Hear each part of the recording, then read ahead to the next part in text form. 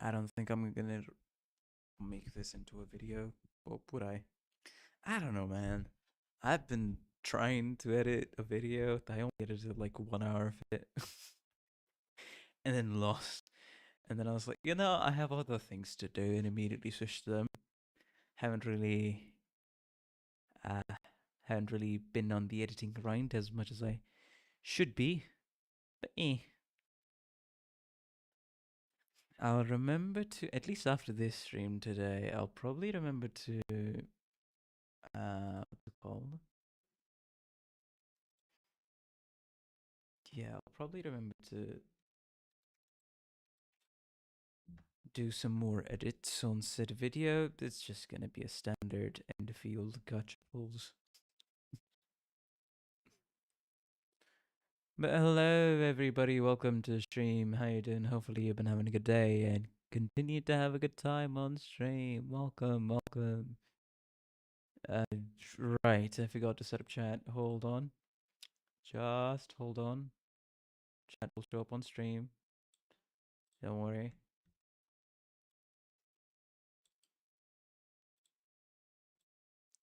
Okay, and there we go. It's live. It's alive. Hello, everybody. Welcome to the stream. How you doing? Hopefully, you've been having a good day and continue to have a good time on stream. Welcome. I don't feel like I'm physically ready to read everything here, but at the same time, I feel like I am. So who knows? Maybe I will. Maybe I won't. Anyways, uh, so today's goal is finish the entirety of chapter 20. Finish the entirety of Distortion Detective, starting from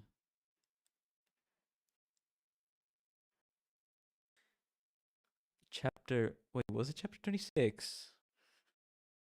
No, I think we had to start from chapter 27, but not 26. So let me just remember myself. So we have a 3 tag team: Ezra, Wespa, and then Moses. So these are the 3 characters that I do remember. Moses being the detective, Ezra being the sidekick, probably grade 3 fixer, and Moses herself is a grade 5, but she has the ability to see distortions, so that's interesting. And then Wespa is the former Encore taboo hunter. But unfortunately, on chapter 27, because I do remember reading chapter 27, he was kicked out. It's like, hey, here's your termination letter. Enjoy. Because he couldn't make it back on time, basically.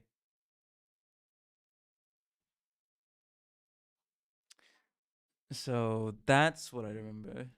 Hello, Seth. Welcome to the stream. How you doing? Hopefully you've been having a good day and continue to have a good time on stream. Welcome. Oh, right. I do remember the fact that Wesper, because he had to stay for so long inside the what's it called?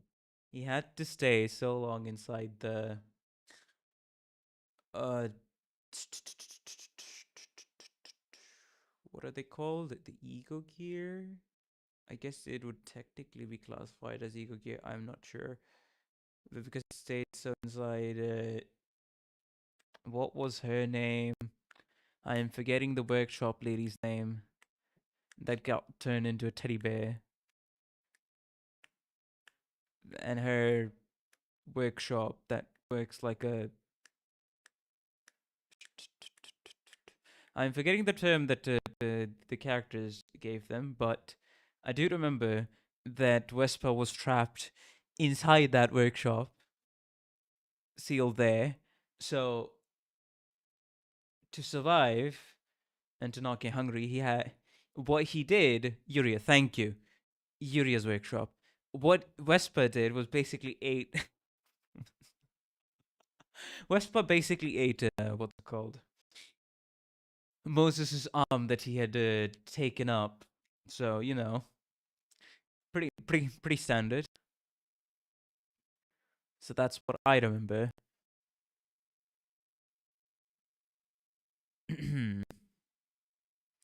Right, this is where in the village, where there's some suspicious things were going on, like collecting all the distortions of everybody and forcing it into a single individual. And they've been doing this ritual for every month for who knows how long.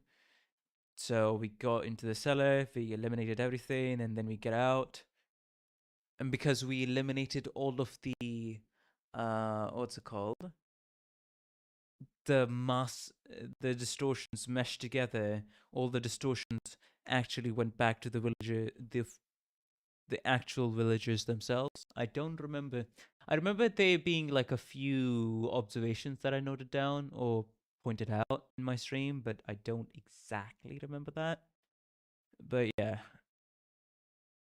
that's about it. Uh, right.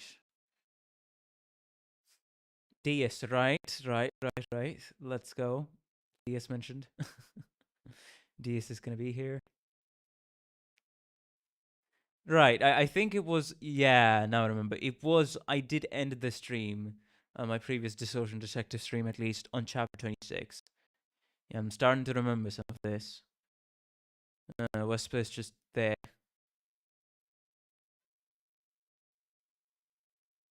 I see the tattered wings of a bee in your back. Wesper has been expelled from Encore. There we go. Unfortunate, but what can you do? Right, hello, Bad Productions, Bad Rock Productions, and Wild Miss Kirara. Welcome to the stream, both of you. How you doing? Hopefully you've been having a good day and continue to have a good time on the stream. So we're going to start off from chapter 27, even though I feel like I've read it. But, yeah. Wait, audio cutting? Uh, hold on. Let me just speak real quick and try to see if the audio cutting is from my mic or if it's from something else, because normally it shouldn't do that, but I don't know. Let's see. Okay. Let me hear that myself real quick.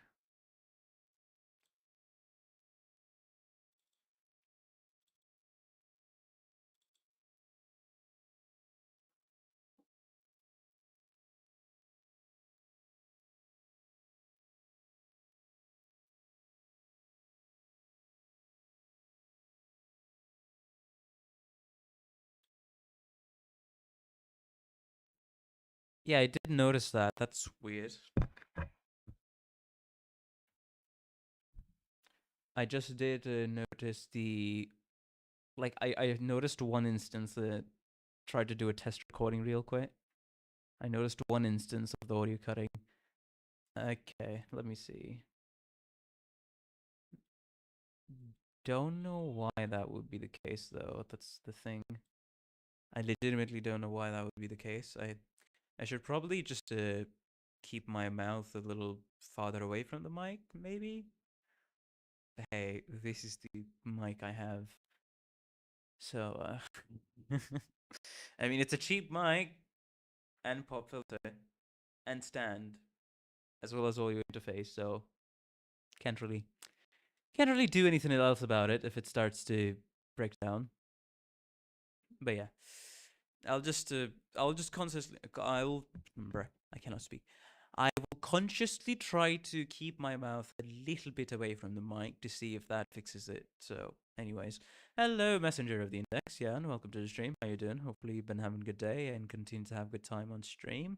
I was just before you arrived, I was just recapping some of the stuff I remembered that had happened in the previous recent chapters, and trying to remember some stuff.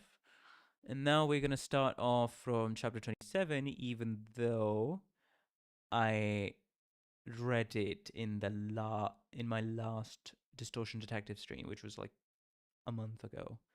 a little bit more than a month ago. But yeah, let's continue. This will at least jog a bit of my memory. We're in Han Hee-jun's car. Right, Han Hee-jun being the other character. Uh, he's a grade 2, if I remember, as a fixer. Huh. Or around that level. Driving down the road. Ujjat's vehicles followed us, loaded with the distortions they've captured. The atmosphere in the car is comparable to that of a funeral. No one dares to speak first, only Ezra is being fidgety, struggling to withstand this mood. She's not one to break the silence, though. Where are we headed? It was Vesper. He opened his mouth and spoke in a raspy voice. Oh, raspy voice. Where are we headed?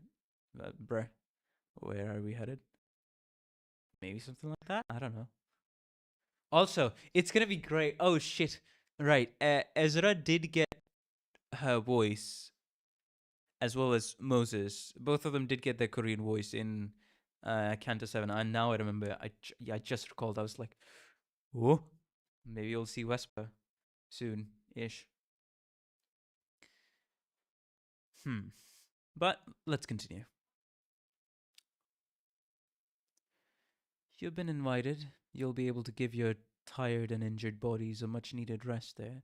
Han Hee-jun answered. We're headed to Diaz's place, I bet. Oh, this is awful. I can only picture what will happen once we arrive in my head. Right now, I have no choice but to play into her hands. So, have you passed a little test? Yes, my personal impression is that your way of handling matters, and the results it produces are excellent as I thought, Dr. Moses. I'm certain Milady will think likewise. Sure she will. Driving along curvy roads, we arrived at a mansion lit with fanciful lights. A backstreet inhabitant couldn't ever dream to earn a tiny room in a house like this, even if they worked their tail off for their entire life. To add insult to injury, this isn't a house where Diaz permanently resides. It's a vacation home, a place as significant to her as a pair of shoes stored in the corner of a closet that may or may not be worn someday. I see. She probably owns at least one mansion like this in every nest. Just being blown away by the billionaire there. After we step out of the car, Han Hee-jun leads the way for us. Before long, Diaz came running to me with open arms and hugged me.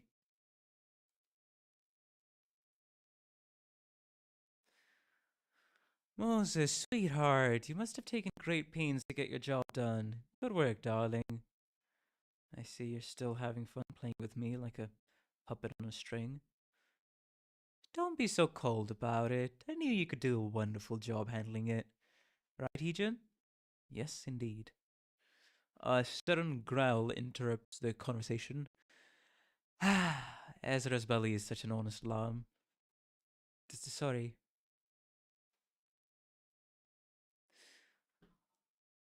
Oh, Ezra, I knew you would be starving, you poor baby girl. I prepared a ton of rare dishes for you. Come on, let's eat together. Can this sassy boy clad in yellow dine as well? I asked, pointing at Whisper. Diaz answered in a completely apathetic tone. Wonder why? I wonder why. More than 100 kinds of dishes are placed on the long dinner table. That just sounds wasteful. And only 6 people sit around this table. That means most of the food will go to waste. Each plate of food on this table probably costs as much as a house in a residential area of the back streets. Ooh. In that sense, could this meal be considered extravagant? Such a description only applies to consumption beyond one's means. Diaz could easily afford this and more. To her, this meal would be the equivalent of purchasing a sandwich at your local ham ham pang pang. The product placement never ends. I'm sure you said up that scheme because there's nothing. I'm sure you set up that scheme because there's something you want me to do. Cut to the chase, will you? Can you go to the L Corp's nest? Dia says with a merry smile. Are you referring to Lobotomy Corporation, a wing that recently fell? Vespa said impassively. Hmm. Dees replied to him without so much as giving a glance in his direction. You still haven't done away with that dream, huh? Of course not. I'm a girl with many dreams, you know. Isn't that right, Ezra? Yeah. What dream? Di- oh, man. After considering the fact that we have LCA Ujjat Vanguard Team Leader 3 Outis as an ID, man, I have some theories. What? Become the head? Or it's either one of two things. Go towards becoming a head or take L Corp's position. Basically. Oh, the shit. Now, this is just going straight into fan fiction theory because I'm jumping from one idea to another. Or can you imagine that a former head of what's it called El Corp, former head of El Corp, maybe that guy, what was his name again? Heinz? Yeah, has something to do with the fact that Moses wants to become the new El Corp head. Who knows? It's a very wild theory, I know. Ainz, yes, I mistakenly called him Ainz from Overlord. uh, anyways, wild theories aside, because this speculation can only happen when you don't have concrete context or evidence for it. Hey, it's fun to theorize. El Corp. Once again, I set out for a fallen nest. This is the first time I'm making a journey to such a place since the Smoke War. So she was involved in the Smoke War. It brings back several memories. The night is long, Moses. Let me tell you all about the favors I want to ask you, taking all the time we need. Oh, for the wings' sake. No, we are not sneaking ham ham pang pang product placements in the English text. Mr. Jihoon has included them in the original dialogue. Right, right. Walking into having a containment unit with 37 flavors of magic buffs active. Chapter 28, our mission. Deus never lies. She won't tell the full truth either. Aha! Lying by mission. Gotcha. Awesome. For Kim Ji Hoon, Ham Ham Pang Pang is the best place on earth. You know what? Hey, maybe if I ever get an opportunity to somehow get dropped into South Korea, maybe I'll go there. Who knows? I did see a picture of the establishment because somebody posted that in one of the Discord servers I was in. So that's nice. But yeah. Anyways,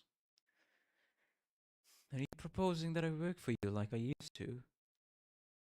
I won't ask you to be an Ujjat, no. I'd like to hire Miss Moses as the Distortion Detective. The fallen nest of L Corp has likely become a battlefield for numerous syndicates and fixers. What can the Distortion Detective do in the midst of such strife, fought with cold weapons? Oh, Erza, it's so nice to see you enjoy your meal, Dia said with a smile in her eyes. Ezra is conscious of Dia's attention, but she still hastily fills her stomach with food on the table. What's more astonishing was the speed at which Vespa consumed his share. It almost looked like he were uh, inhaling uh, food rather than dining like one normally would. Perhaps my prediction was incorrect. Maybe there won't be any food left to go to waste. Leaving the two to their meal, I continued the conversation with Diaz.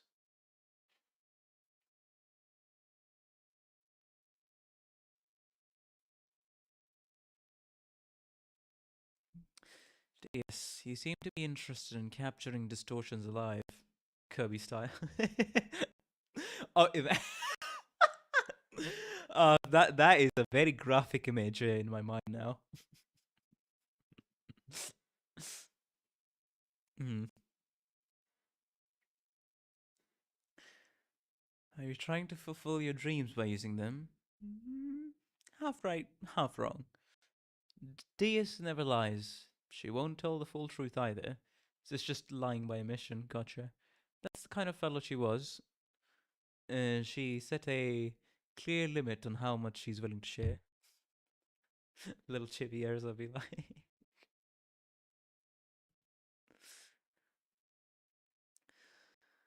Will we find larger number of distortions to capture an old corpse nest? Or is there a particular distortion you're keeping an eye on in that place? Do you have any idea what's going on in Nest L right now, sweetheart? Deus gives me a poignant stare, pulling her eyebrows together. What an abominable look. Lady Deus, may I have the pleasure of explaining this part to her? Han Heejun butts in. Okay, I'll leave it to you, Heejun. I'm a total klutz at exposition. Han Heejun looked into my eyes as if to seek my non-verbal agreement before giving the brief. Hellcorp's nest is currently under shroud of fog. It is of unknown origin. A shroud of fog? What do you mean? The situation. A shroud of fog, another resemblance to the smoke war. The situation isn't quite like the smoke war. This fog simply hinders any attempt to observe any obstructing vision. Anyone who enters ends up getting lost. Still, I imagine quite the bloodshed is going on in the nest. As you suspect, syndicates and fixers are murdering one another in that place. Because it's a tempting opportunity to make a fortune. You would be correct. Have the fingers stuck into the metaphorical pie as well. The thumb and the index have made a move. The index of all things, that's a bugger. So, of course, the thumb will always be on the move. And then index, considering the fact that we get index IDs. I was wondering when this was set. That answers that. Fog, eh? Fog. That's pretty rude. So, what is the reason you're sending me into that war zone? I'm not seeing how any of this is relevant to the distortion.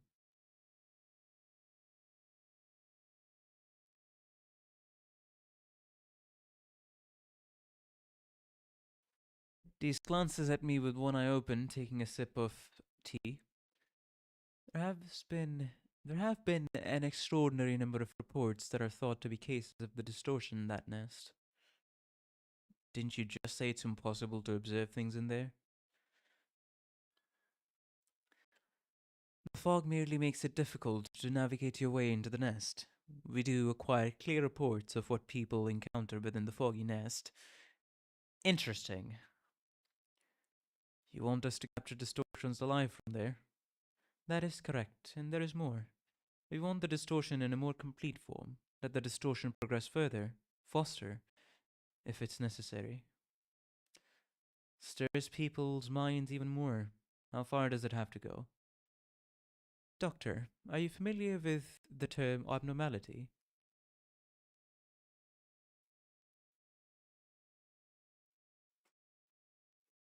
Abnormality?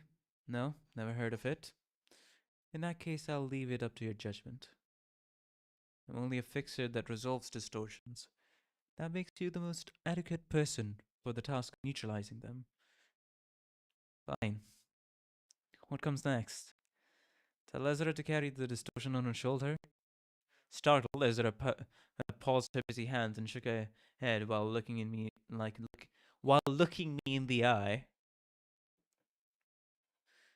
Well, Jet will come to pick it up when you do. How convenient. Are they going to accompany us or something? Do you need the support of a Jet? Nope, I hate traveling in crowds. I figured you'd say so.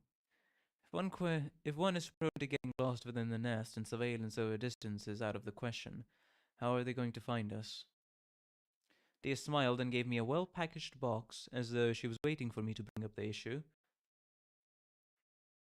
Ah, the Ujjat. Okay. Here, a gift for my dear Moses. It's a prosthetic arm. A one-of-a-kind of arm. You wouldn't find anything like it in the city. I spend tons of money on this. It is extremely unusual for DS to consider any expenditure large, whatever this thing is. This must be a work of insanity. Okay, so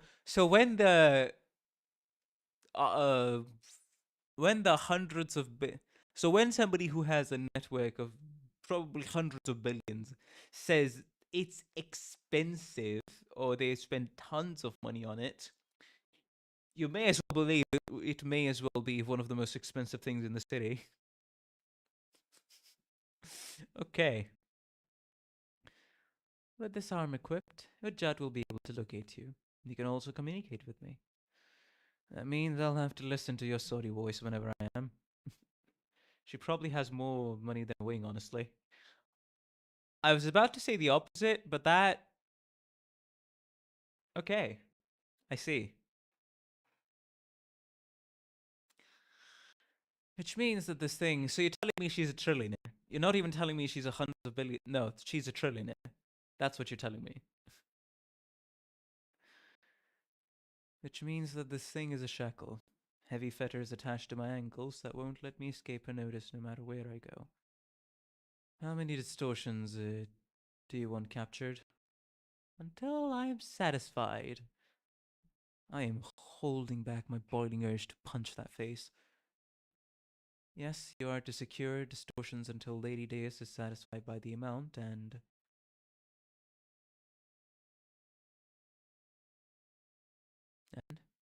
do you remember the black box you saw in Taeyang Produce Co? Yes. The box was produced from Elcorp's nest. Ah. Uh, wait, wasn't that the wait a minute. Wasn't that the box in Taeyang's produce code? Right. The monolith. Or at least like a piece of the monolith. I remember that. In the back streets, kinda shady food production company. Oh, sorry, produce. Yeah, produce corporation. You're telling me to find and bring more of those boxes as well. The black box that generated distortions. Diaz collects distortions and plans to create them herself. So that's how it is. With the technology in her hands, she might be able to achieve whatever filthy dream she has. And why should I take this job? Because this might be your chance to atone for your past, Doctor.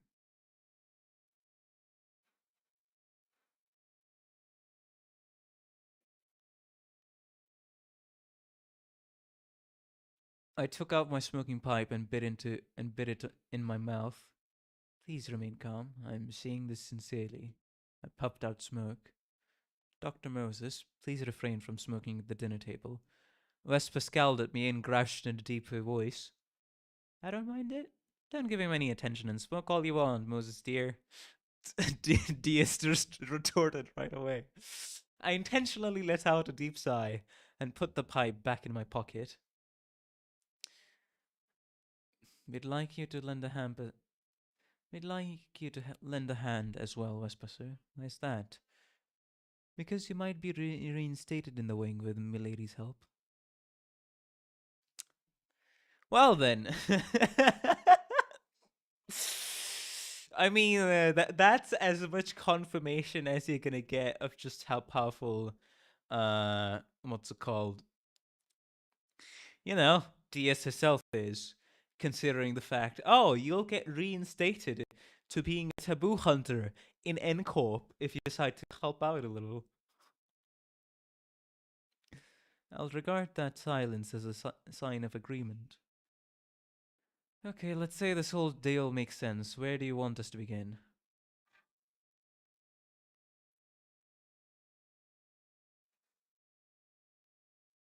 We have multiple candidates. Laundry of Dreams, The Human Thunderbolt, The Library. The Library? The Library? Yesterday's Promise, The 8 O'Clock Circus, The Church of Gears. The Church of Gears, that's also something that we saw in the wallpaper from, you know, Library of Fruta. Man-eating sand. Laundry of Dreams, The 8... Yesterday's Promise. That's. I feel like that's an abnormalities name I've heard in Lobotomy Corporation, but I don't remember. I don't know. Meh. I recognize like 2 or 3 here. That's enough. All ungraceful names. That's how the association usually designates names for cases. I'll start with the Laundry of Dreams. It's great.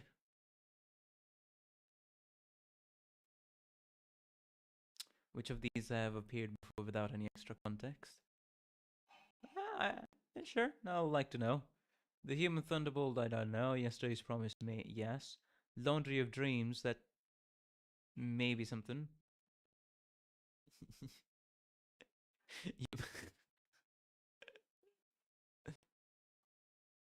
You might be reinstated in the wing. She didn't say what wing. I mean, in the wing, so the implication is there. They've seen the library, Yesterday's Promise, the circus, and the church. Okay, so not the Laundry of Dreams, because that's going to be tackled next, okay? And the circus as well. Would that be the circus, or do you... No. I am instantly reminded of an illustration from Library of Runa that may be related to the circus. Okay, gotcha. Alright. Yeah, I think I have the right image in my mind. I mean, illustration in my mind. It's great. Urban legend. An urban legend should be a good exercise. The library is an urban legend as well. What do you think about that one? I don't get good vibes out of it. Understood. I'll be taking off tomorrow. Whoa! Whoa! What? Okay. So this is so this is during Library of Runa, the game itself. And the library is an urgent legend right now.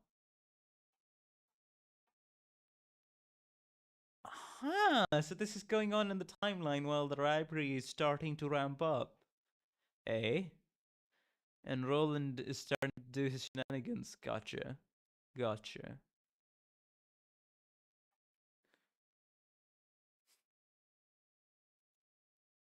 I don't get good vibes out of it. What? But Moses, I wouldn't mind if you stayed here and played with me for a week or so. I left her behind and headed outside. I enjoyed a bit of solitude on the terrace, smoking from my pipe. It's quite a contrast to the scenery I usually see from my office. The art of this mansion seems endless. Beautiful lights illuminate the vast garden.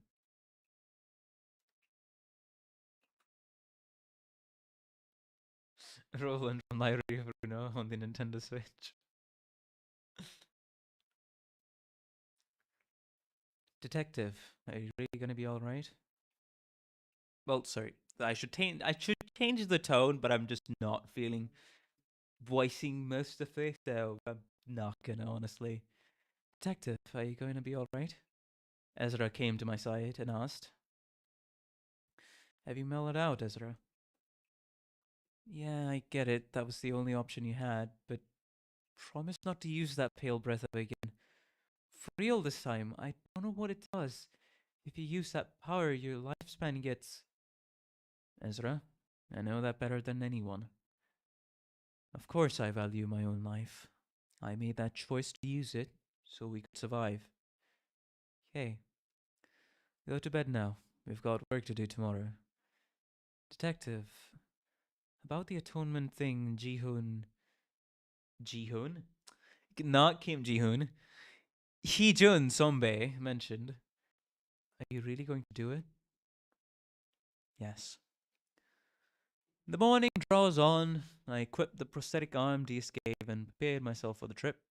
Anhee-jun is waiting for us at the garden entrance next to a black van. Wespa and Ezra. Black van? Oh boy, where have I seen that before? Ain't that something I've seen in Intervallo 5.5 and also, I mean, Intervallo 5, then Intervallo 6, you know. Lady Diaz departed at dawn for some place else. She wanted to say her apologies for not giving you a proper farewell. Right. I puffed out smoke from the pipe.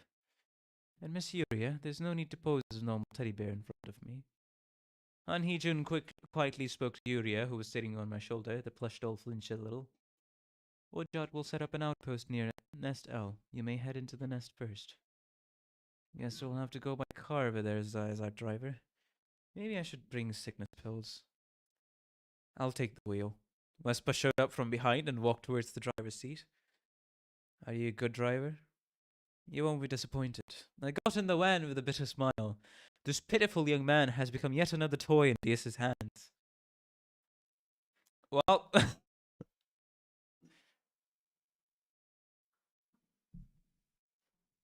I guess it's accurate.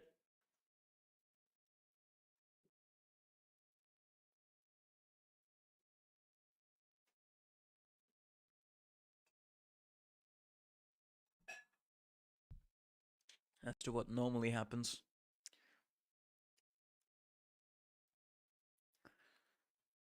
I gestured at him to sod off. Soon afterwards, the van's engine roared to life as it began to move.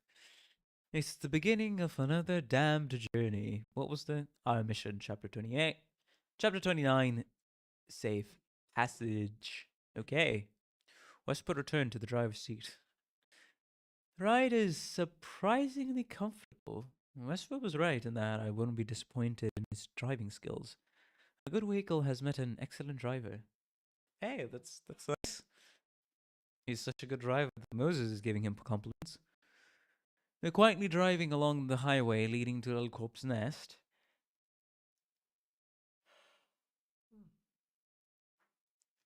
Mm-hmm. In the back seat, I opened the envelope Han Hee-jun gave me. It's a brief report on the nest and the laundry of dreams. The distortion is located in the back streets of Nest L, situated in the southern part of the city. The nest is currently covered in a veil of fog due to the fall of Lobotomy Corporation, the wing.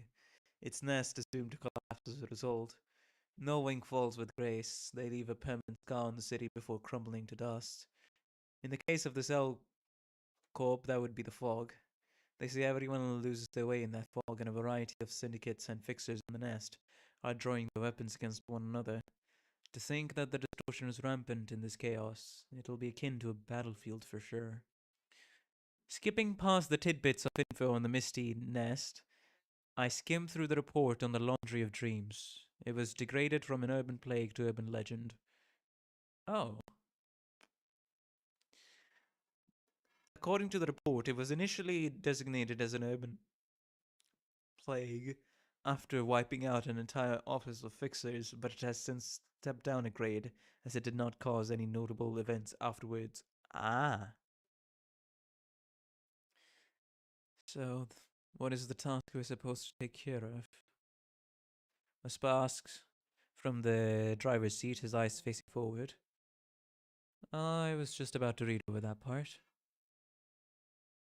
An ordinary coin operation on the outside, but after you use it, you come out a completely different person. Yuri read out the report from the top of my shoulder. Detective, is this going to be a location type distortion like the mock exam one? Aha, I remember the mock exam distortion. I remember the. I forgot what other office affixes was it, but. Yeah, I remember the humble office and their daughter, which distorted and then became the leader of said office. And that was the point where we had to fight Whisper. Then there was another thing that I'm forgetting at the moment, but we'll see.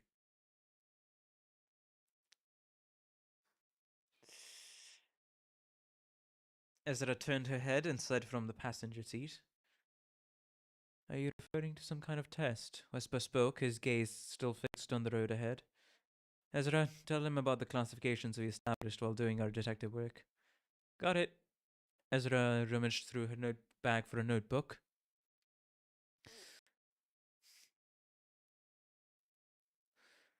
It has a yellow cover plastered with stickers, a glaring hallmark of Ezra's possession. She rifles the pages until she puts a finger on a certain page as if she spotted something. Let the senior give Yuria the protege and Vesper the baby bee. Vesper the protege and Vesper the baby bee of the team and lecture on the distortion. I could see a wane pop out from Vesper's brows right as she says that. Right as she said that. Ezra studies his face for a moment, then continues the lesson. It's some high quality intel organized by Detective Moses and her capable sidekick Ezra, all based on the experience of working as the distortion detective. As you all know, our mentor Moses can see the distortion. Distortion is the name given to this phenomenon by the HANA Association, according to the data registered to the association database. It's the phenomenon where people would suddenly transform and take monstrous shapes. I heard about the phenomena in relation to the pianist case of District 9. Yep, you two are on the right track. Before I knew it, the drive turned into a little class. However, our mentor and Detective Moses thinks there's more to the distortion than just people turning into monsters. She sees the distortion as a person's mind bursting forth from something tangible. And the detective can see the manifestation. And the detective can see the distortion before it actually manifests. That's how our office can solve cases before the distortion fully manifests. Is it up to Moses to determine whether a case of distortion has fully manifested? It's Detective Moses, little Junior Wesper. Wesper pops another wane on his forehead. Is it up to Detective Moses to determine the severity? Yep, she's classified different types of distortions and the stages of progression. Every distortion has a cause behind it. From that, we connect the dots to explain how that cause was responsible for the person distorting. Next, we give the explanation to the subject in a way that they can accept. If they do, we can resolve the case before the distortion manifests. Can the same be done to cases of the distortion that already have manifested? Vesper turned his head towards me and asked. To that I quietly answered. Depends on the progress and category. I updated my knowledge on the distortion after a recent series of events. I want you to pay attention to this one, Ezra. Yes, detective. Ezra turned to a new page and picked up a pen. Until recently, I only categorized distortions by type, but I have included severity in my newest classification system. Incubation period, early stage, middle stage, and terminal stage. It's like the staging of a disease. Yuria made a snarky remark. She's not wrong, however. To me, the distortion is a disease. Most people's distortions are in the incubation period. As you're all aware, I can see the distortion before it manifests. Thus, I decided to title the earliest stage, where the distortion becomes visible to me, as the incubation period. I'd like to know the severity of the bee wings you can see from me. In my opinion, your distortion is at an early stage. Although I'm speaking from my subjective point of view, from what I can see, distortions in the incubation period are mostly fragmentary. An early stage distortion is still minor, but it assumes the definitive form. I can feel the early symptoms of it. An example is the fact that I can feel the breeze generated by the beating of your wings, Whisper. No one else here would be able to sense it. Only I can see and perceive it. This is what I would classify as an early symptom. Okay. I'm going to assume this is the working model that Limbus company took after it. If it's something only you can feel, it must have been a useful ability for you to find and resolve distortions. I think so too, but sometimes it makes me feel unwanted sensations and pain no one else could feel. Rumble.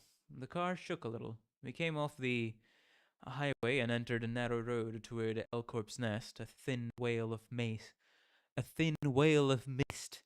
obscures the view out the window. The time is 1 p.m. Sunlight scatters and shimmers in the mist. You'll listen to the rest of the explanation later. A group of dozen or two people are blocking the way. Are they fixers or syndicate members that seized hold of this area? I want to avoid unnecessary conflict if possible. Must stop the car. The group approaches us. Knock knock. One of them raps the car window. Wesper lowered it in response. The Kurokuma clan? Hey! We saw them in. What was it? Was it Intervello 4? Was it Intervello 5? I feel like it was Intervello 4. Right, hope you catch you in a bit then, Masquerada.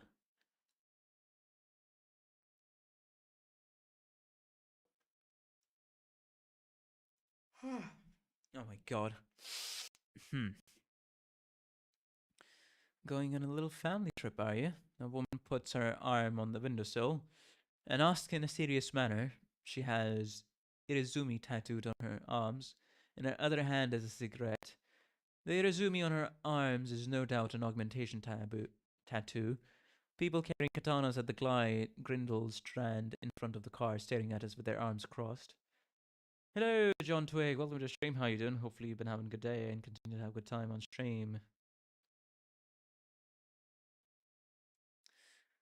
What's your business? Wesper inquired with his eyes closed, not even giving a second of a glance at the woman. Ezra had her hand over her dimensional bag, preparing for combat. It seems we're dealing with a syndicate. You're about to enter Kurokuma clan's territory, you see.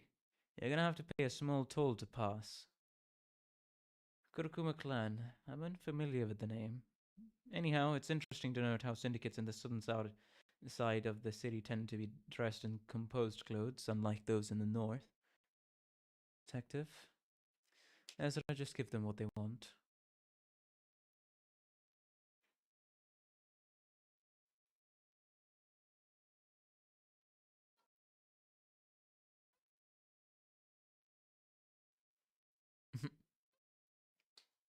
You're giving money-hungry scoundrels what they ask for. No matter how high they set the bid, it'd still be well within the budget DS gave us. Ah, right. It doesn't really matter, since, you know.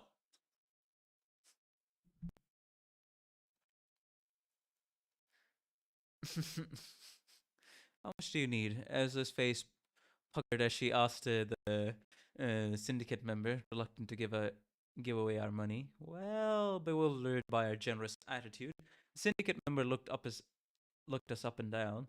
Hey, better than 10 billion yarn. That's limbus and Nico. True, not yarn on. 2 million on. Seems Ezra begrudges our money going to them. However, I don't mind the loss as long as it is the only thing we have to give up. There's no reason to take a gamble against a syndicate of unknown power and affiliation just to save money. Ezra took a bundle of cash out of her bag and started counting. Changed my mind. 10 million. The goon said with a chuckle, staring down the pile of money must have made them cuckoo. Detective, give it to them. Okay. As I passed the 10 million on through the driver's side window, meanwhile, Wesper remains perfectly still, his eyes shut. I can see that the syndicate has some experience, considering they don't go as far as demanding every coin from us.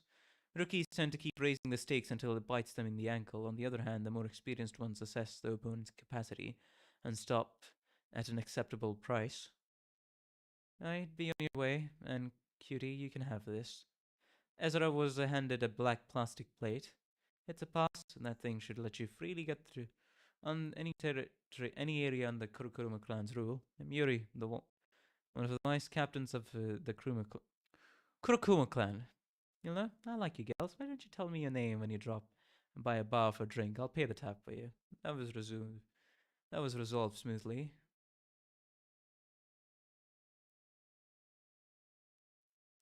Have a happy, sappy little family trip. Vice Captain Yuri ground her cigarette on the side of the mirror of her vehicle. Her head was gone in the blink of an eye. Oh, for fuck.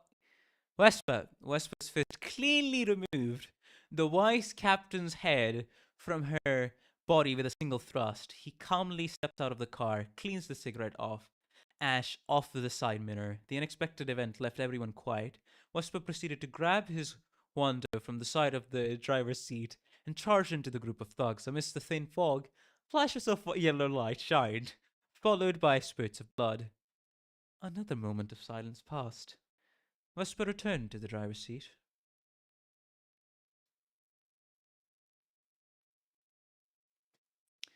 Next time you want to cause a pointless bloodshed, you'll do it over my cold, dead body, I said, placing a hand on my forehead. I'll try not to. Vesper grabbed the wheel and started driving. Well then, another. Ah! Captain, you. That didn't even click for me. Another Yuri gone. My head is also gone. I don't know if that's just a coincidence or if that was intentional. Can't really tell. But that was chapter 29. Moving on to chapter 30. If you all enjoyed the stream, please be sure to like and subscribe. It helps out the channel a ton, and I really appreciate all the support I've been getting. Thank you very much. Also, if you'd like to financially support me, even though you're not obligated to, there is an option for memberships and super chats. Anyways, enough self-shilling. Let's continue onwards, shall we? You could publish an encyclopedia of distortions with all that knowledge. Who's saying that exactly? But okay. Chapter 30. Shatter. You said you weren't a fan of killing, yet now you've got blood on your blade. I didn't kill them because I wanted to. It was simply retribution for what they had done. And that gives you the right to decide who gets to live or die? There was a mound of severed heads behind them. I suspect those belong to the people who couldn't afford the toll. What a hero you've become. You'll have to follow every order I make if you want to receive Deus's aid to get your job back. If our mission ends in failure because of your imprudent behavior, Vesper, you'd better forget about returning to Encorp, because Deus will sink you to rock bottom and ensure that you spend the rest of your life in misery. I will keep that in mind. Vesper replied as he slowly closed his eyes. Ezra sits next to him, seemingly lost in thought and fiddling with the plate. Oh, white Captain Yuri gave her. Beneath her feet are bundles of cash that amount to 10 million Han. Hurriedly collected back from the dead syndicate member. The bills have smidgens of blood on them, but there would be no problem using that. How distorted is the detective? You could say she's the only one not distorted, alongside Yuria.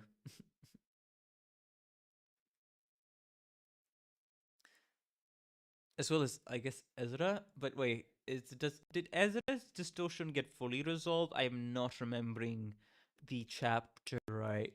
Or does she have, or has it progressed back to the incubation period as she would classify it? If I remember, it was resolved. Though I'll need confirmation on that. I'll definitely need confirmation on that first.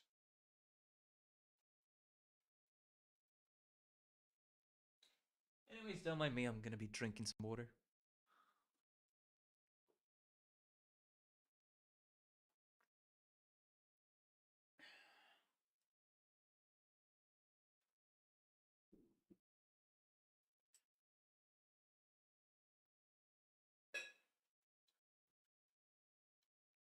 Okay. There won't be any problem using it to pass through turf under the Kurokuma clan, of course. I don't think there's anyone that could figure out who killed the Vice Captain Yuri. No, that's not what I meant. Could I get free drinks with this? Said that's what she was looking forward to. Where there is alcohol, there is usually snack. It is little wonder that she's showing interest. Ezra, you can eat anything you want, alcohol or whatever. With the money Dias gave us, we may very well order food that has never existed before. Vesper's ears twitched slightly. This young man is quite a hearty eater, isn't he? Give me that plate. Okay. The word Kurokumokai is written in kanji on the front side of the plate. On the back side is handwriting that appears to be the signature of White Captain Yuri. This might be handy later on. So, Detective Moses, if I'm not mistaken, the Laundry of Dreams is a location type similar to my Atlier. Yeah, Atlier, her Atlier. Yuria asked from my shoulder as if the commotion didn't happen. It seems Yuria has gotten a lot less talkative since we started heading for L Corp's nest. Perhaps she has difficulty maintaining the psycho moment. Right, sorry, not psycho moment, psychoment. That was the term that was given to ego gear, efflorescent ego gear.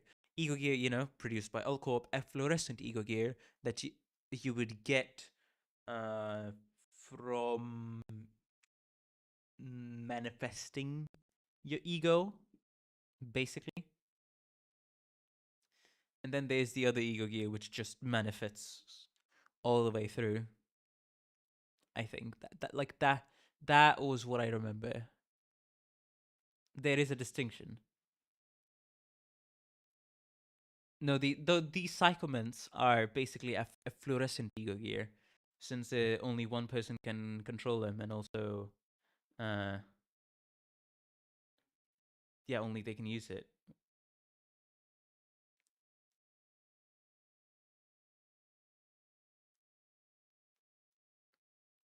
If I understood it right, basically all the ego equipment manifested or otherwise is under the psychoment umbrella. Yeah, it's a broader definition. It has a sub character.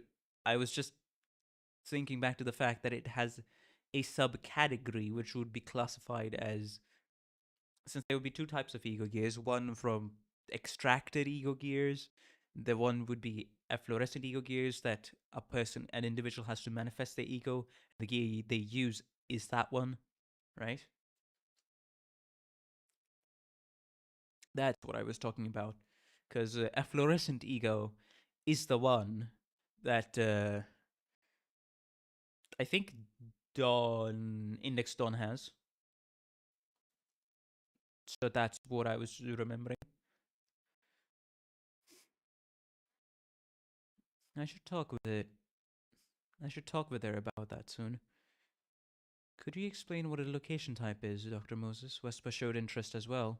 Ezra scowled at Wesper trying to correct him, and Wesper retaliated with a gaze just as fierce. I can almost see sparks flying from the staring contest. Ezra, I don't care how Wesper refers to me, so don't waste your energy pointing it out every single time. But he's the newest and the youngest member of our office. Wesper's veins pop out on his forehead once again. Don't. It's okay. Ezra conceded, and I resumed the conversation. A location type of distortion is a certain spot being subject to distortion, as the name suggests. But you describe the distortion as a phenomenon that individual humans manifest. Are you saying that a person can transform into a location? Precisely. In most cases, it takes the form of a place or building that is unable to move on its own. It's akin to a trap to the average person. We should be mindful of the fact that location type distortion is not the same as a distortion encroaching upon its surroundings. The stronger that encroaching distortion is, the more warped the area around it gets. Ezra chipped in. Like she said, the distortion can overflow and a powerful one can influence its surroundings if left uncontrolled. That was the case with the carp. The most recent case of distortion I solved. It was a child who turned into a giant carp. It would generate a pool of depressive water around it. That's because sadness is most commonly distorted as the form of water, Ezra butted in. Yes.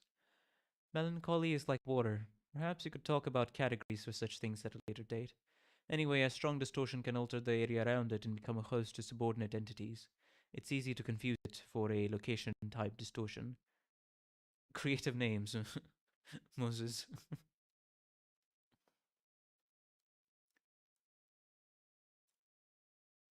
I'd be a carp. Ah.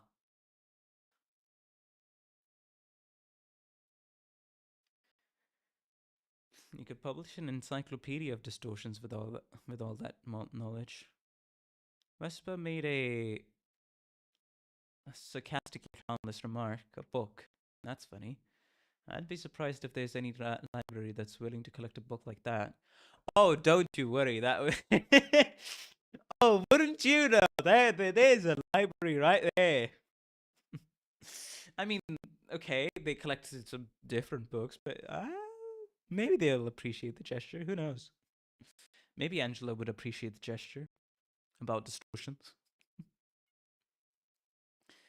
Yeah, detective, that sounds so educational and fun. Just as Erza spoke, the car was slowly brought to a stop. Dr. Moses, I'll need you to tell me the directions from here on out. It looks like we're fully altered. It looks like we have fully entered Elcorp's nest. Signing the invitation and just handing over her a book before leaving again. She would. Oh, that would be awesome. Oh, bro. Glimpses of buildings can be seen in the mist. This nest might have shone brightly once, but now it is sunken in fog. This fog feels quite different from the fume that covered the city during the smoke war. Unlike the smoke that rose to the sky, this mist sinks to the floor like a pool of stagnant water. It's similar to the properties of sorrow we just talked about. Could this be a manifestation of someone's serious melancholy? Regardless, I'm the only one who can find a way anywhere in this thick veil of mist. Or rather, the prosthetic arm DS gave me will figure out a way for us. I scanned the barcode printed on the report of the Laundry of Dreams as instructed. Urban legend case, the Laundry of Dreams. Guiding to the most recent observed site, turn right 300 meters ahead. A voice came out of the arm. A vocal guide in this day and age. Come to think of it, this may be a more effective method than hologram-based navigations in a fog as thick as this. Vespa followed the instructions of this voice. The car slowly began moving again. Then Vespa opened his mouth.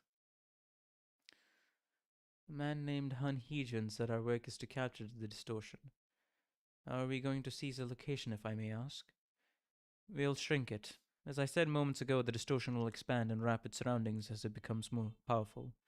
In other words, its influence will shrink as we neutralize its power. We'll have to weaken it enough to fit in our hands, or at least the trunk of our van. This van is no ordinary vehicle. The entire cargo compartment is a massive dimensional bag. Since it was provided by DS, it should have no problem carrying absurdly large objects. However, distortions are ultimately people. It's not a good idea to store people in a distortion dimensional bag. I have no choice but to hope that DS kept that in mind, and that we can load the truck with distortions anyway. That is an interesting observation. I wonder why they're discouraged to do that. I mean, okay.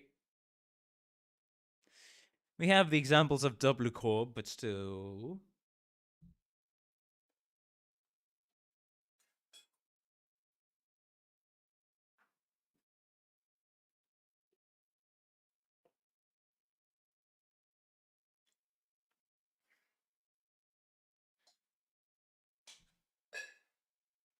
Okay, I'll be right back. Hold on. Hold on. Anyways, I should probably. I'll be right back. Should have made it sure that I. You know what? Sure. Let's open up Limbus Company. Why not? There we go. At least it will serve as a good background music whenever I'll have to be right back, because there's going to be quite a few breaks on this stream, since I'm not used to reading all this again.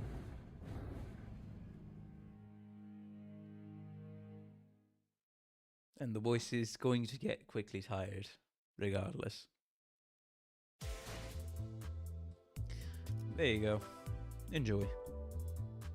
Be right back.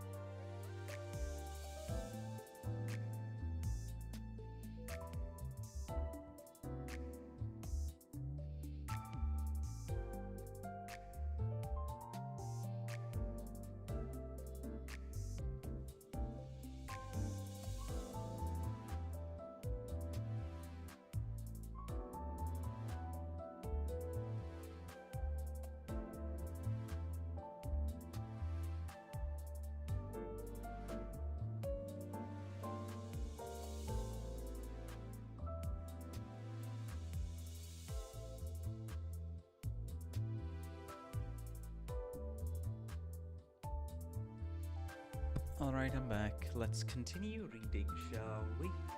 I'll probably have to do a quick little be right back in about yeah, we can meet the game now. In about 45 minutes. But we have some time before then to get some more water and then see about eating food. Let's just say. Anyways. Okay, let's continue first. Yeah, the van is no ordinary vehicle. Fair enough. And then yeah, I think that was also pointed out that it was bigger on the inside, right? The Limbus company van that I remember.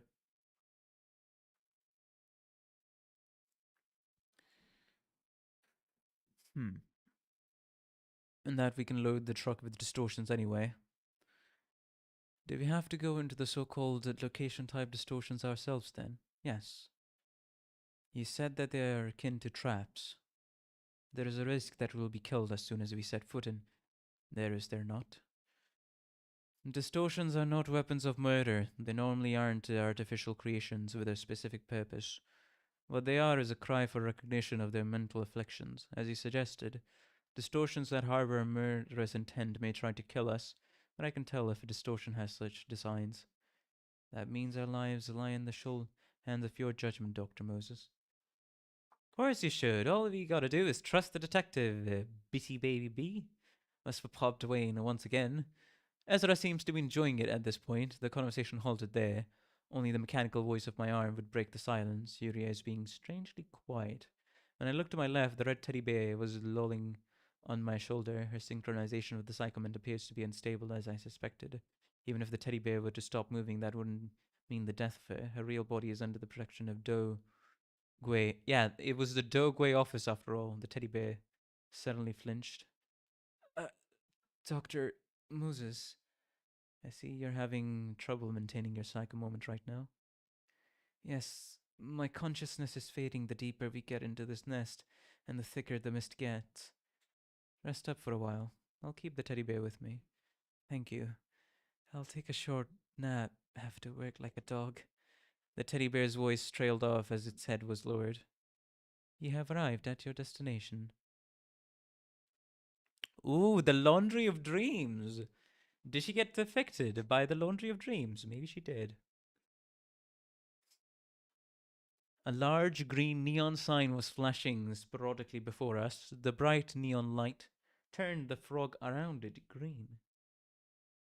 The laundry of dreams. We are there, Dr. Moses. All right. Be prepared, everyone. Ezra took her dimensional bag, and Wespa took his sword and harpoon as we got out of the car. I placed a smoking pipe in my mouth. We walked to the entrance of the laundromat, and I puffed out smoke while I closely observed the exterior of the building. The tobacco smoke scattered into the air and became one with the fog.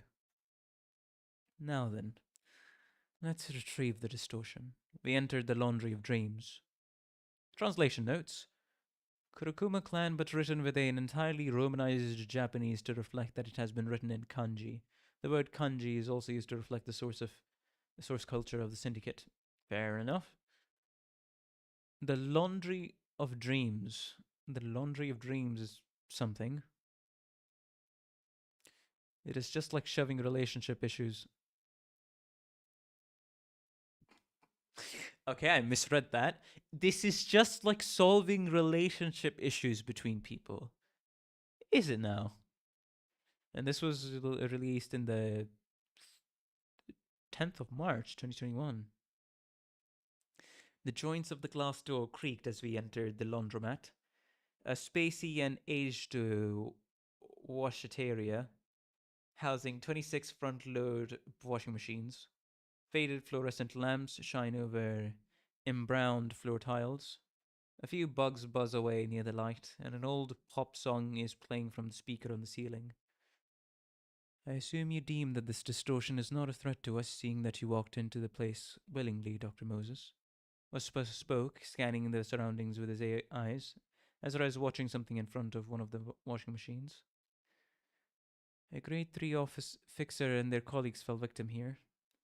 An office was annihilated and people went missing, right, Detective? Not for long. They were found in another place as different people altogether. What exactly do you mean when you say they were different people altogether? In the most literal sense. Their appearance stayed the same, but inside they were completely dissimilar from before. No one could recognize who had they become. Detective, over here, I found a washing machine that's running right now. Ezra waved me over. So wait, did that switch out their personalities? Is that what that did? The machine rattles, laundry tumbling and spinning inside. I place my smoking pipe in my mouth. Laundry. Surely it won't be anything ordinary. Though it is hard to see what's inside while it's running. Yet it would be a pretty reckless move to forcibly stop the machine. For now, I'll have to observe the place more. Dr. Moses, I see a storage and utility room there. I puffed out smoke and walked to the door Vesper pointed at. Was this laundromat not a self-service facility? If an owner is present, they'll make this a different type of distortion from what I had expected. The existence of a room dedicated to collecting laundry suggested that the owner of the laundromat manually cleans the clothes customers entrust them. However, I don't see a cash register or any sort of station that a staff member would work at. Vespa, open that door, and Ezra, look around a little more. Roger! Upon opening the door to the storage room, a refreshing scent of fabric softener wafted out from the air. The sight that unfolded before our eyes, however, was anything but refreshing. This is a butcher's shop. Human skin is suspended up on the hangers. Well then, I see how it is. I blew off a puff of tobacco smoke. The laundry of dreams, eh? Peel off a human skin and wash their inside clean. That's what this laundry of dreams is, typical of the city. Okay. Provocative produce procedure like skinning humans alive or some such doesn't come as a surprise anymore. The next question is its purpose. I have to wonder, does the act of washing signify purification or does it imply change? I have a feeling that the latter is more likely to be the case. There's desire to become someone else and stand out among the stereotyped city folk.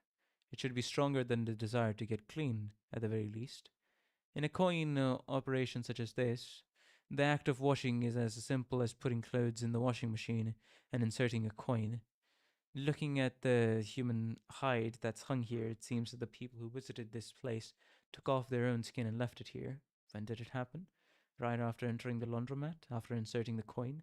But wouldn't the laundry have to be inside the machine first? It's still a hazy mystery. If this space was deceiving people's perception, my eyes would have caught the process. I don't see a sign of such illusion yet. I guess I should investigate the washing machines once again. Okay, pretty standard. Peeling off your skin and then washing your insides.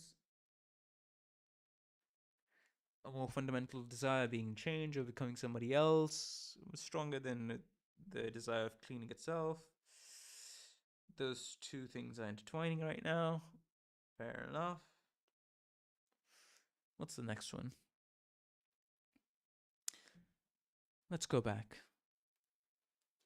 Detective, I can't get the washing machines to work using ordinary coins. Ezra, you dimwit. I told you to fiddle with the washing machine. Don't mess with the distortion while I'm not around. Okay. Ezra answered in a dispirited voice. There are several problems with a person who can't see the distortion is involved in solving cases of the distortion. For instance, they might walk into a gaping mouthful of teeth that I can vividly see or be enticed into doing something not knowing they're being pulled away by shadowy hands. Thus, it takes a person who can see the various sides of the distortions to aptly handle it. Detective, would it matter if I got a coin from the exchange machine here? I put a hand on my forehead. Ezra is the type to leap into action before putting any thought into it. I gather my thoughts while Ezra acts. To solve a distortion, someone has to be guinea pigs.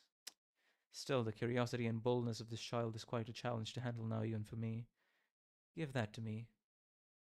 Okay, rumble with a loud noise. The room trembled up and down. The coin slipped from Ezra's hand while she was trying to pass it over to me. Ezra, grab that coin. Before I could finish the sentence, Ezra swiftly moved her palm below the coin. The thing seemed to land on Ezra's head, but it won't stop falling. It makes a hole in her head and reaches the floor. As if it has to, the coin rolls around the floor before it falls down the drain.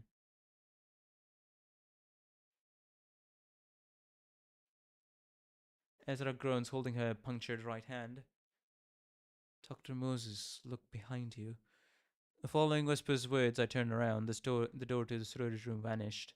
A loud mechanical noise came at a distance. Something's already happening. The coins that I acquired couldn't have been dispatched from a vending machine for no reason. A coin exchange machine. Something was traded away for the coin. I held the smoking pipe in my mouth. The space is distortion. The space is distorting.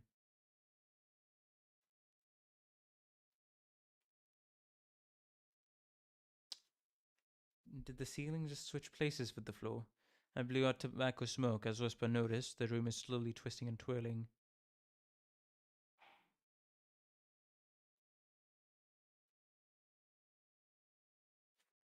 Detective, is it just me or does your body feel icky and stuffy?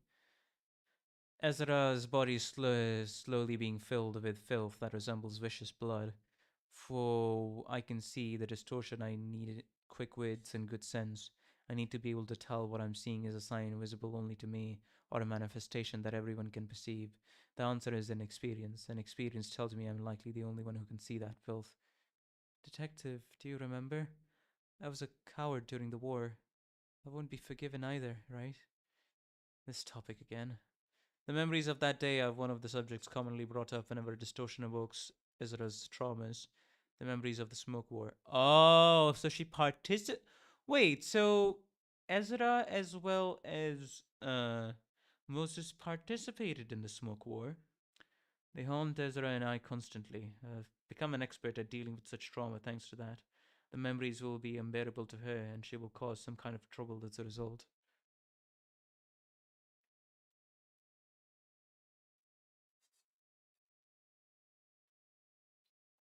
Away with this dirty blood, I heard the sound of something being unzipped. The skin of human we knew as Ezra was stripped off her from head to shoulders, knees, then toes. The side of a person that no one wants to see. It could only be described as a form that I can't dare to look at, a heap of desires. I can't stand the sight, so I shut my eyes. Ezra.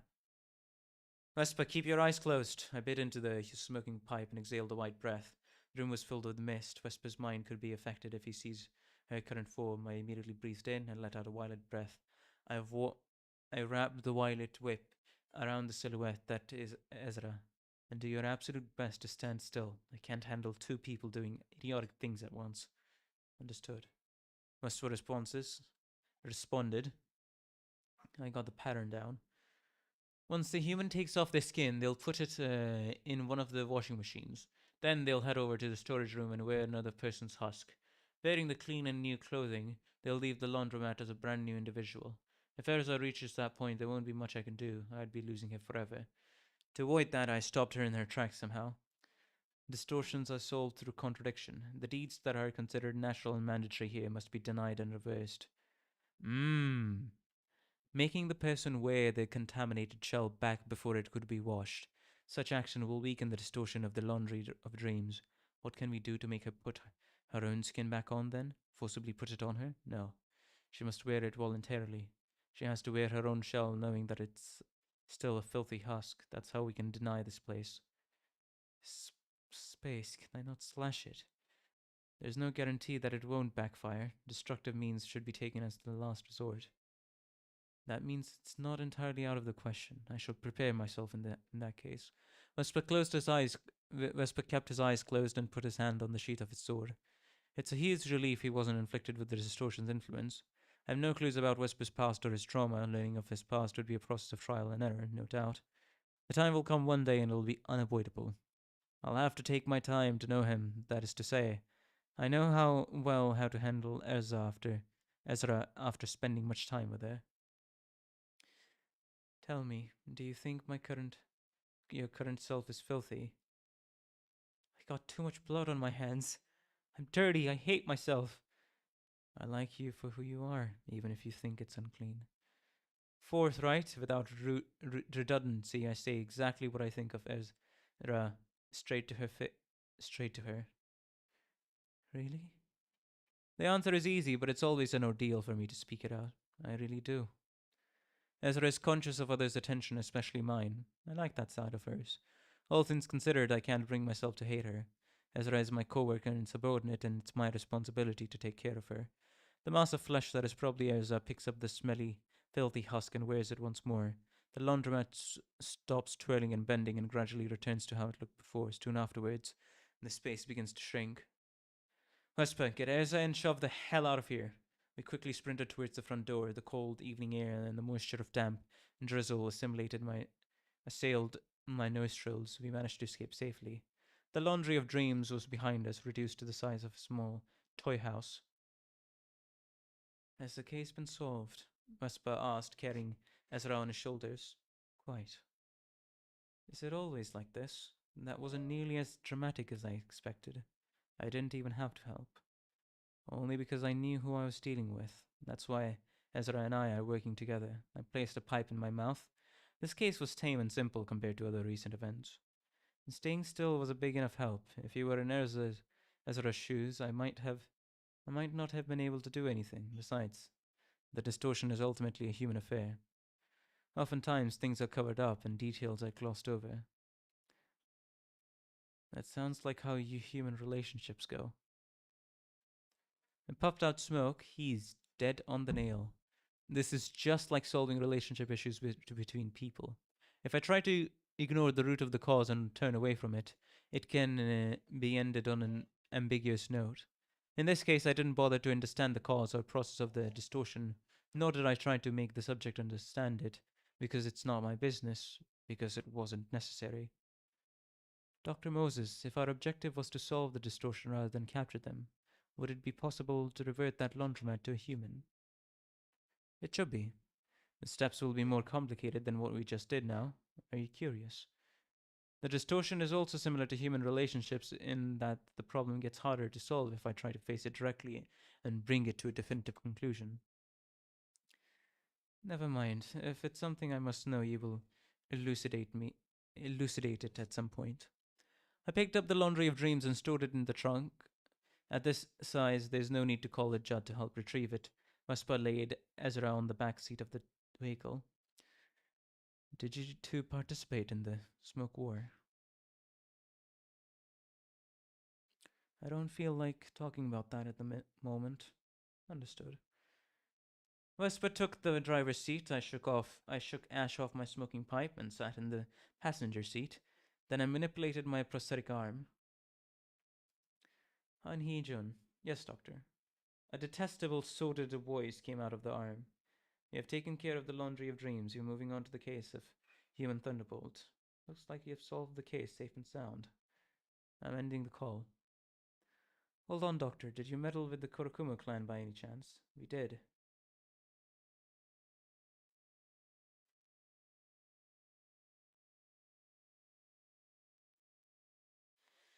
So he somehow found it out. He sure is a competent informant, and he's most certainly going to give me a chewing out for this.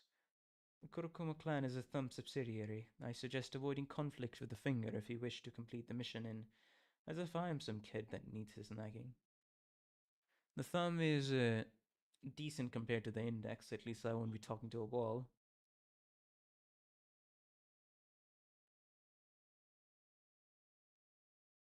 Dr. Moses, are you scared that we might have to face a finger? If we ever happen to confront the thumb, please let me lend my strength. This child has his stories, I see. It's up to me to decide, depending on the situation. Wesper seemed to think for a moment with his eyes closed. All right, the car slowly trudged through the mist. Chapter 32.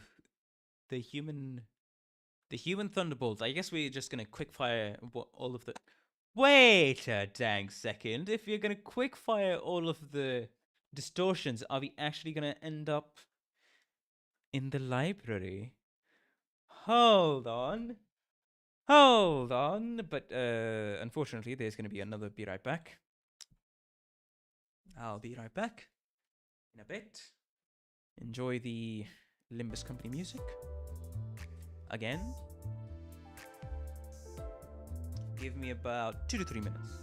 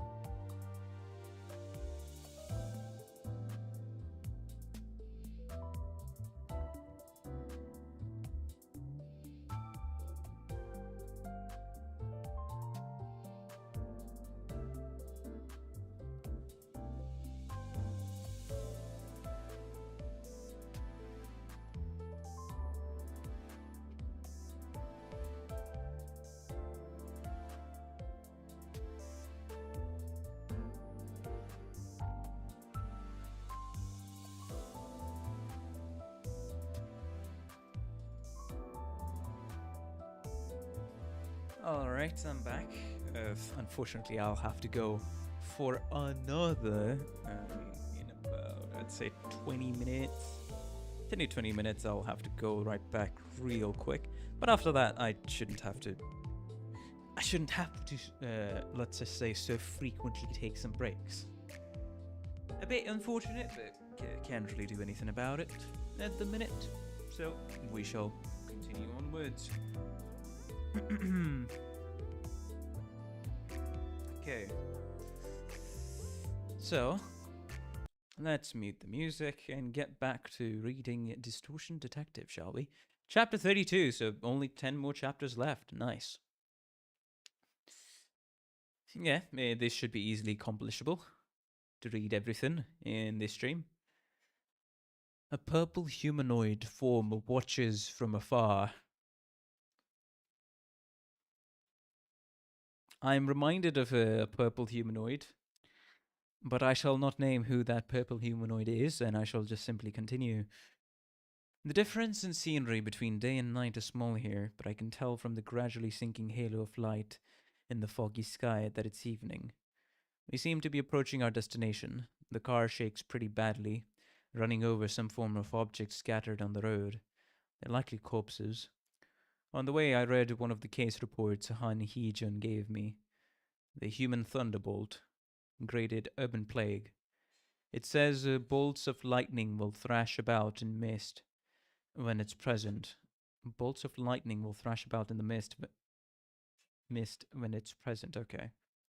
The Human Thunderbolt leaves completely charred bodies in its wake. Uh-huh. Emitting a burning smell. Lightning is an electrical phenomena, thus it's related to hysteria or neurosis. Sparks fly off and conduct electricity, leaving sharp and tingling wounds on anyone that stands around it. It'll be fast and painful. Dr. Moses, someone is after us. As for spoke, I see dark figures running alongside the car. Through the window, this vehicle most certainly isn't moving at a slow speed. Detective, they pulled out a knife, Ezra shouted. We will suffer a considerable setback if we lose this car. Diaz gave us this van, so it won't break easily. However, we don't know what the unidentified group is capable of. We have to make a careful choice here. Wesper, can you give them the slip without damaging the car? Without damaging the car. It won't be an easy feat, I'm afraid. Then we'll stop it right away. The car launched into a sudden halt, creating a loud noise. The group surrounded the van in an instant. Is that another syndicate? Like the Kurokuma clan. Whatever they are, they probably won't stand a chance against Ezra and Wesper, and we're less hesitant to get violent after spilling blood here once. Ezra, Wesper, get out of the car. This is different from the Kurokuma clan situation. Now we're in the middle of Elcorp's nest, where there are many variables. We have to promptly prepare ourselves for battle. As soon as I got out of the car, a burning stench struck my nose. Might be the supposed trace of the human thunderbolt, according to the report. Another particular scent stung my nose. It's the acidic smell of tobacco. The smell, those in the know are familiar with it. Vesper drew his wando right away. Ezra slipped on Alice workshop gauntlets and cracked her knuckles. The figures in the mist revealed themselves.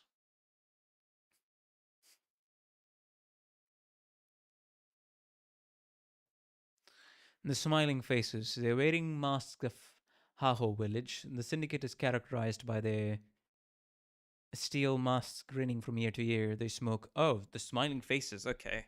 So we got the Kurokuma clan, which was expanded upon in Limbus Company. Then we got the smiling faces. By their steel masks grinning from ear to ear, they smoke performance enhancing narcotics from the gigantic pipes they're carrying. We've run into an urban nightmare class syndicate while trying to solve an urban plague case. It's not an unlikely occasion. The syndicate started out in the east of the city, but their influence has grown over time and now they're all over. Ah. Are you here to eat us? I place my pipe in my mouth. They can be conversed with, at the very least. A moment of silence passed. Detective, Why won't those chatty guys speak at all? Keeping her eyes to the front, Ezra asked me this in a tiny voice. I'm wondering the same thing. They're strangely quiet for how talkative they usually are. There seems to be about 7 of them. That's not a small number. Their smiling faces quietly bit their giant smoking pipes, inhaling and exhaling smoke. I blew out smoke as well. Their movement is different. They're known for their uncanny ways of acting, but something is particularly odd about this group. They twitch their bodies as if they were wooden puppets, and there are faint sparks of electricity flowing through them. They're coming, Wesper said, puffing out smoke in the mist. The smiling faces commenced running to us. Their massive smoking pipes double as blunt weapons. It also contains a hidden blade sheathed in the bowl of the pipe, sort of like a sword stick. Ezra faced 2 of them charging at us. One of them swung a smoking pipe in a large arc, and she struck the bowl of the pipe with a fist. It made a small dent in the pipe, throwing the attacker off balance. Ow, detective, my fist hurts so bad. Whining, she accelerated her other hand with the Alice workshop gauntlet and struck her fist into the chest. The blow sent the opponent flying into a wall. The other one swung a blade at Ezra's arm. I let out a purple breath to slow the blade down. Ezra took out a Nestor hammer in the meantime and hit the aggressor on the forehead. Well, the bro got bonked. The metallic object rang as they clashed. The hammer got crumpled from the impact. The mask, on the other hand, is intact. Ah! Wesper takes the rest of them on the other side.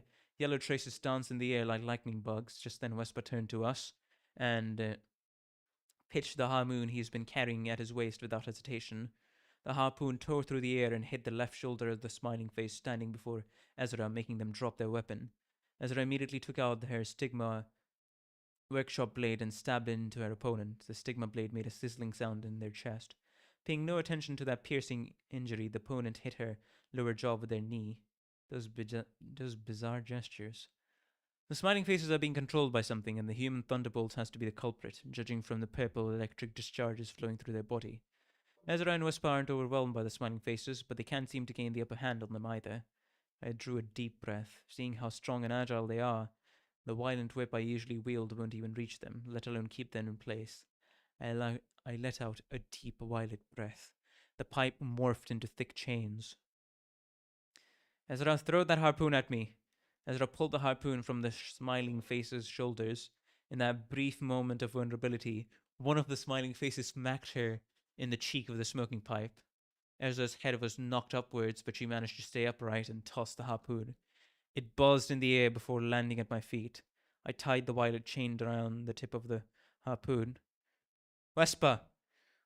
Wesper recalled the harpoon right on cue. It was then flung with a roar and nailed one of the smiling faces straight away.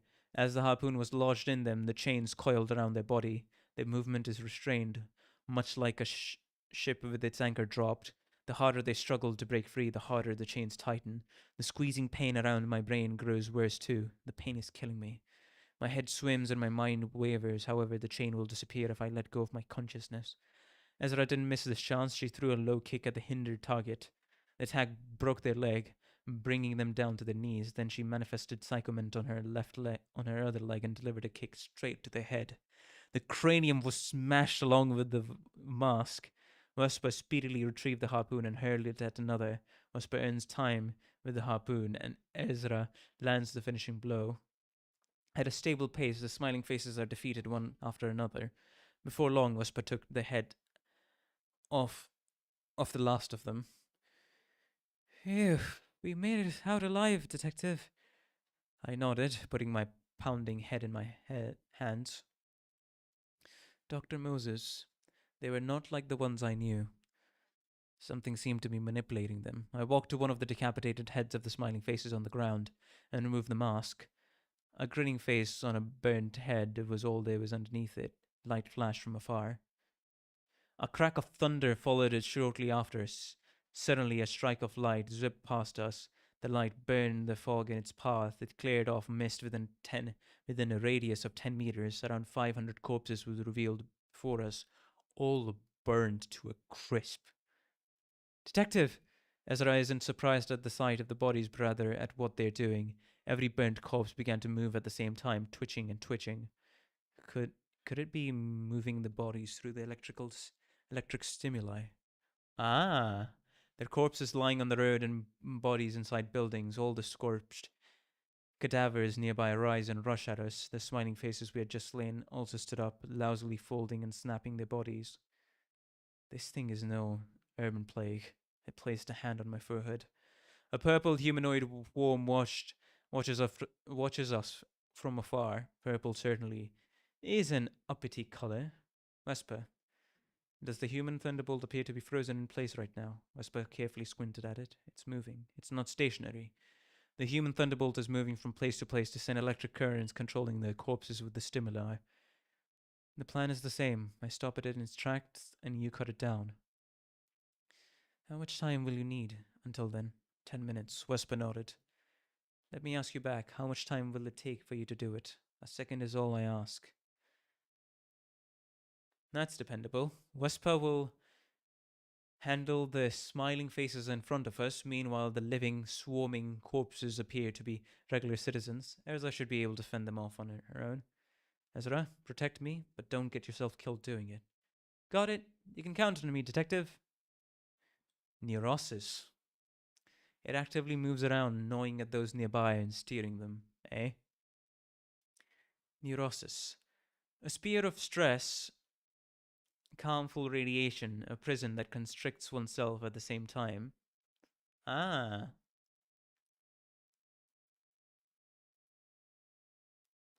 A symptom that exacerbates the more one hurts others. The temperamental cerebral stimuli and irritation are given the physical form of electricity. When that electricity flows through the body, it burns with an uncontrollable wrath.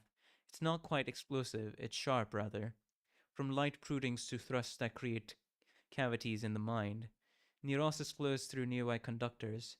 It changes the atmosphere of one's surroundings. One's hysteria is poured on others.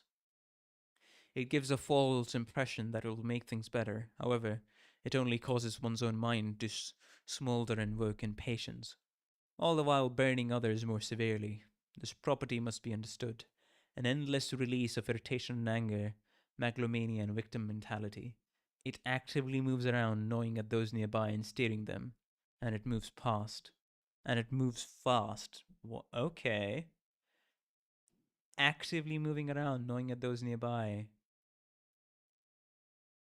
An endless release of irritation and anger, megalomania and victim mentality. Huh.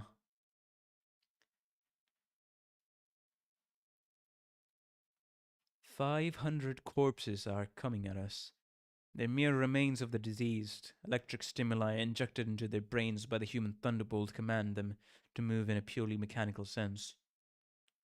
The speed of light, the human thunderbolt drifts between those 500 people at the greatest possible velocity. They're in essence biological machines that feel no pain or fear. They can't be considered subordinate entities of the distortion either. They have to capture the moment when it jumps from a scorched body to another.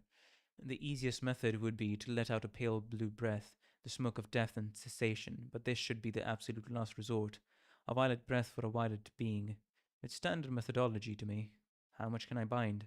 How much will the heavy guilt given to me? The violet memory that strangles my heart and drags my mind to the bottom. This memory must be dredged up.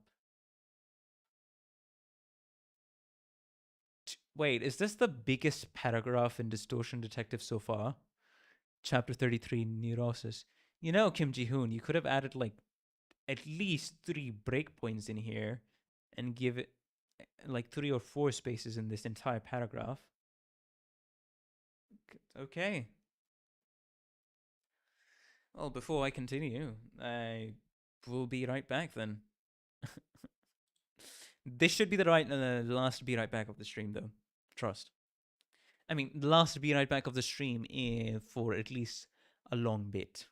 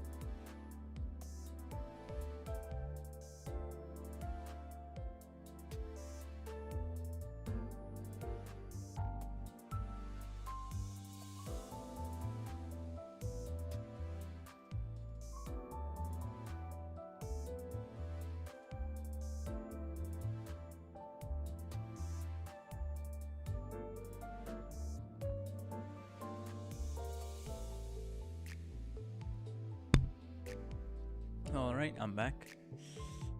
Got something to eat. Kind of like a snack. Anyways, I'll first I'll first read this wall of text and then continue onwards.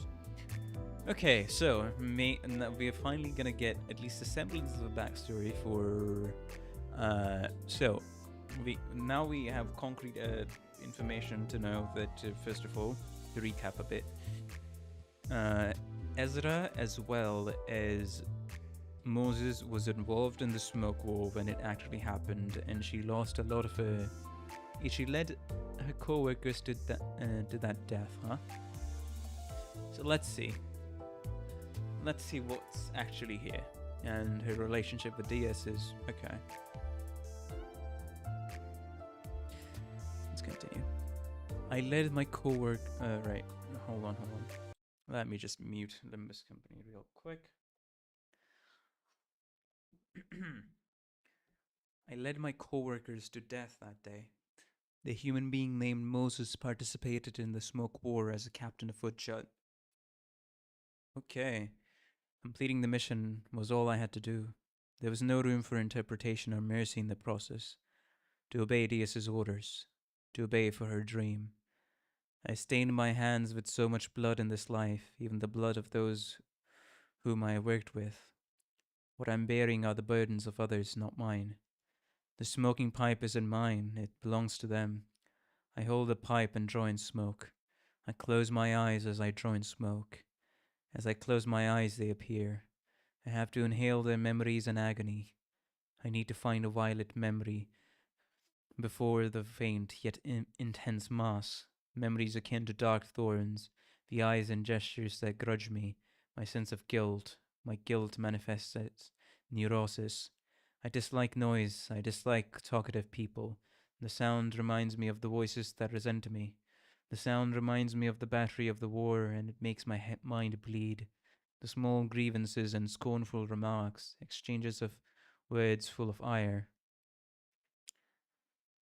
The barbed words I've carelessly spouted. The days in my life when I pushed someone and drove someone to tears, had I been kinder, had I been more understanding.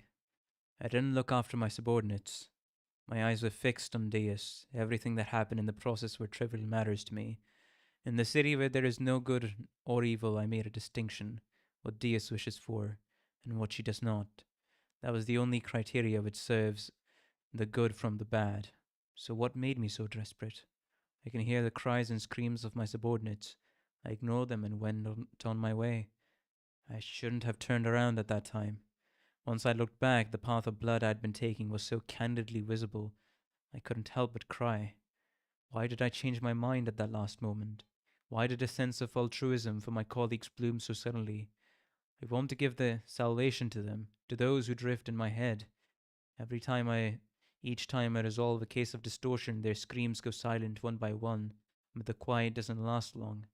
Why did I abandon them? Why did I give them the heartless order, lacking even a speck of what could be thought of as a heart, and then come trying to save them? Why did I push them into the maw of hell? I have been resolving distortions because I couldn't bear to hear those voices blaming me. This is like a necrotic that I cannot quit. As soon as I stop taking the drug that is resolving distortions, the pain begins to constrict around my head again. This is not voluntary service or charity work. It's only a drug I take to ease my guilt. And yet I have the audacity to call myself detective and ask for payment. The requests and clients I have declined, all of this becomes a cumbersome and heartful chain that stifles my heart once again. This is the chain I wanted to find. I tighten the grip around my mind.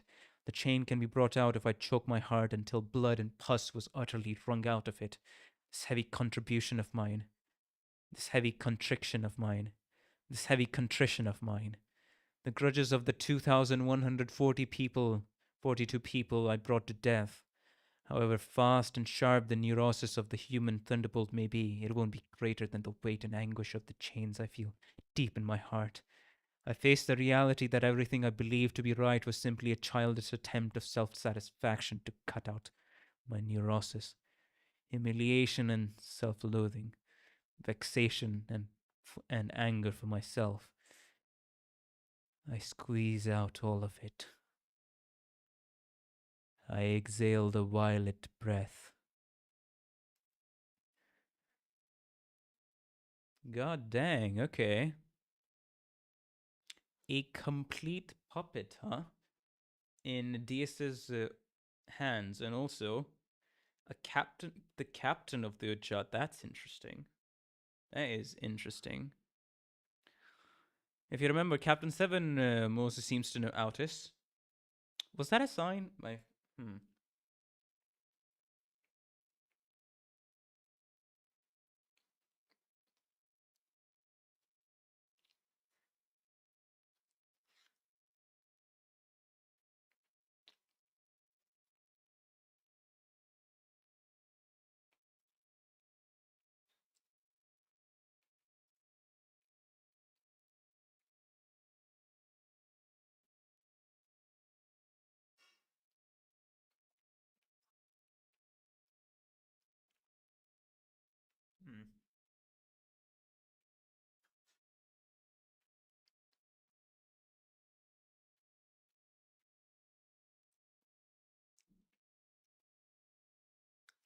I'm thinking on what I just read and also eating something I have here. So don't mind me.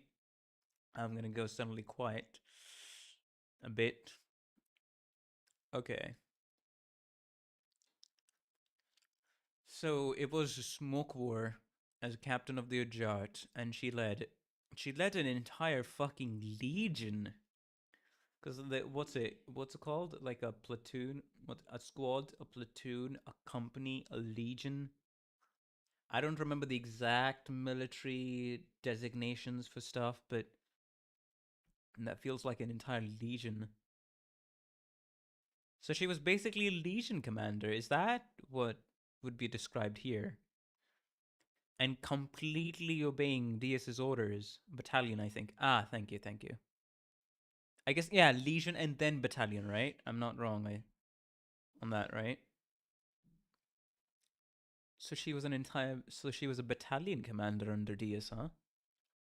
In the Smoke War. Wait, if she was a battalion commander under Diaz's orders, what? Wait, whose side was Diaz on in the Smoke War? Because that's the thing I want to know. Because it was the previous L Corp, G Corp, and then also H Corp, and some other things that I'm forgetting. But yeah, there were sides that were picked, right?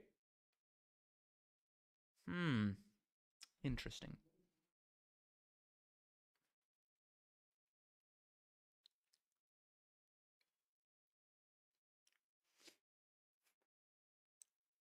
Interesting.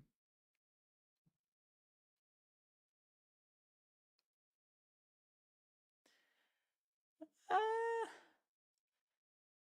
it's fine. They'll probably give some more context for said what's it called, that event in some of the other games. I'd rather have that context first. I'll keep it a mystery for myself. Anyways, hello, Miaskarada. Had to wash plate. Okay. If I'm not wrong, a Library of Runa do answer that in a note. Ah, the old Smoke Wars, because I just asked the question that whose side was Diaz's on? Because as a captain of the Utchart, that is definitely one of the highest ranking positions you can definitely get under, you know, Diaz, and led an entire battalion of people, 2,142 people. Yeah, we know that by now.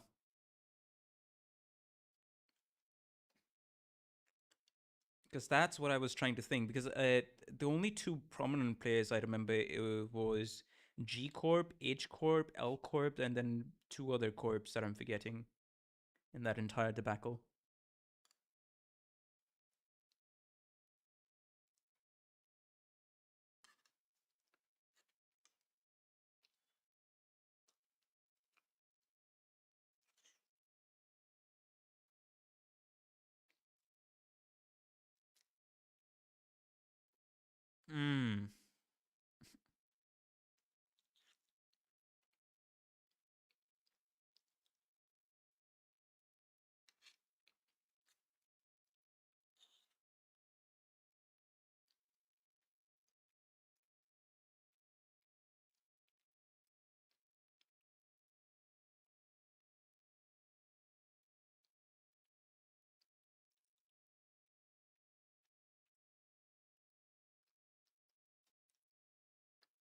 Alright.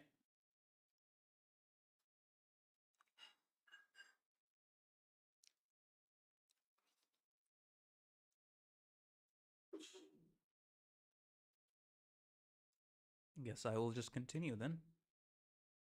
But very interesting to see that. So before completing her final goal, I guess, she dared to look back and saw the absolute devastation that the complete disregard for anything else and just Diaz's uh, dream and orders led her to. And she absolutely hated herself for it, huh?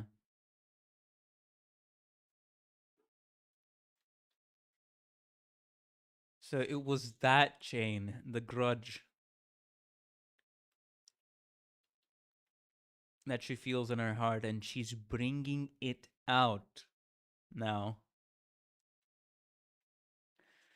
The smoking pipe turned into a hair thin and pointed needle. A strand of thread, which is held on the eye of the needle, links to my chest, as though the thread were reeled from my heart. This is not just a thread, it's a chain, a shackle. You have 30 seconds. Ezra and Vespa are straining every nerve to hold back the horde of burned corpses. An abundance of bits and pieces of charred bodies are at my feet. One of those bits crawls towards me with the last traces of electrical stimuli remaining in it. I stabbed the heavy and sharp needle into the arm of the crawling corpse in an instant. My violet neurosis flew through all the corpse at the speed of light. Every corpse stopped dead at once. The chain moved from body to body and tied them together. The longer the thread becomes, the more my heart bleeds. The sensation of barbed wire squeezing and crushing my brain. I have to withstand it. Not even a second has passed, but so much physical and mental pain is being inflicted on my body that it could end my life.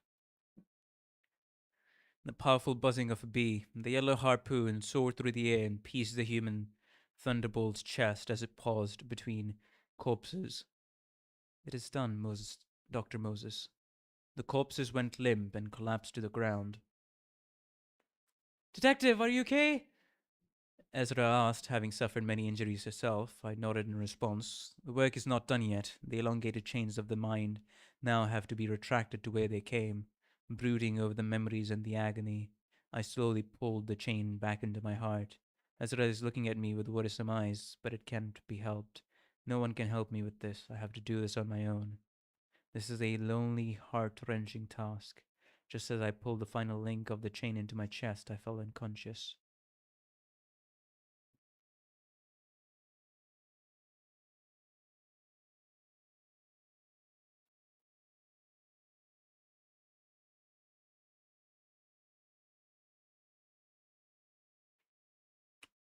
Oh, ah, ah.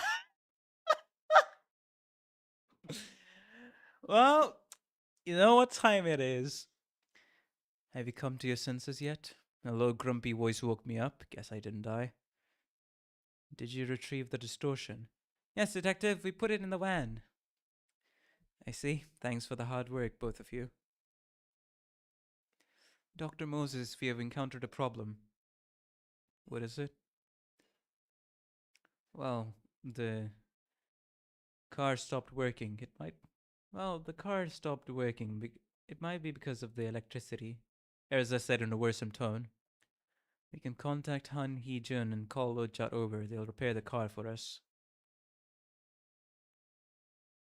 My head still feels hazy from using the violet thread and needle.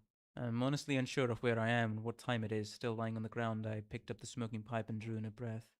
Detective, it's night time. What hour is it now? It's 3:26 a.m. and our location? Somewhere in the back streets, I think. I put a hand on my head and puffed out smoke. The night in the back streets. It's time. It's the time of sweepers. Now, great question. Was that vehicle registered as a residential vehicle, or did Diaz was like, "Hey, I mean, they're not gonna willingly stay out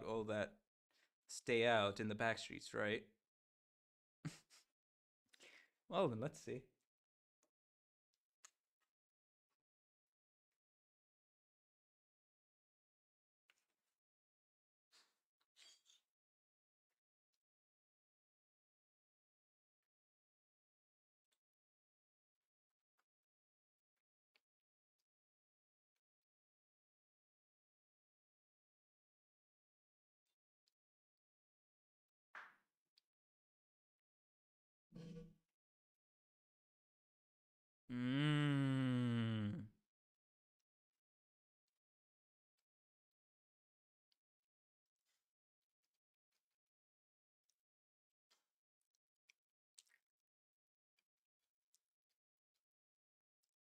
and no one will open the door for us.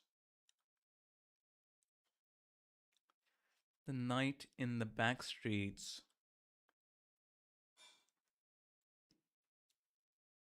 They don't got the luxury of continuously revived. True. So funny how Limbus company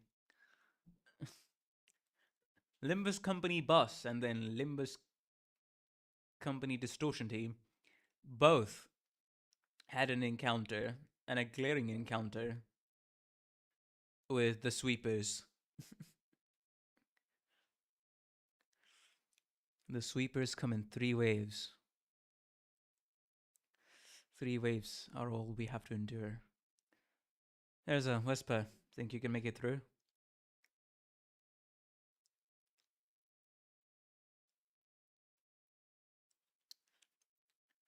I actually used up all my strength fighting the human thunderbolt just before.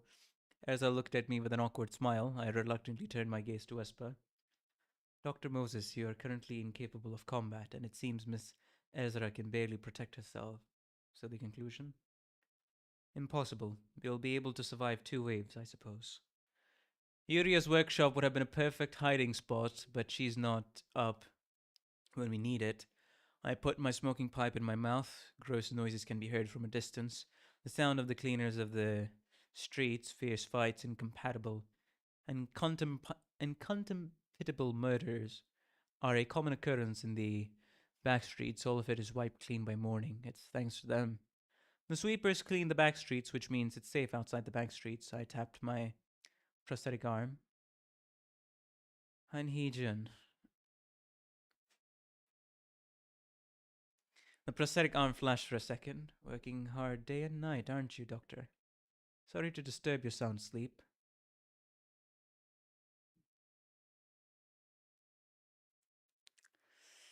Examining your location. You're in the back streets at this time of the night. I'll get to the point. Ujjat. Can you call them here? If it's to stop the sweepers, I'll doubt they will be of any help by the time they arrive. Let me ask something about this fallen nest. Is the border between the back streets and nest area still up? I'm sure a veteran such as yourself knows better than I do. What's the shortest route? 5 kilometers to the west as the crow flies. End the call. So we gotta fucking escape. Oh, brother. The way out of the situation is simple. We've got to get into the nest. A ruined nest is still a nest. Sweepers can only clean the back streets. We'll travel in a straight line, break any walls in the way, and cut down any nuisance. What about the car? Wespa said in a low tone. We'll leave it here until the night passes. It'll be fine as long as we aren't in the van. Won't they treat distortions as humans? Don't ask me what they think. There is no other option, even if we were to lose the two distortions we have retrieved. Saving our lives comes first. We don't have time. Ezra! Ezra takes out her gauntlets and hammer, preparing to make way. When it comes to destruction for survival, she should be better suited for the job than Wesper. Junior, give the detective a lift. Ezra yelled. Wesper put me under the arm. As unpleasant as it is, I suppose it's for the best. Here we go, Detective and Junior. Wesper drew his sword with his other arm.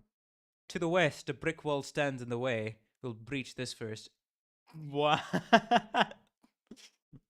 Ezra put her fist through the wall. It crumbled with ease, and there is a two-story house standing right in front of it. Just as she tries to break this wall, Vespa stopped her. Residential areas mustn't be destroyed during the night in the back streets. A taboo. Ah, it's a taboo of the city to not destroy residential areas during the night of the back streets, huh? Okay. Mm-hmm.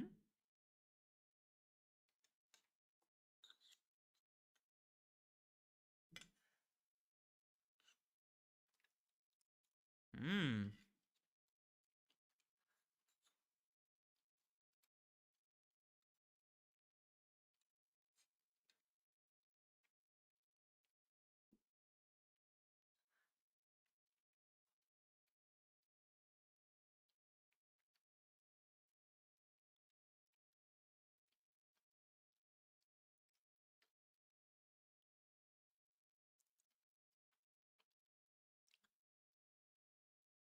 Fair enough.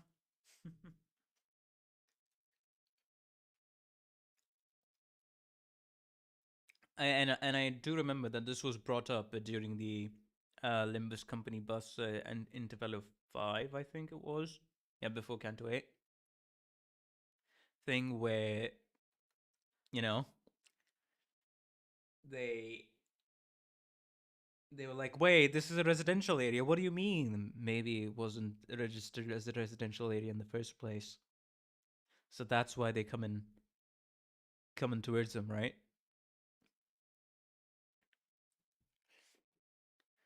I hadn't thought of the residential area. All of our problems could be solved if we can enter this house, but we need permission from the owner of the home first. It's not just a taboo in a nest, it's a taboo of the city. That means violating it won't simply end with a taboo hunter or two chasing us. The night in the back streets is a completely lawless hour. There is one exception among this, which remains safe for the residential area. An inviolable territory. The head of the city doesn't allow the sanctuary to collapse, and no one will open the door for us. Detective, what should we do? You shouldn't dare to commit a taboo that's not even the fingers violate. I can hear 3 to 4 people sobbing inside the house. A group of strangers breaking walls and standing before their home would surely be a terrifying sight for them. The sound grew closer, and the sweepers showed up from the mist. The sweepers seep into the corners of the alleys like water flowing over a toy river. Toy village. They go anywhere a path is open. They're persistent and resilient. They aren't afraid to die. They swarm their target and cling to them until they've been cleaned off the street. If a sweeper has died, they clean the corpse as well and continue on. Their orange hooks inject whoever they stab with a strange fuel. That mysterious fuel liquefies the victim. The melted remains are then recycled into fuel. Ah, so that's how they work. So relatively clean back streets is going to be the worst night of the back streets because they wouldn't have anything to clean, right? Clumps of liquid, that's what the sweepers are. Who knows what goes on in their minds? It's frankly strange that the head considered those beings to be human. I'm not sure if they're even capable of thinking normally. Detective, I'll get ready for battle. Put me down, please. Vespa set me on the ground. I bit my smoking pipe. The art of residence. Sweepers squeezed through the distorted wall. While this wasn't our intention, we've put ourselves in an advantageous spot for fending off multiple foes. Vespa cuts down the sweepers, creeping on us one by one. Elsa uses her fist and hammer. Her accelerated fist strikes a sweeper in the head, and liquid spouts from the smashed noggin. Same liquid spills from the torso of a sweeper cut in half by Vespa, and the liquid absorbed into the bodies of the sweepers that follow, simply by stepping on the pool of liquid. 2, 5, 10, 23. Vespa's blade is losing its edge, and Erza's fists are getting slower. The sweepers must be sliced in two or blown up in a single hit. They'll recover from wounds left by dull swords and lethargic fists by absorbing liquid from the carcasses of their fallen brethren. I can only trust those two to handle this. The first wave has died down. The time is 3:40, and the second wave will strike in about 10 minutes. They shouldn't stay here. We will need to continue on the west.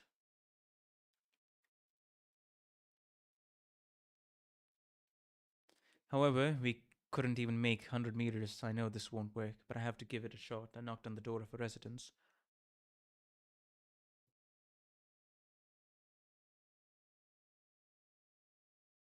My name is Moses, and I'm a grade 5 fixer from 7 Association. Could you please open the store? We just need a place to rest for a short while. There's 3 of us, including myself. The sound of a person weeping came from inside. We'll just take shelter until morning. We can pay you too. Ezra yelled urgently. Want to live. Please, leave us alone. Detective, I guess it's not going to work. Ezra said in a discouraged tone. They're too frightened to be reasoned with. Thus, we have no choice but to start running again. What will you do now? We have to move to the west. Westa picked me up again and ran westward, with Ezra falling right behind. Let's jump over or go around the obstacles we encounter from now on. We can't afford to check if every wall is in front of us is part of the residential area in this thick mist. This is going to take more time. Wespa and Erzum may be fast, but traveling 5 kilometers in 10 minutes will be a difficult task in their current state. We've walked walls and ran through narrow passages in the back streets. This Wespa kid is insanely quick, I must say. He sprints like a beast while searching for open paths. Erza isn't falling behind either. 3:47, 3 minutes remain, or not. Time is up. Ezra, Wespa. Sweepers came in swarms from both ends of the long alleyway. I tapped the arm. Han Hee-jun. Yes, doctor.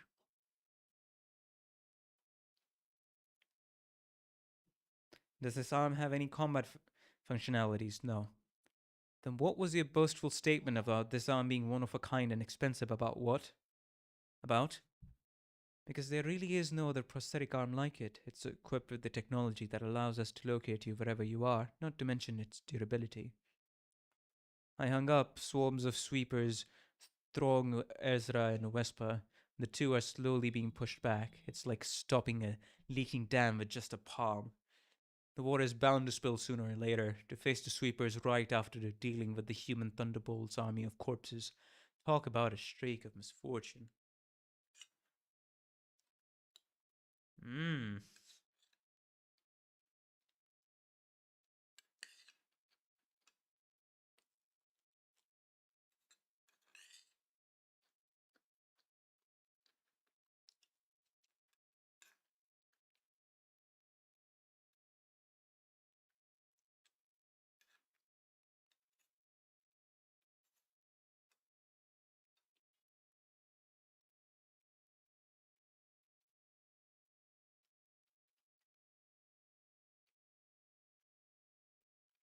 Hmm.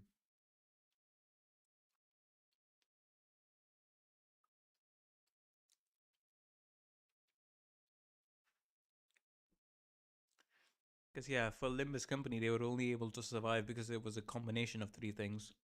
First was the fact that they had Dante with the revivals. Second was the fact that some of the, like, about 60% of the aggro was being taken by the middle guys, and then, uh, what's it called?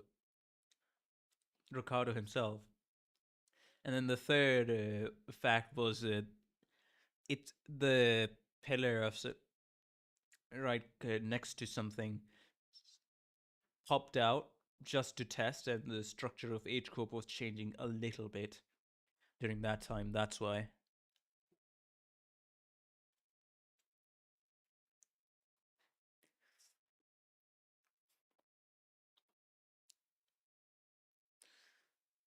Hmm. I hung up. Swarms of sweepers throwing Ezra. Yeah, I already read this. Detective, I'll try to keep them at bay. I won't let any of them reach you. Right now, I don't have the strength to take on a single sweeper. Ezra and Vespa will survive somehow. I'm completely dead weight this time. I place my smoking pipe in my mouth. Behind me is the door of a building in the residential area of the back streets. If we broke this door and went inside, we might be able to survive the night. However, breaking a taboo of the city is on a completely different level to breaking a taboo of a nest. The most one can do is delay their inevitable death. Unparalleled force will pursue us. Death comes on to one someday. Perhaps the reason I live is to settle what I started until that moment comes. And that's what makes me want to stay alive. I let out a red breath.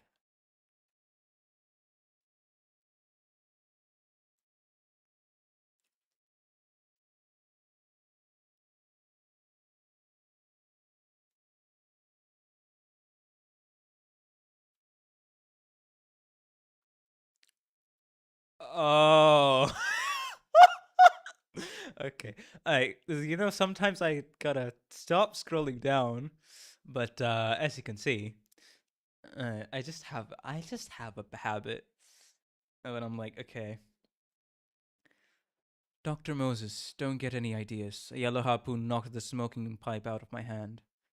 I told you that I can stop the first two waves. Whisper frowned at me, his body covered in injuries. I picked up my pipe and knocked on the door behind me. This is the most I can do while the two act as the human shields. I am Moses, a grade 5 fixer from 7 Association. If you let us take shelter here for a short while, we will give you generous compensation. No response again. That means either no one is In this house, or they're rejecting us. The old steel door opened with a metallic creak. Ezra, Wesper, get in there right now, I shouted at the two. Okay, detective.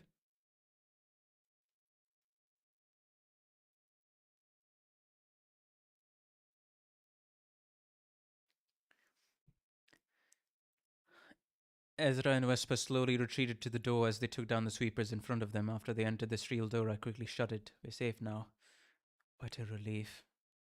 Yeah, wave 1 and 2, the middle, share the burden, and third wave, H core restructuring, which removed lots of sweepers, basically. Thank you for your kindness. Moses from the Seven Association, was it? I'd like to make a deal.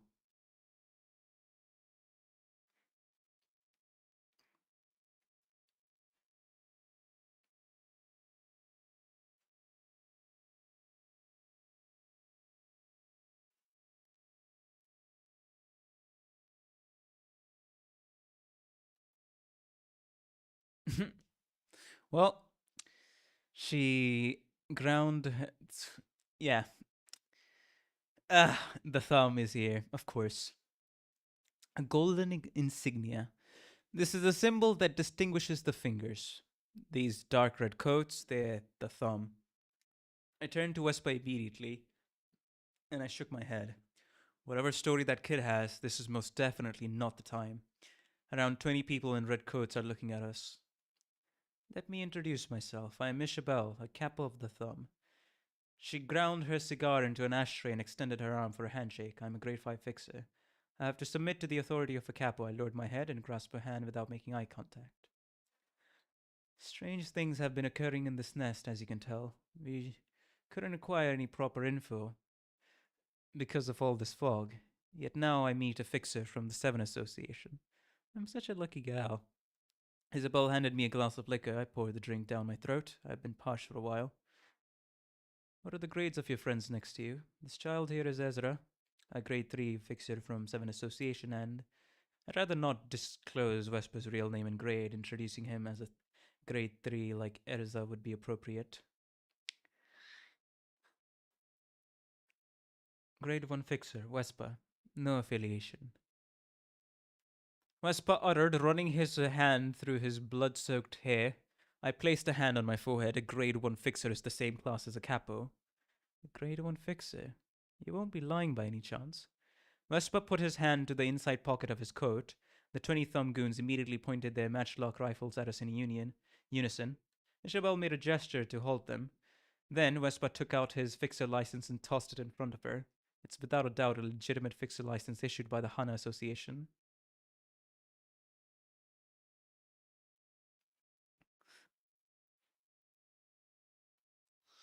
It's a pleasure to greet such a valuable guest. Quietly writing down Capo equals grade 1. Okay. That is interesting though, that the capos are the same rank as grade 1. That is very interesting to note. So you mean to say that the underboss would be the equivalent of a color, and the capo, Lei Hang, would be the equivalent of a grade 1? Very interesting.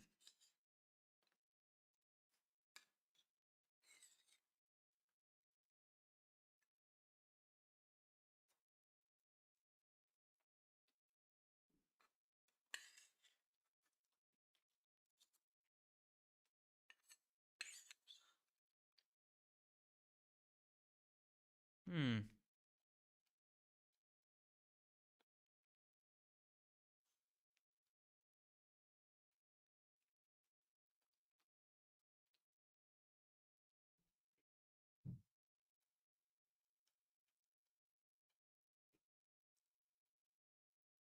Fair enough.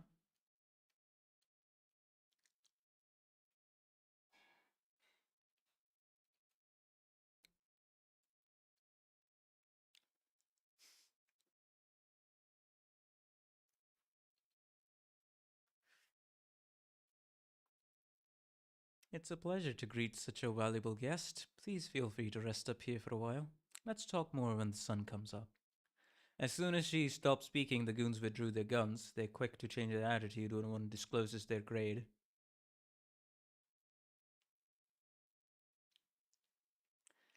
And that's what the Thumb is, a gang of mobsters obsessed with class and authority. Provide them with blankets and pillows and show them the room where they'll rest. A couple of syndicate members guided us. Oh, bruh.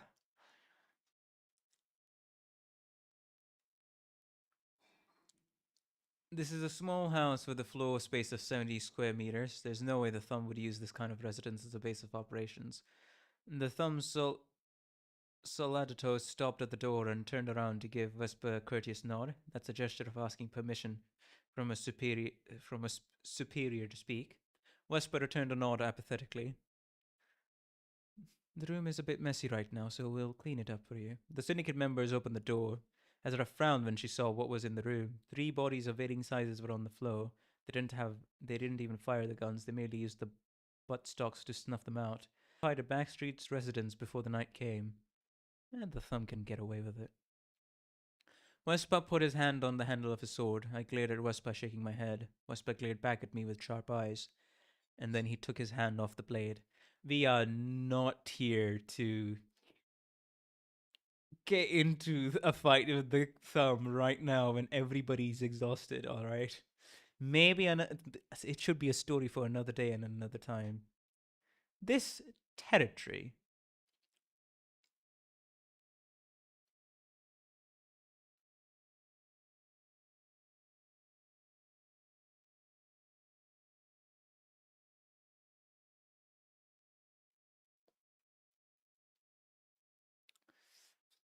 The respite of the room didn't quite feel like a true respite. Waking up in a room that feels like an average living room is almost reminiscent of my ordinary life. There's a smell of blood permeating about. Reminds me of where I am now. Ezra is still sound asleep next to me, snoring away. On the other hand, Vespa is sitting on the floor and gazing at the door, clutching his blade in his arms. I'm not sure if he slept or not. Okay. Bro, Bro is... Bro is keeping watch the entire time. He can probably sleep with his eyes open, to be fair. Like, to be fair, he can probably sleep with his eyes open. Anyways, don't mind me. Let me just finish the little snack I had here, and then I'll be able to read this freely.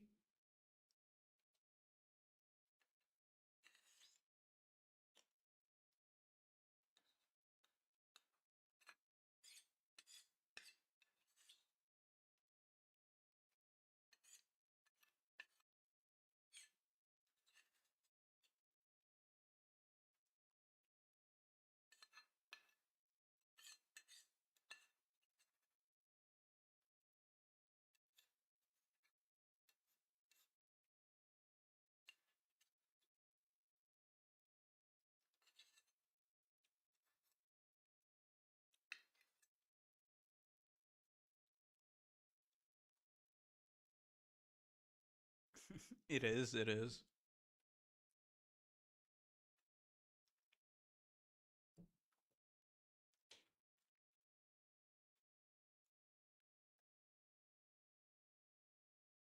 I won't put up the be right back screen, but I will enable. I'll turn on the limbus complete background music and just give me about a minute. It shouldn't take any longer.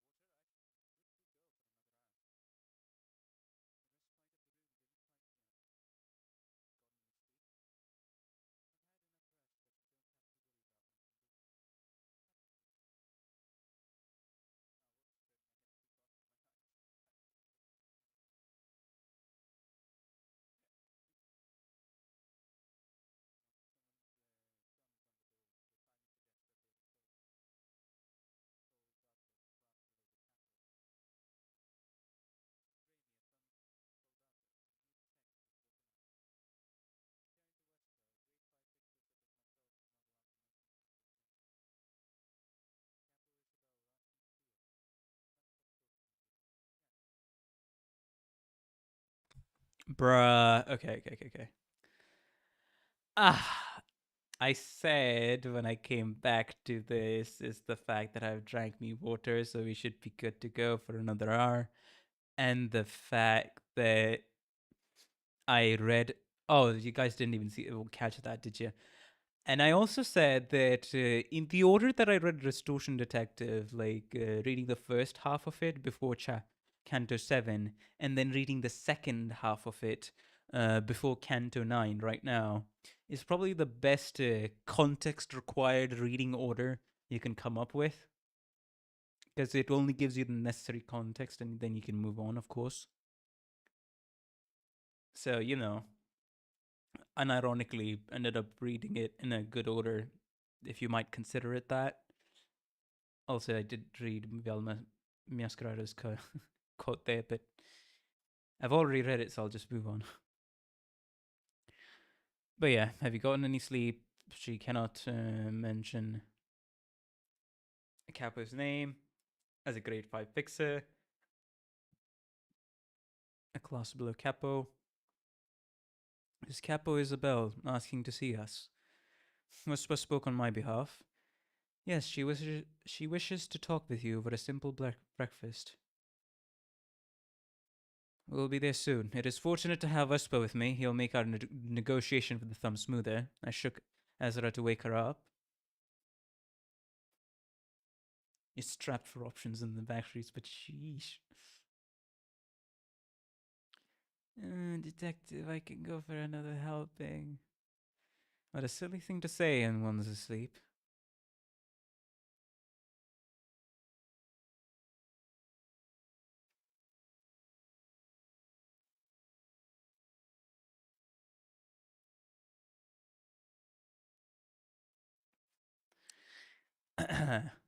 When I went out to the living room, plates of bacon and eggs sunny side up were set on a round table for four, and the thumb capo, Isabel, sits at it. Please take a seat, Wesper and company. Isabel said to him, paying no attention to Ezra or I. We sat as we were told. Wesper, the Great One Fixer, and a couple of 7 Association Fixers. What is your business here? Could you be participating in the struggle to take over L Corp's nest like many others? Wesper grimaced as he sped. Bro just wants to eat his food in peace. I like the fact that if he wasn't annoyed enough when not speaking, it might not have triggered him to hand over his authority here. Oh, I mean, I'd like to think that as a headcanon is because he couldn't catch quite the piece he needed when eating, so he tried.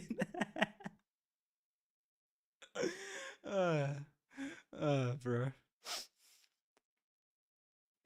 I work for Dr. Moses and the person here next to me. I do.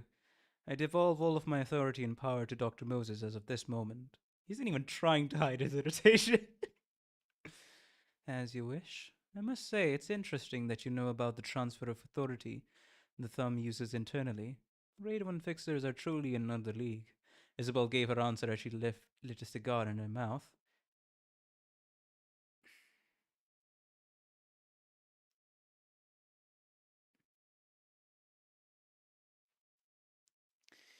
Or perhaps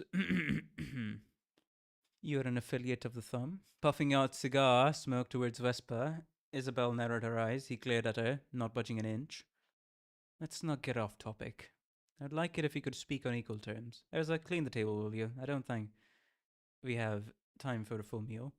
Okay, Ezra answered, hurriedly shoving bacon into her mouth. While Ezra and the thumb members were clearing dishes from the table, I placed my smoking pipe between my lips. It's time to negotiate a deal. I'm bargaining with the thumb, one of the fingers. No amount of ridiculousness should be surprising coming from them. Well then, Miss Moses, grade 5 fixer of 7 association. Let us speak on equal terms. Gladly. The thumb has the strongest organizational power among the fingers. It controls a legion of subsidiary syndicates, and the members of the thumb itself are not rallied for trivial matters. However, Soldatos and even a capo being at the site must mean that they're unable to rely on their subordinates. I imagine it has something to do with the fog covering this nest. The syndicate's organizational capability wouldn't be as effective in this mist that clouds one's cognition. They're likely desperate in their own rights in their attempt to make use of us. I'm about to offer a deal. I hope you're prepared.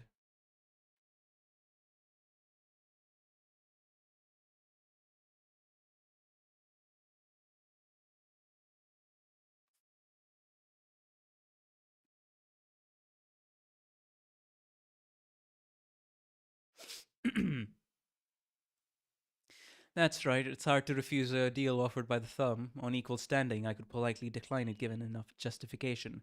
But they provided us with shelter to survive the sweepers. We are indebted to them. I don't see any justification that could lift this debt. True. Let's hear the details of your offer. I bit the pipe and let out a breath. Miss Moses, first I would want you to give me an introduction of yourself and your colleagues. Although it won't change the outline of the offer, I might be able to take it into consideration. Isabel filled a glass in front of me with liquor. Man, they really like liquor and cigars too, don't they, huh? Wonder why that became such a prominent preference. Totally not the fact that they're based on the Italian mafia and their dressing style. I'm working as the distortion detective, or so I call it. These two fellows are my assistants who help me with the job. Isabel's brows twitched. Perhaps the word distortion caught her attention. That's got to be the case. Several sightings of the distortions are apparently being reported in Elkolb's nest. There's no reason for me to hide my profession. Rather, they'd be motivated to hand over information about the cases of distortion that have emerged here. If this prediction misses the mark, though, that would mean they're only interested in using us as another pawn for their strife. So you're a detective. It's impressive that you've got a grade 3 and a grade 1 fixer as your assistants. I'd contact the headquarters and check the facts right away if I could, but I cannot reach the outside at the moment. So I'll have to trust your word on this.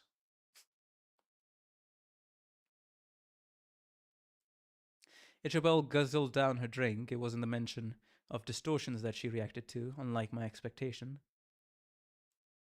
I won't pry into it further. There will be bloodshed in L-Corp's nest in the near future. We of the Thumb and our subsidiary syndicates are preparing for this fight. Are you asking the office of the distortion detective to join your forces as part of the deal? We aren't looking for soldiers to fight alongside us in an all-out war, no. The workshops in the nest which were supposed to provide the Thumb with musket ammunition have disappeared. There was a spark in Ezra's eyes. It's only natural that bringing up workshops would draw her interest. The workshops that supply their goods to the Thumb must be especially intriguing since it's difficult to normally get in touch with them. And you want us to find their whereabouts? I held my pipe between my lips. Isabel nodded. If this is your offer, what do you promise to give us in turn? Is there anything you want?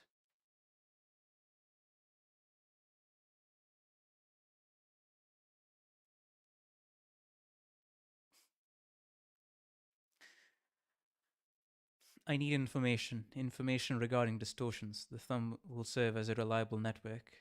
We will need information on the distortion phenomenon occurring in this nest, and we will need lots of it.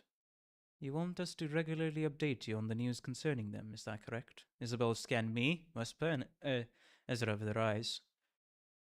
Sadly, we're isolated at the moment. It's not an easy job to get our comms to work or specify our location in this fog. That means you have no intel you could give us at the moment.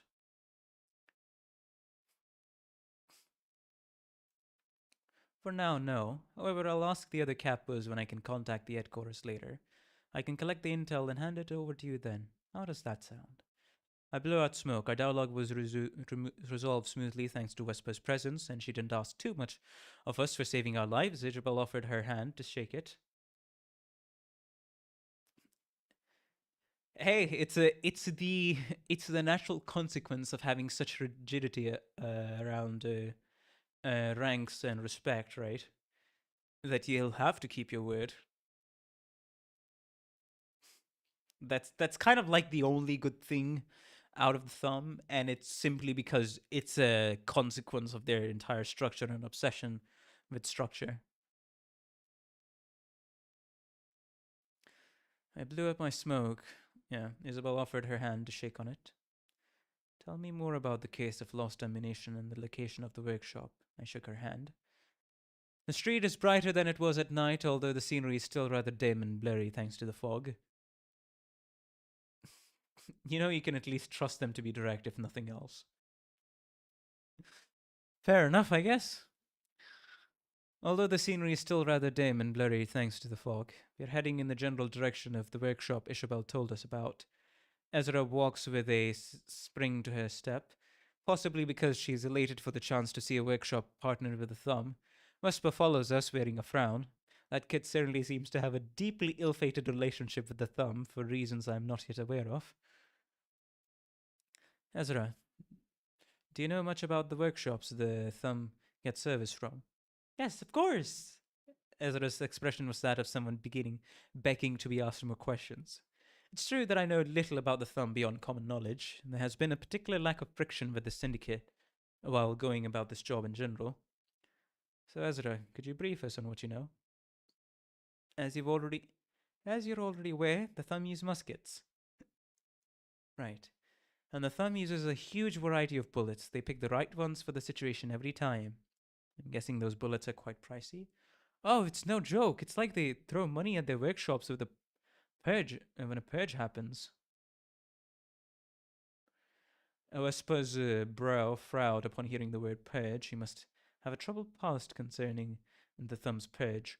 Oh, the thumb's purge! Right, eliminating anybody who didn't follow the structure, right? That's exactly what we got hinted towards, what Alan's team had to go through, because they didn't behave properly under one of the higher-ups of the thumb. And so soon they would be coming for them. That's why they had to resort to signing the invitation and going to the library, though. Only, let's just say Alan ended up surviving. And Hanafuda confirmed by literally in Canto 8.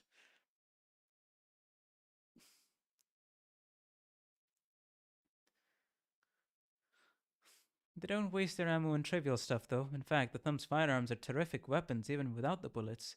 The buttstock performs better than your average blunt instruments. It's made of the hardest wood available in the city. His office was a subsidiary to a different dude that spoke out of So their superior fucked up. Okay, gotcha. So the superior was dead. They were just trying to save their own skin after that debacle. Huh. It's made of the hardest wood available in the city. Oh, I mean, yeah, one of the fingers will have finger class weapon. Ezra tirelessly goes on with a passionate speech.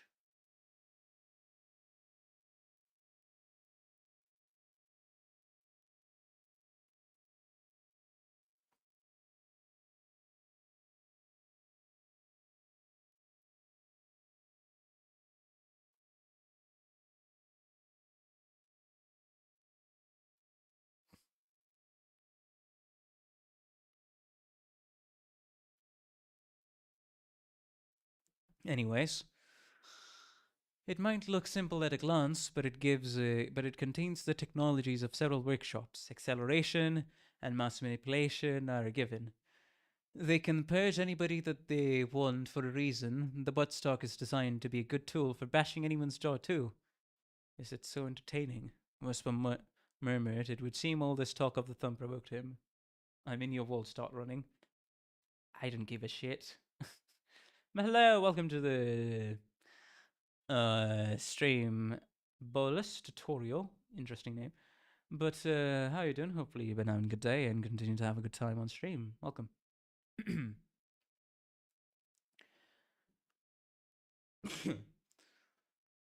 Whisper murmured. It would seem like all this talk of the thumb provoked him. Huh? Well, yeah, talking about workshops is always fun. Have you been struck by the buttstock yourself? Vespa gave Ezra a vicious glare. His eyes are much like those I saw plenty of times throughout my life. Ezra's expression changed in the blink of an eye, the same expression she wore during the war. What are those? What are those eyes? Miss Ezra, I want you to refrain from talking about such things while I'm around, lest I cut off your tongue. Whisper grabbed the hilt of the sword at his side. Don't you give that kind of look in front of the detective. Ezra spoke in a glacial voice. I placed a hand on my forehead. These kids are comparable to ticking time bombs. The detective and I have gone through a war. It was a hellish time, worse than anything you've ever experienced. A flash of light danced in the air. What do you know about me? Whisper's sword was drawn before I noticed.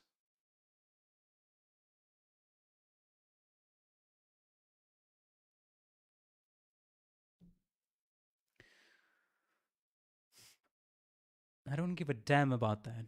Just don't evoke the memories of war for the detective. Or us with those eyes. Erza didn't move a muscle.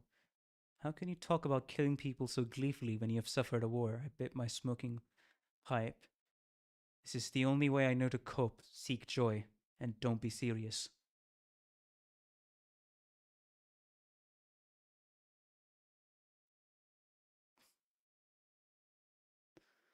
As his blonde hair gradually turns white, she gripped Vespa's neck with her hand at a speed my eyes couldn't follow. Vespa grasped her neck in retaliation. Both of them are nothing short of killing machines. Erza, stop. She put her arm down at my word. Her eyes are still cold. I apologize. I was careless. I puffed out a curl of smoke. Vespa released his grip on Ezra's neck. Vespa, we're in the middle of overcoming our past events in our own ways. I'm sure you're overcoming something of your own as well. We're co-workers who have to band together, whether you like it or not. So I want us all to be more considerate of each other. Understood? They're like superpowered siblings. Got it, Ezra returned to her usual self and gave a cheerful reply. Sorry, Junior, my bad. You're insane. Whisper closed his eyes and sheathed his blade. Perhaps Whisper's right. Maybe we have gone insane from what we went through during that time. We react sensitively to small things. We're prone to labor under delusions and completely nonchalant towards cruelty. I committed a sin and I must be punished for it, as did Ezra, as did this city. But I don't want Whisper to set foot in this territory. He has a good heart. He has a sense of justice in his mind. I thought I had this day become one of my few wishes. The thought I had this day became one of my few wishes. I shook off the stray thoughts shortly after. Interesting. We walked in the midst for a while without speaking, and then arrived at the site where the workshop in question should be. What a mess. A scene littered with corpses came in our sight. It's hard to tell if they're fixers or syndicate members. I placed my smoking pipe in my mouth. Among them, dark blue coats and yellow garments attracted my eyes. It's the Zwe, the association that specializes in public security and protection. Unidentified bodies accompanied by those of Zwe fixers. I should investigate the scene further. My lips firmly held the pipe. The bullet. It rotates, digging into Ezra's chest ever so slowly. Well, then, this is gonna be interesting.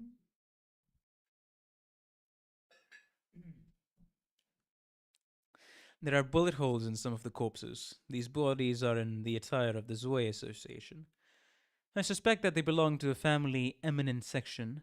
I searched the body of one Zoe Association fixer, looking for something a fixer would carry. I found a fixer license in their inside pocket. It says they're from Section 3 of the Southern Branch of Zoe Association, just as I predicted. This rectangular ID card proving one's status as a fixer is what tells them apart from the syndicate members. If someone fixes and solves problems for a price without a fixer license, you have yourself a syndicate. This is the line between us and them. I inspect the bodies next. A bullet to the chest punctured their hearts and went straight out the back, and all of their faces were contorted, tears streaming.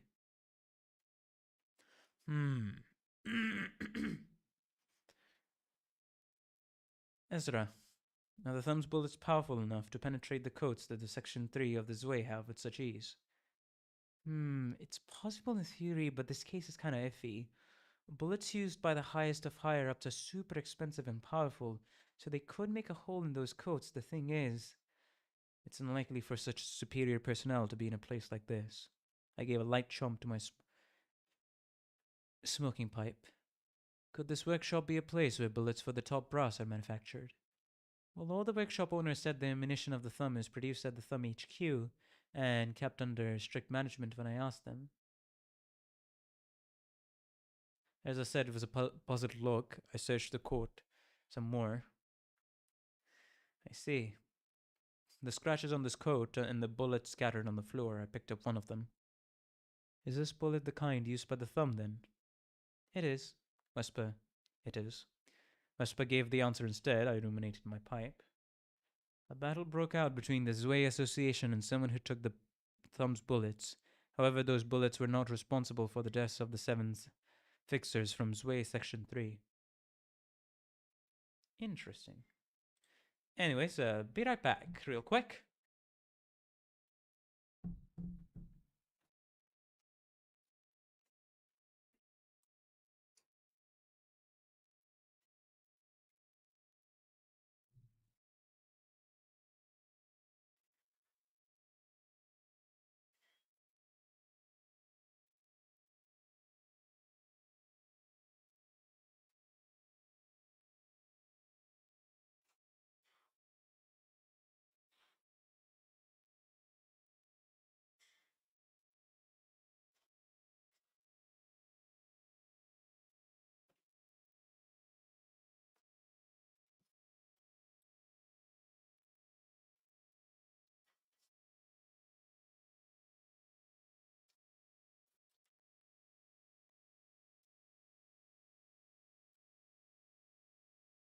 Okay, we're back.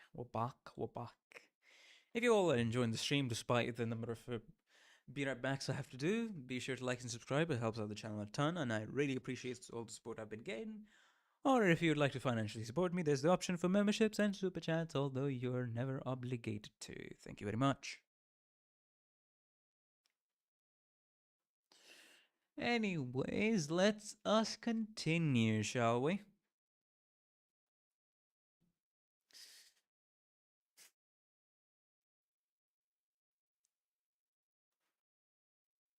Detective, the other corpses don't look like fixers. Maybe they were part of a Thumb subsidiary syndicate guarding this workshop? I walked toward Ezra and glanced at the bodies. Their limbs were lopped off by large weapons. This is the Zwei Association's work. Their enormous swords can have caused this damage. The Zwei Section 3 and the Thumb-affiliated syndicate had a fight. The Zwei came out on top. But, right, there was someone else. I let some smoke seep out of my lungs. Phew, looks like we have some new faces here. Judging by your appearance, are you fixers on a quest? Request? A voice came from the mist. It's the voice of a young male. He must be the one who killed the fixers from this way. A man with ammunition capable of penetrating the coat worn by Section 3 of Zwei is a considerable threat even for Erza and Wespa. You have to react immediately. He can see through this mist. He has this advantage, and he has this advantage in terms of sight. Ezra, she nodded and put on a gauntlet of the Wind Valley workshop. Gale fist as she lunged her fist forward. A strong gust of wind cleared the mist in its way. Wesper threw his yellow harpoon without delay. It took little time for the mist to obscure our direction again.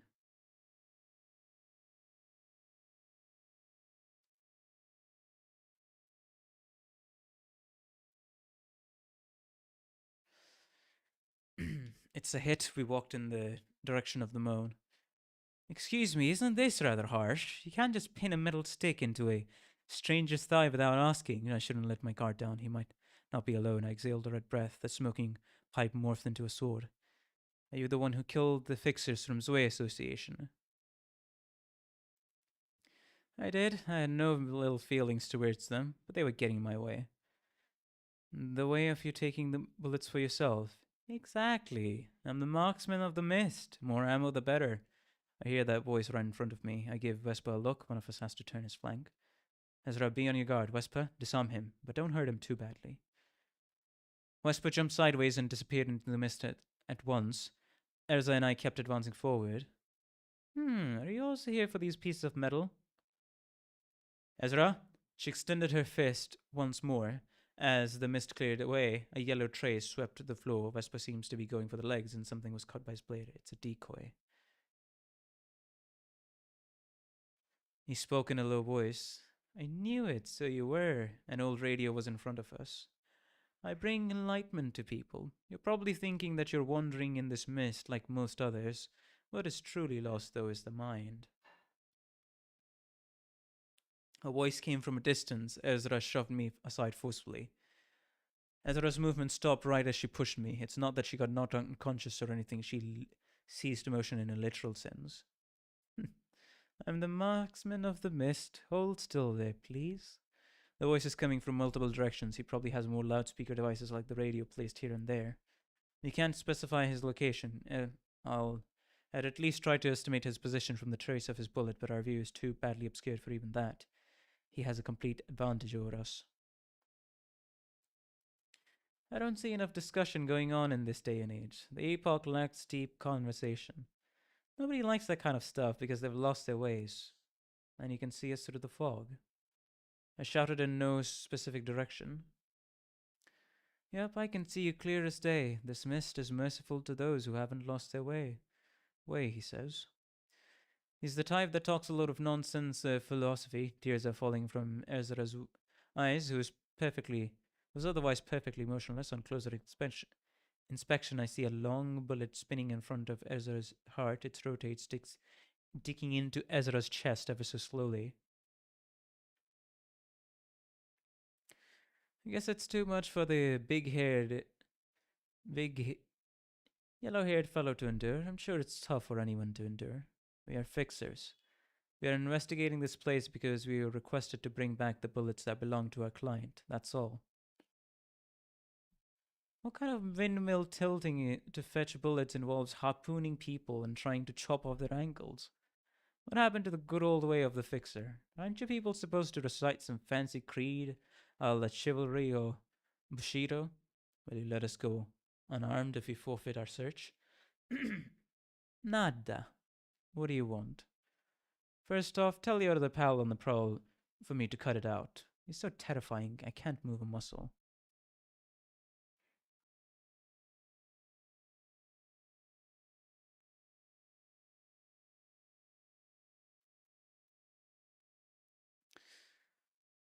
Vespa, stop! I shouted out to the air. I presume he's spiritedly scouring every corner of the area right now.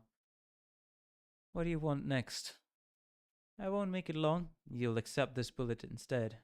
I'll put a break on the one that's digging into the heart of the yellow-haired lass if you do. I'll accept it. Are you going to be okay with that? Vespa appeared next to me and asked. I nodded in response. An outstanding attitude. You have managed to withstand my bullet so far. Tears are still flowing down Erza's face. The Section 3 fixers died shedding tears. These signs make it evident that the attack is of a psychological nature, whether it's a distortion or a psychoment user, meaning it won't be a test of physical endurance, it's going to be a matter of willpower. You look like a smart cookie, but you know that intelligence and strength of will are two different things, right?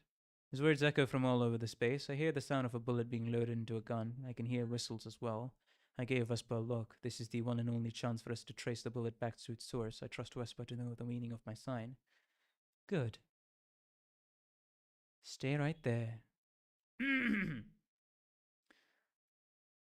was surrounded by darkness. Why is it so dark? It's because my eyes are closed. I opened my eyes. In front of me are a group of people donning dark coats and slaying others with their blades. Their shoes clank on the floor in synchronized motion as they march on, cutting down whatever stands in their way. People resist and wane with edged objects before their assailants, and their tools of self-defense are cut through. Curved scimitars mow down victims like seeds, like scythes reaping crops. Yep. Scene of the smoke war. I look down at my body. I'm wearing the same black long coat as they are, except mine has a special treatment added to it. I looked around, a massive and antique gallery. The marble floor, drenched in blood, makes a vivid contrast with it. A one-sided massacre. I moved my hand to place it on my forehead. However, it touched a cold mask instead. I'm wearing a mask. Upon being touched, it shows the personal information of the people in long coats, such as their names and age. I rub the mask again to turn off the display. Someone approaches me. A person in a dark long coat wearing a golden mask with the symbol of an eye came to me and spoke. Captain, you've secured Eunice's family. How many are they? 4, ma'am. There could be children among them. My moral judgment holds no meaning, however. I must, act according to Diaz's will. There is no need to bother informing myself of unnecessary details. I didn't ask further about them. Family members. Their fault is that they were an obstacle to the path Diaz pursued. That is enough reason. Slaughter them. I am Moses. I am the captain of the Udjat. Noise!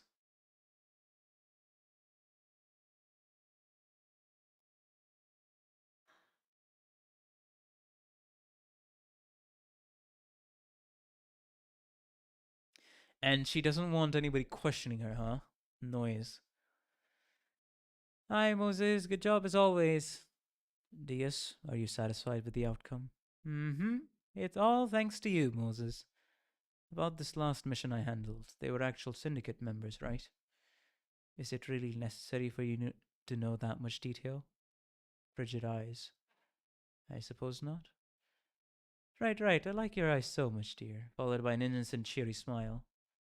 You've done a good job today, so let's go out and treat ourselves to some nummy food. Diaz. Whoa!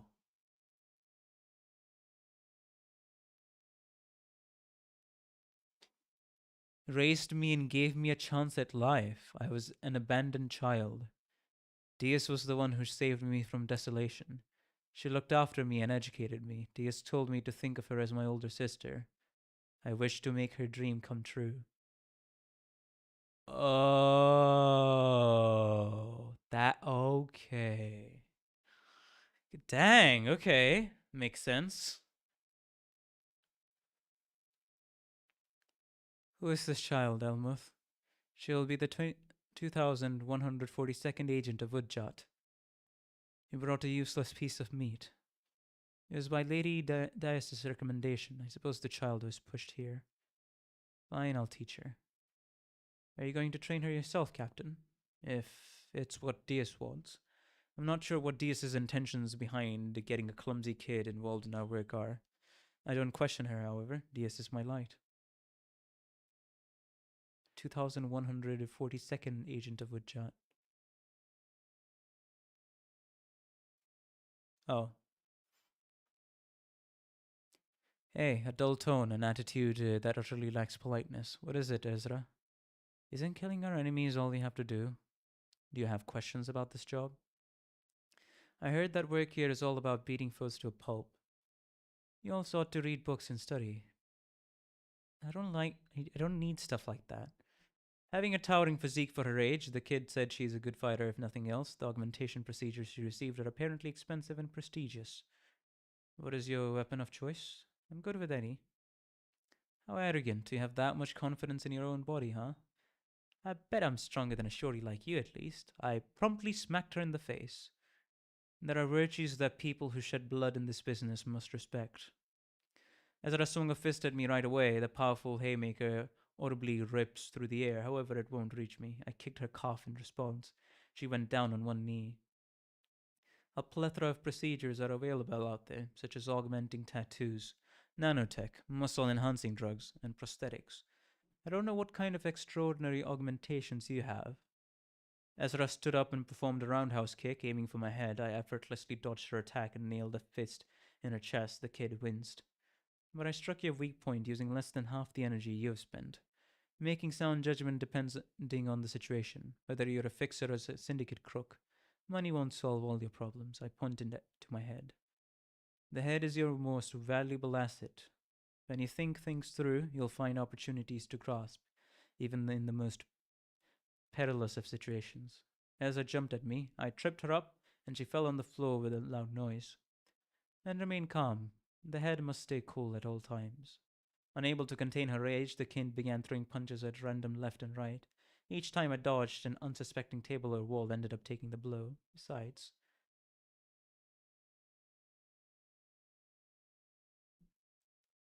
She swung her fist at me with all her might. The clenched fist fiercely draws near me, causing a shrieking wind. I cannot get out of its way. I have no need to, rather. I am stronger than you. I stopped Erza's fist with a single hand and gripped it. Crack. I can hear the bones in her right hand break. I'm teaching you what you need to know to become a proper member of Udjat. Do you understand? Still indignant, the kid was shedding tears. And next time, call me Captain. Dang.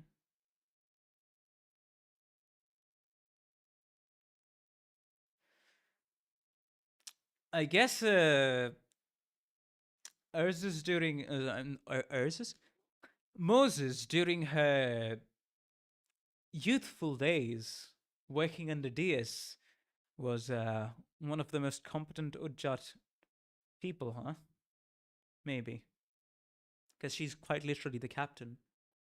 Several missions went on. The Udjat agents handled their task without any one of them falling behind. They do not question a single thing about their work. I remember the name of every single member of the Udjat. To me, they are my new family. The respect for me and the sense of fellowship may have played a part in their willingness to carry out preposterous and cruel jobs. Of course, money would be the most important motivation that allowed this office to operate in its unorthodox way, with the exception of me and Ezra. Captain, are we fixers? Ezra asked. It seems all the studying gave her a sharp insight. We've all started out as fixers. I looked it up, found out that Udjat is registered as an office, and I saw that you're listed as its leader instead of Lady Dias. She acts as a client giving us requests, a massive office serving one purpose. Wow. Whoa! Yeah, I was about to ask the question, what are the Udjat? I mean, it's a personal army, but they're registered as an office? A massive office serving one person. That is what Udjat is. But in my opinion, what we do is, your opinion matters little in this subject topic. We would seem no different from a syndicate in the eyes of the unaware. And what's the point of the line fixers are not meant to cross, Captain? We cross that boundary all the time. I heard that fixers are free to take any requests, though it's mandatory to report their results to the HANA Association. I nodded. HANA Association reviews the jobs the fixers handle. It considers promotion or demotion based on those evaluations. We are a grade 1 office. If that's the case, why won't the HANA Association demote Udjat, let alone expel it? The wealth Diaz possesses, her uncourteous way with words, and her connections. Everything revolves around Diaz. Ezra's eyes were opened, same as the doubt I feel. Ezra knows that something is off about our job. A fixer isn't supposed to kill a civilian who is unwilling to fight. Diaz doesn't care about such rules. She exploits and eliminates anyone in her way, civilian or not. I get my hands dirty for her sake, because I believe in Diaz's dream. Diaz's dream. For the sake of the dream, The unstable trip down memory lane accelerates in fragments. Noises and cries fill the reminiscences. The sounds that call me. The voices that resent me. I've brought new work for you, and a strawberry cake too. Oh, what is the time? Diaz. Stranger with a person. Say hi. Great eyes. Hey, why don't we try something huge this time? What is it now? I bet it's another odd job. It's a war? What are you? This is necessary for me to become a. You're on my side? Oh, I brought new work for you, Strawberry.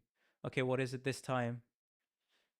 Diaz brought a strange person with her on her way. Say hi.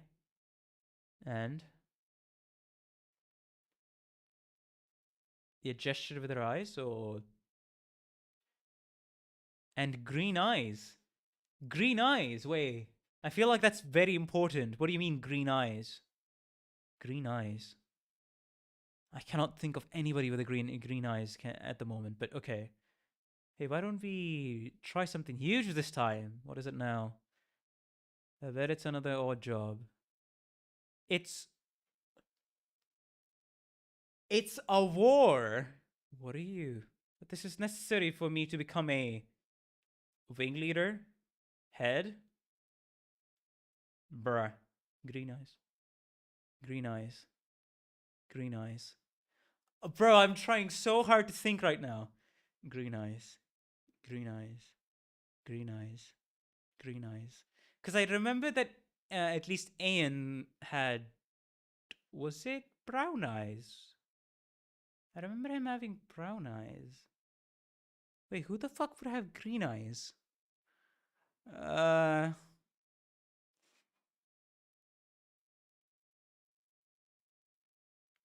What the fuck?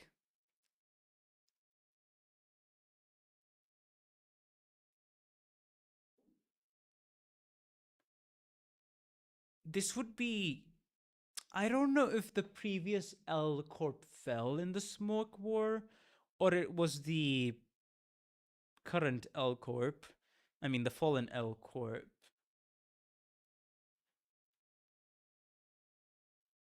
I don't think I personally met them. I really don't think so. Because I'm trying to think that no, Iron had different eyes. Carmen had red eyes. Angela has blue eyes, so that's already not it.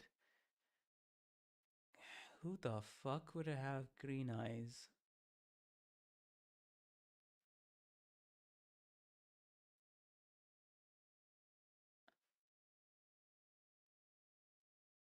Green eye. Would it be any of the other researchers that got turned into Sephiroth? Melkurt? No. Hod? No. Nezak? Would it be Netzak? Wait, would it be Netzak, the drug addict guy in Lobotomy Corporation? That's the one I remember with that had green eyes. Then there's Yasod, there's Bina, there's Gebura, there's what's it called? But wait, why the fuck would it? But here comes the question: why the fuck would yeah, what's it called?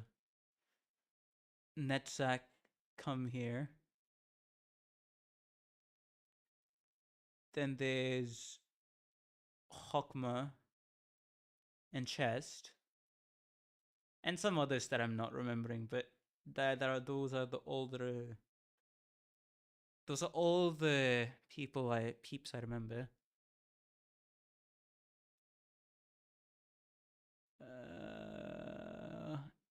What would they be referring to? Green eyes, eh?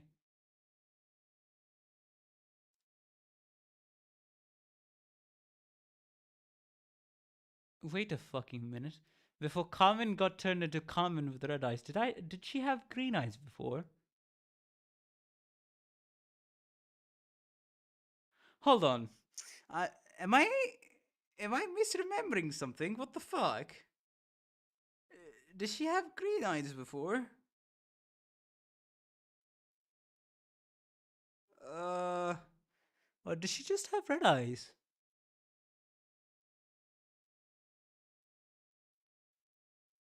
Carmen's eyes are always right. Okay. Green eyes. This is one of those I don't even know if this would even count as a spoiler talks. Ah. Green eyes. Green eyes. No, it's not going to be the Jade. It's a little too early in the timeline. Is it going to be the library? No. Wait, well, that would make absolutely no sense considering the time period this is taking in. This would have to do something with Lobotomy Corporation. Green eyes. Want a hint? Yeah, you know what? Sure, give me a hint. Sure, give me a hint. I'll take a hint. I'm a little too curious at the moment.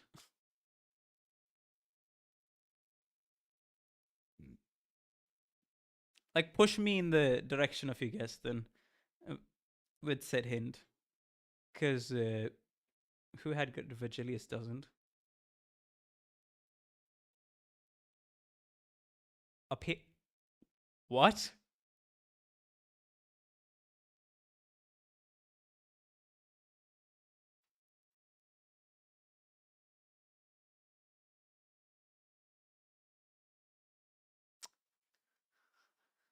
Hold on, what? Uh?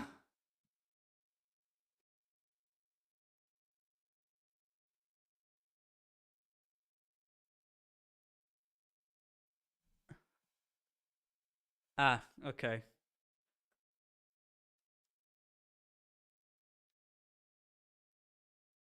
ABC. I don't I am not computing what B would be. What B would be. Interesting, that rhymes.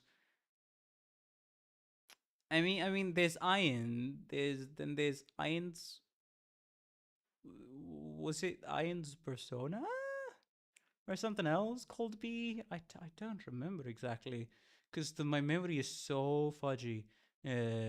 Compared when I look back on Lobotomy Corporation lore, and I only remember some of it. But I do remember there was B.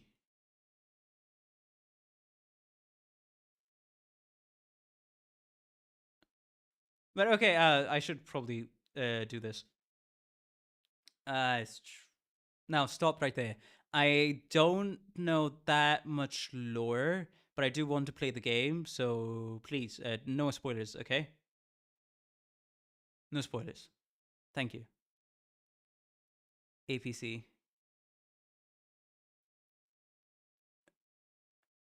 This is your last warning, since I will be playing Lobotomy Corporation as well as Library of Ruin, and that's why I'm just trying to get some hints. Eh.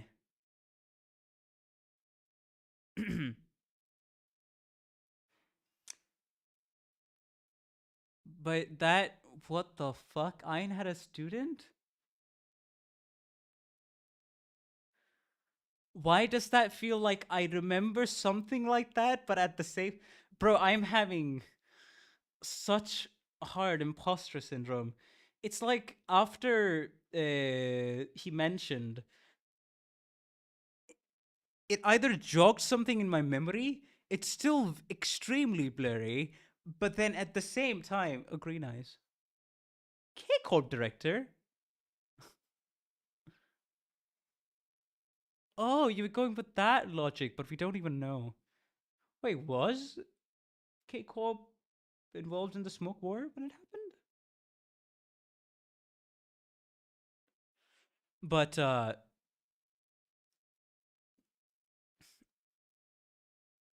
yeah, that, I mean, that is one person with green eyes. Yes, I guess.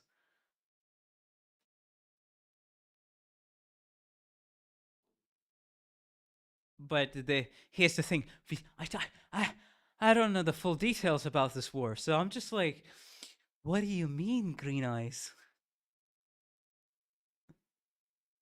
They're gonna have a grand old time doing low readings in Runa. At this point, right? Because as soon as the APC here in chat mentioned Ein student B, wait, wasn't Ein's other persona B? If I remember right, it's like a one. It was either a persona or was this a uploaded consciousness as a fail safe in case something goes wrong, and it's stuck in an endless cycle of trying to go through things and trying to do something with the energy production for Lobotomy Corporation. So something be as a failsafe plan, maybe something along those lines that I don't remember.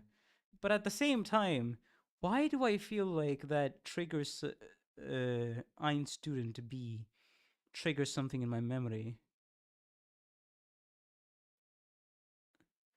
It's just that weird. It's just that weird streamer. He doesn't know energy because everything you've been curious about been explained. Considered an incentive to go through Runa. Very fun to giggle as a viewer.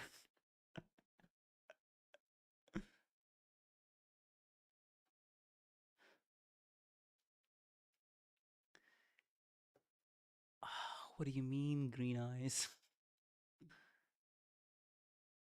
The library wouldn't be involved in this, right? We were a little too early in the timeline for that.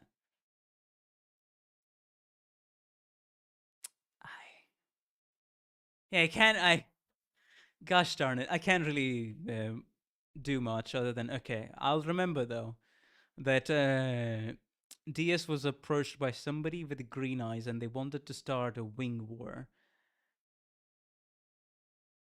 And it's necessary for her to become either the head or simply for her to become, I guess, the head of uh, a wing, or establish a wing, something like that.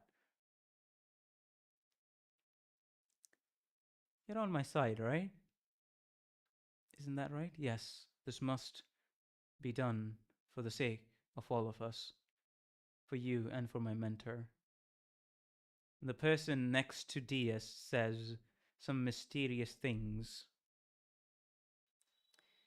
Even. Wait, what? Even can tell. Even I can tell. You're no fixers. You're just mass murderers. Even I. Even I can tell we're no fixers. We're just mass murderers. Did you want to become a fixer? I wanted to dream the same dream as her together. I wanted to dream the same dream as her together? Wait, what? What the hell's going on? I wanted to take that path. Your eyes are precious to me. Your eyes are precious to me.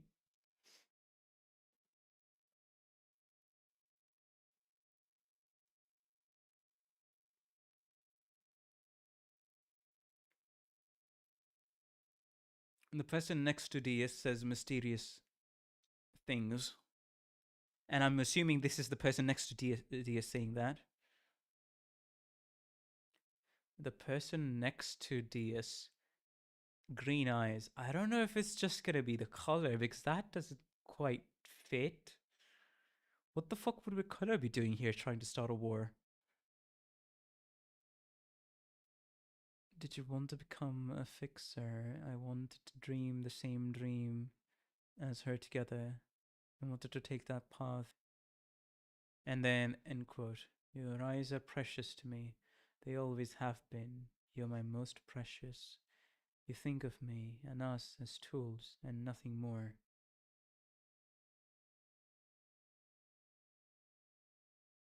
R-Corp?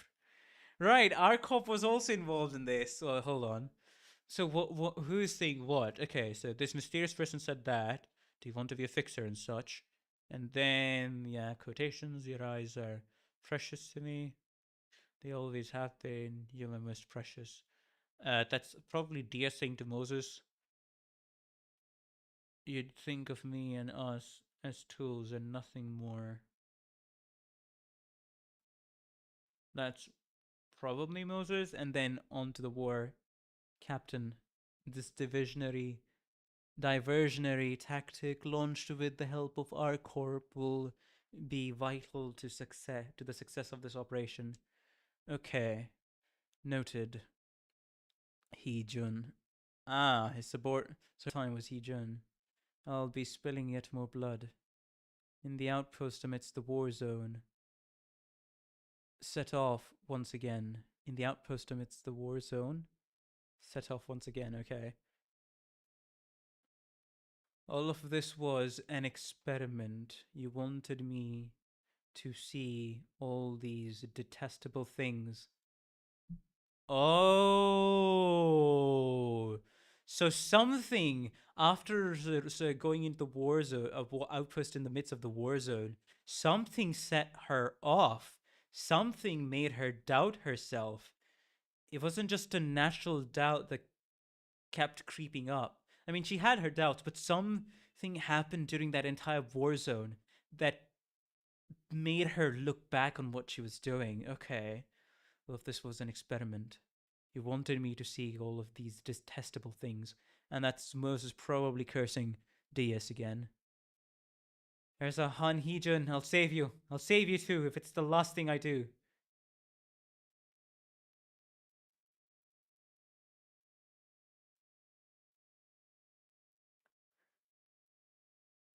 Captain Moses.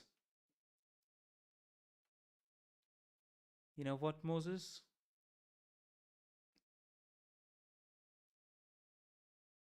So somebody screamed back. And this is where. Ah, yeah. I knew it. I knew it. I fucking knew it. And she already has enough money, more than a wing, than that she's aiming to be the head.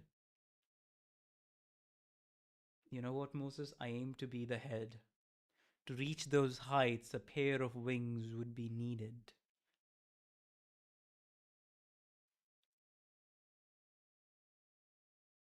Deus, you are my.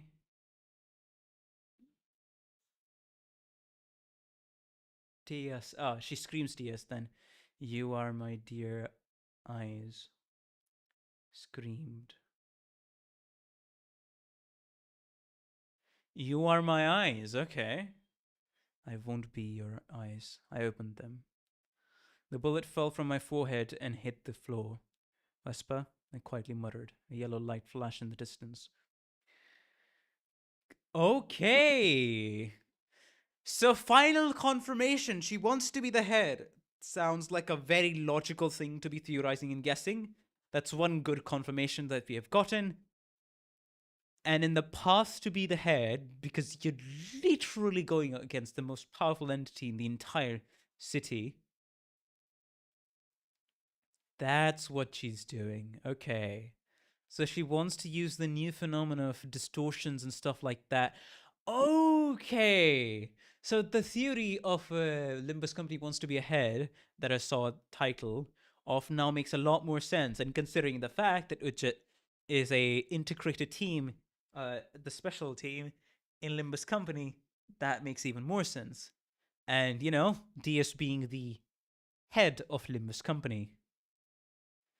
Okay. Alrighty.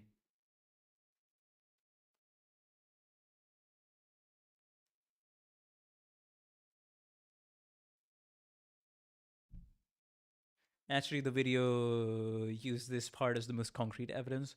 I mean, quite literally, you can't get any more concrete than this in Moses's shizo, in Moses's traumatic flashbacks.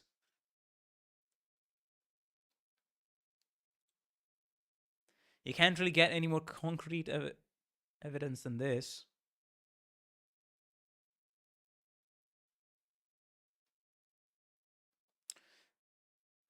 Chapter 38, The Marksman of the Mist. Even though he has no mouth, I can almost picture one jabbering away when I listen to his babble. Not bad, you actually withstood the test of my bullet. The marksman groaned as he spoke. Whisper subdued the marksman and made him kneel in front of me. The bullet aimed for Ezra stopped as well. She's lying next to me, unconscious. A steam-powered rifle. It's similar to Psychoment, as Yuria described, but this isn't one. This is distortion, one that maintains reason. An uncommon type of distortion. Usually distortions twist into a form suited for claiming and experiencing their desires in one-dimensional ways. It's unlikely for a human side to remain, however. On rare occasions, distortion may remain their humanity and possess a capacity to plan a way to sate their desires. The sapience does not make them particularly more lethal or dangerous, but it does become a nuisance to deal with. To keep their desires hidden under layers of facade similar to humans, even so, it's still possible to figure out the cause of those distortions as their thoughts are warped and linear nonetheless. I believe there's a fine line between psychoment and distortions of this type. They're at the crossroads between making a step forward to manifesting psychoment and staying as a distortion. Manifesting a psychoment and staying as a distortion. Exactly what happened to Dongbiak. Dongbiak. I'm forgetting Dongbang, Dongrang, Ding Dong, Ding Ring. How many permutations of the name am I gonna go through before arriving at the boss of Canto 4? I mean to say. Because yeah, you distorted first, Dongrang. Thank you. He distorted first and then manifested his ego, basically. So this is the process being referred there. If I had to guess, I gave a no at my pipe. Here are the bullets of the thumb. The Distortion, who introduced himself as the marksman of the mist, had a bundle of lenses for a head. A combination of a large lens and smaller compound ones.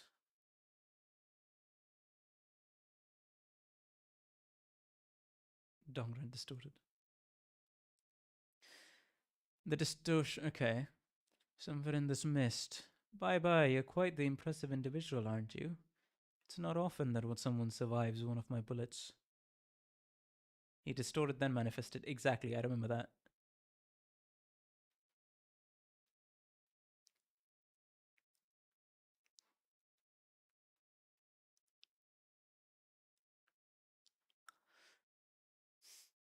This man needs bullets. It means his gun manifests through the distortion imbues any ammunition loaded into it with its unique property when they're fired. Yeah, what it takes to stay on the right path.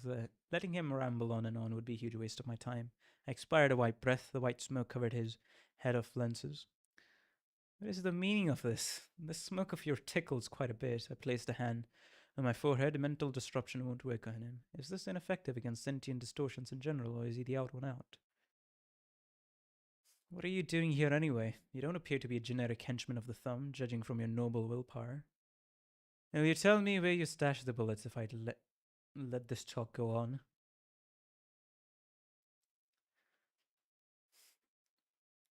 I see you're under the impression that the conversation here is a waste of your time. Why do you think that? Is it because you were ordered to retrieve the bullets? But hear me out, chin-wagging with me will prove to be most valuable expenditure of time. Oh, absolutely. It might even be a chance to realize what you want out of life. This is driving me insane. Even though he has no mouth, I can almost picture one jabbering away when I listen to his babble. Right, let's do it this way then. I'll teach you one of these two. The location of the bullets or the secret of this nest. Which do you want to hear?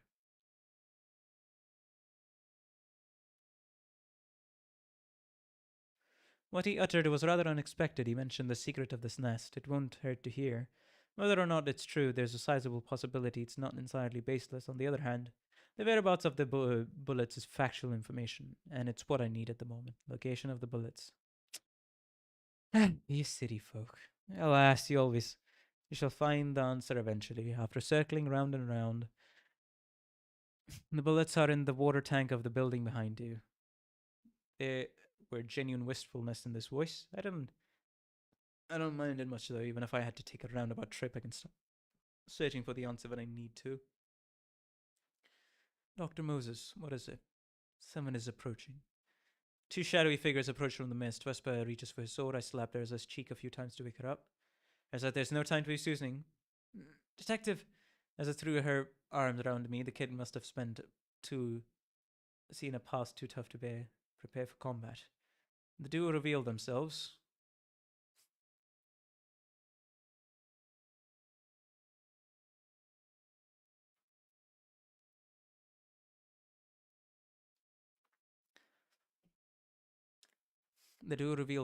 One of them was a person, slightly taller than me, though he is by no means a tall person.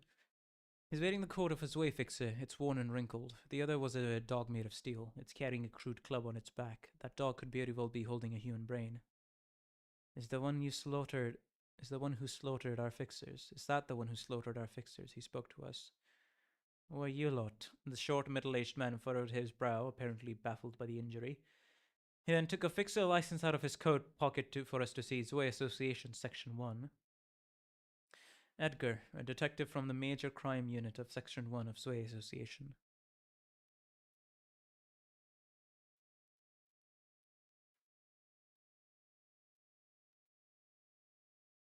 Edgar.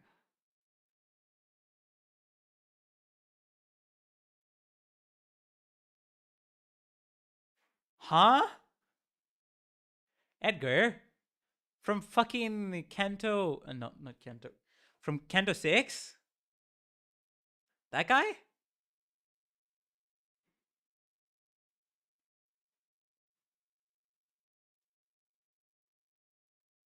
What?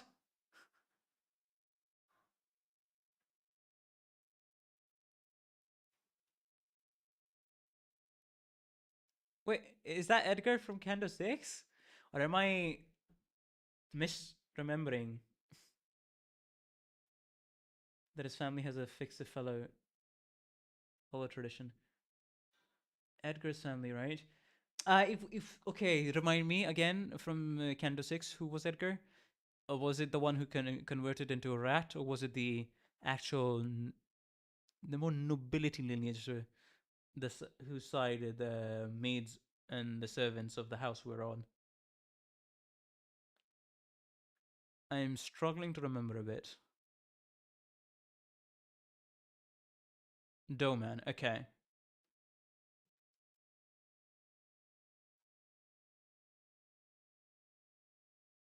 Also, Don had a feeling that Edgar was a familiar name. Ah, Linton. Linton mentioned that he had a brother who won't be pleased with what's going on. So his Linton's brother, Edgar, is from the Sway Association Section 1 and a detective from the Major Crimes Unit at that. Okay.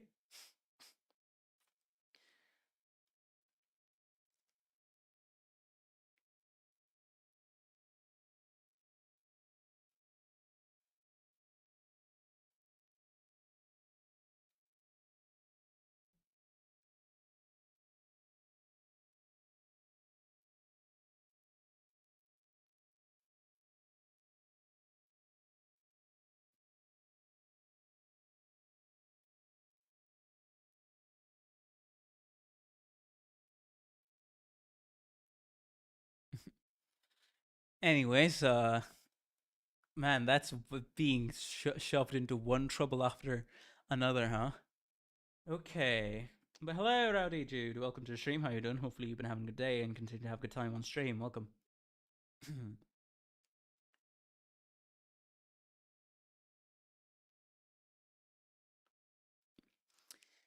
The Major Crimes Unit of Zoe Section 1. Some high-profile individual we have here.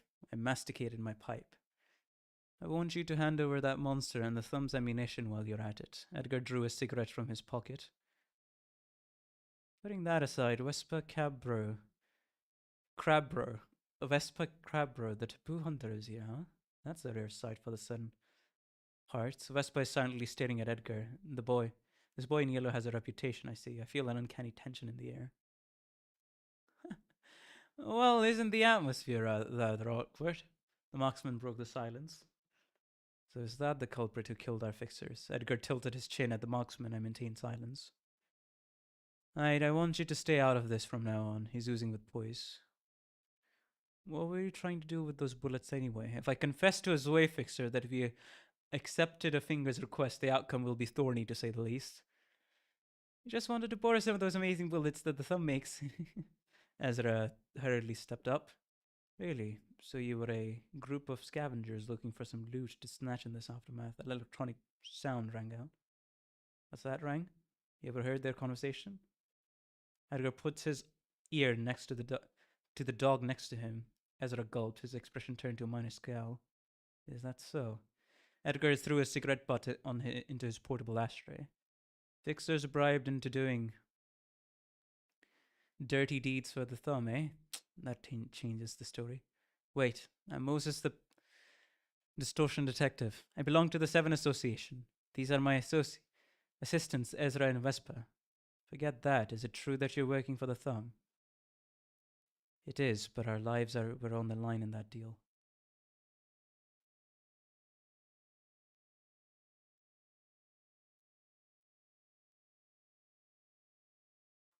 The city never runs short of felonious scum. Fixer affiliated to an association taking work from a syndicate. This is troublesome. The problem isn't that we're facing a fixer from the section of an association. The association he belongs to is the issue. Starting a feud with Zoe Associate fixer who works for the safety of the city, essentially opposing the few remaining upholders of justice in this civic jumble. Although it will take some time, the only option we have is to follow them to the station and give our testimony of the situation. Besides, Diaz has our back. I presume paperwork won't bother us for long. I could cuff you and take you to the HQ for formal procedures, but I'm a stubborn fool.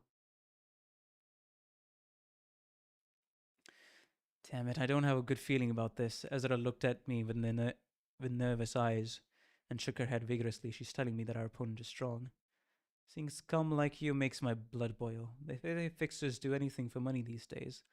but partaking in the slaughter of innocent people led by a finger. That's where I draw the line. Edgar shook his hands, then his canine companion merged with him, transforming into a suit of metallic armor covering his body. It was as if a shepherd dog assumed an anthropomorphic form. In Wuthering Heights, the book, Linton is the last name, Edgar being his first. Ah, but they flipped it here because they had already written Edgar and DD, so they became related without having a second same name. Ah, Rang, it's time to bring justice.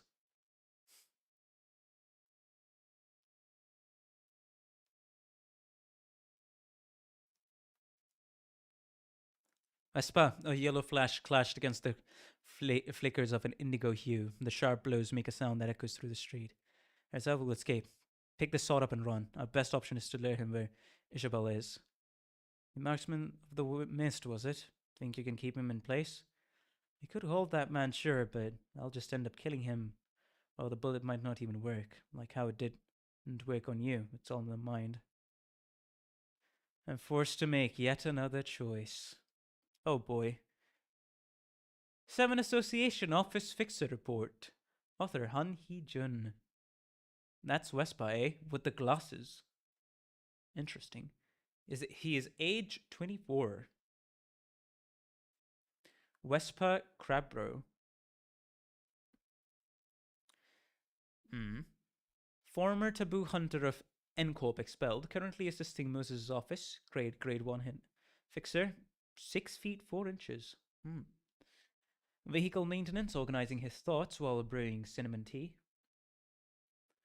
Hobbies are vehicle maintenance and organizing his thoughts while brewing cinnamon tea. Specialities, driving and tracking. Birthday, January 24th. Likes, foodstuffs, preferably substantial meals. Large meals. Clothes comfortable for agile activities. Cinnamon, cars. Dislikes. Cat tea. Syndicates, the thumb in particular. Report, Diaz. A report about Diaz? Okay. Author Han Hee-jun. Age is unknown, affiliation is unknown, grade is unknown. I mean, age is unknown is fair enough. She's Diaz. I wonder if DS has something to do with Orc. Was it Orcorp? Where is Altus from exactly? Because that was my first instinct to call out. Is Orc or is it which corp is it that what's it called? I mean, they look a little similar. Yes. I need some confirmation though. Where is Altus from? Is she from Orcorp? That would be like something having to do with Greek. And possibly DS is from around that area. We don't know Altus's affiliation. Ah, okay, gotcha. I guess, god dang it, another 11. So Canto, we gotta wait for Canto 11 to truly know stuff about Altus. But do we know any corporation or any wing that has Greek influence? Like any tidbit of mention about anything Greek inspired, other than Diaz and her Ujar, right? Other than that, that's the thing I want to know. We don't know. Okay. I question then. What is O Corp about?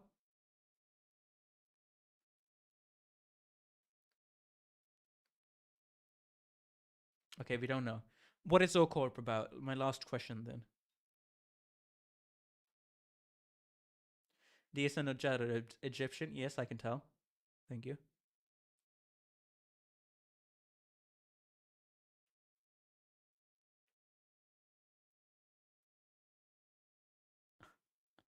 I mean, it would be two on the nose. Not R Corp, O Corp. I don't think we've gotten a lower down on O Corp yet. Okay. Gotcha. Because I was just thinking, wait, maybe Odyssey? But no, that would be too on the nose, and they would be smarter than that to drop hints and such. Huh. Okay. Egyptian inspired, huh? Well, I wouldn't know the roots, so and also I'm not gonna spoil myself because hey, considering the amount of content I've consumed for fictional worlds, world building, and writings, as soon as I look at the roots for any of these stuff, any of this stuff, it's like it's almost like I'm going in the knowledge that the developers or the writers of something are gonna pull from. Only thing we know of O Corp after all these years is still just the balloon people. What?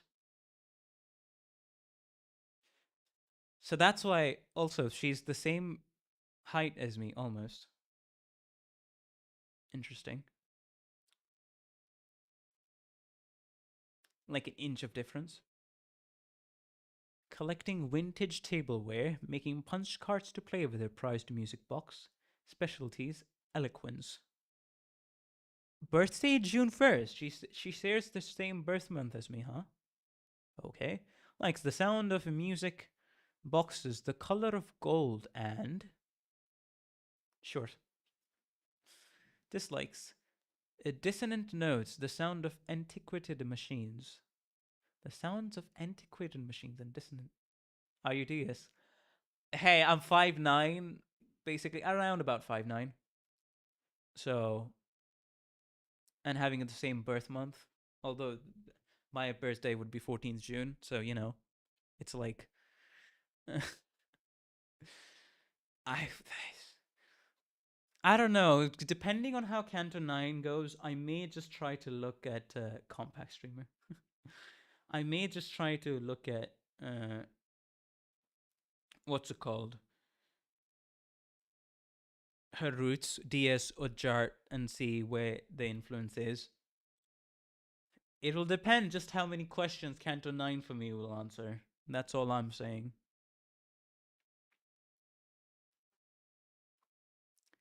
Chapter 39, Edgar. Edgar's determined scout echoed. Edgar's determined shout, not scout, echoed through the basement. Also, we only have 4 more chapters to go. We're making some good progress, gotta say. Making some good progress.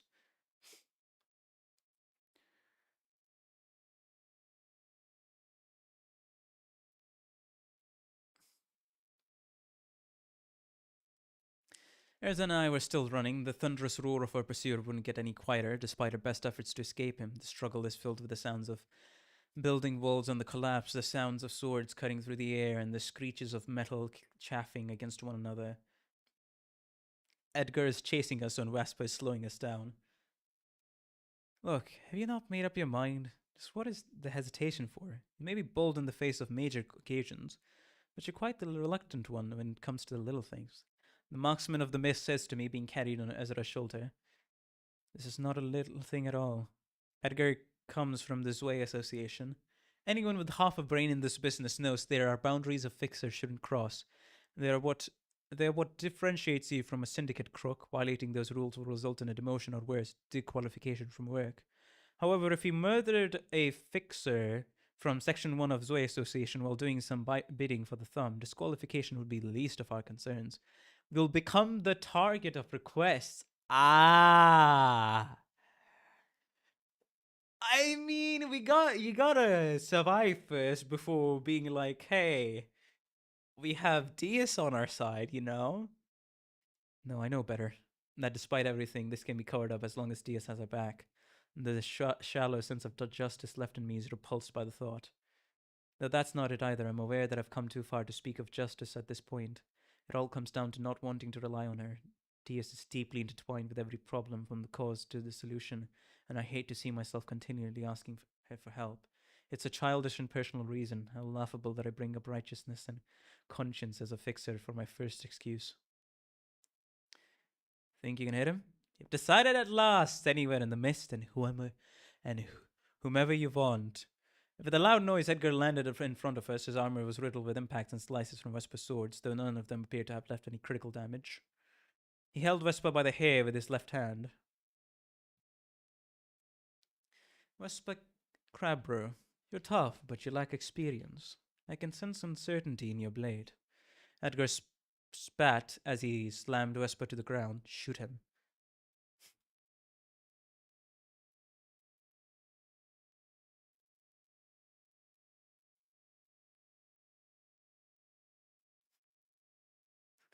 Moses already violated a whole district taboo.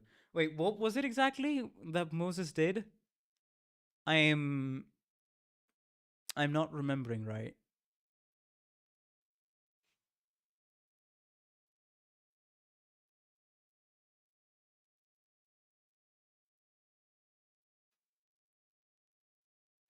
Oh my fucking god. I as soon as I read Moses violated a whole district taboo, I have DS in my mind too much, man. I in my mind I replaced the word Moses with DS and I was like, wait, which taboo are you talking about that DS violated? I didn't hear myself speak Moses. Gosh darn it. That's how DS gets here. She takes she starts encroaching on your mind. Gosh darn it, DS. Anyways, let's continue. I remember now. Yes, thank you. I remember now. Encop taboo. Just like he did with Don. uh, The marksman of the mist pulled the trigger right on cue. The bullet was aimed for the center of Edgar's forehead. He easily dodged the shot by tilting it to the side. Using cheap little tactics, aren't you? D's in the head instead of Don. Nah, nah, nah, nah. Nah, nah, nah, nah, nah. I would not like to be an old woman, so there you go. I'm fine as a Don's face on a robot, on what's it called? Tin Man's body. Said a deep voice. Then Edgar swung his fist at me. At that moment, Erza tossed the marksman into the air and stopped that fist with both hands. Another shockwave shook the street, crackle and then crunch. Erza's arms broke from the overwhelming impact. She coughed up blood and fell on her knees. He clenched his fist and extended his arm once more. An attack with murderous intent. He's trying to kill me with his fist. I kept my eyes open and looked straight into him. His fist did not reach me. Anywhere and whoever you desire, my bullet circled round and round and eventually reached you. The bullet struck Edgar's head from the back. It rotates where it landed, to be precise, and just like that, Edgar came to a halt. I caught my breath. It was one of the few moments in my life when I was ready to accept my doom. Ezra, can you stand up? This isn't a big deal. The first aid kit in Ezra's dimensional bag should be enough to take care of a broken arm. However, as it is a limited resource, I feel rather hesitant to use it right away. Vespa is unconscious on the ground, wounded and bruised. We should sort this out. Hey, how long does your bullet keep a person frozen? That depends on the person. You, for once, overcame it with much haste and elegance. Is it okay to move a person in this state? Well, I don't see it being an issue, not that I made such an attempt before. Erza can't use her arms due to injury. I tapped Vespa on the cheek a few times to wake him up. He let out a faint groan as his eyes opened slightly. Have you taken care of him? Hello, Thumbcap Warriors. Welcome to the stream. How you doing? Hopefully you've been having a good day and continue to have a good time on stream. Welcome, welcome. We are on chapter 39 on Edgar and how he was one of the related people from... This Edgar guy is definitely tough, considering he just beat up a grade 1. Muspa got up, running his hand through his hair. He looked at me, then at Erza and the marksman of the mist, and finally surveyed the surroundings to get a gist of the situation. Let's get moving first. I nodded. Vespa put Erza on his shoulder and grabbed Edgar at the back of the neck. A small act of revenge, perhaps. The marksman of the mist is plenty willing to follow us without any persuasion necessary. We should get to a good place to rest before we take the ammunition to Isabel. I wonder how the way the marksman of the mist is gonna play into this, because holy shit. Grade 1 of Sway is probably insanely tough given their whole job is jumping in the way of attacks. True.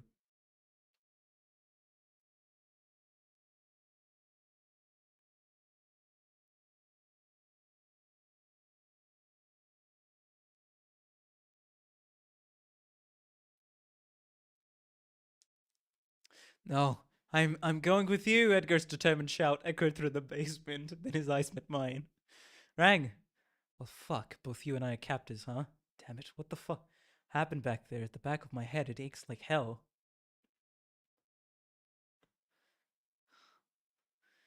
Detective, thank goodness that guy didn't die at least. Amazing. Another who possesses a spirit of steel. How how sprendiptrous of me to witness two people triumph over my bullets in a single day. I'm sitting on a crate watching our tired and restrained Edgar with a smoking pipe pursed at my lips. Erza and Wespa are waiting for my orders at the back.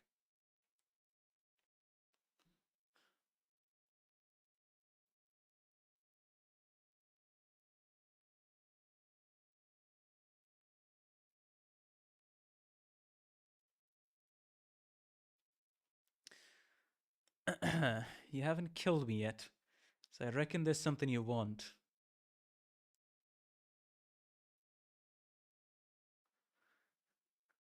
First off, I'd like to clear the misunderstanding between us, Edgar. If you mean how I mistook you for some small-time lackeys of the thumb, then you bet it's cleared crystal. Congratulations. Killing me would be a huge step in your criminal career. You're gonna be real famous among the syndicates. It might even get you a nice little position in the thumb.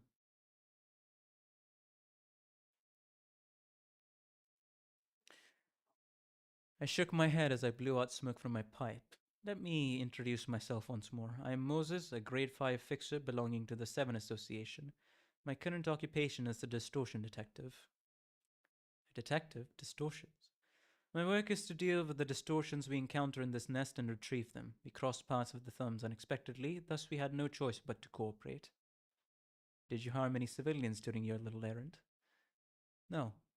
Right, maybe you didn't. You probably thought you could just be on your way after you'd done helping the thumb. I bet you never stopped to think about the lives of the innocents that would be lost to the bullets you'd retrieve.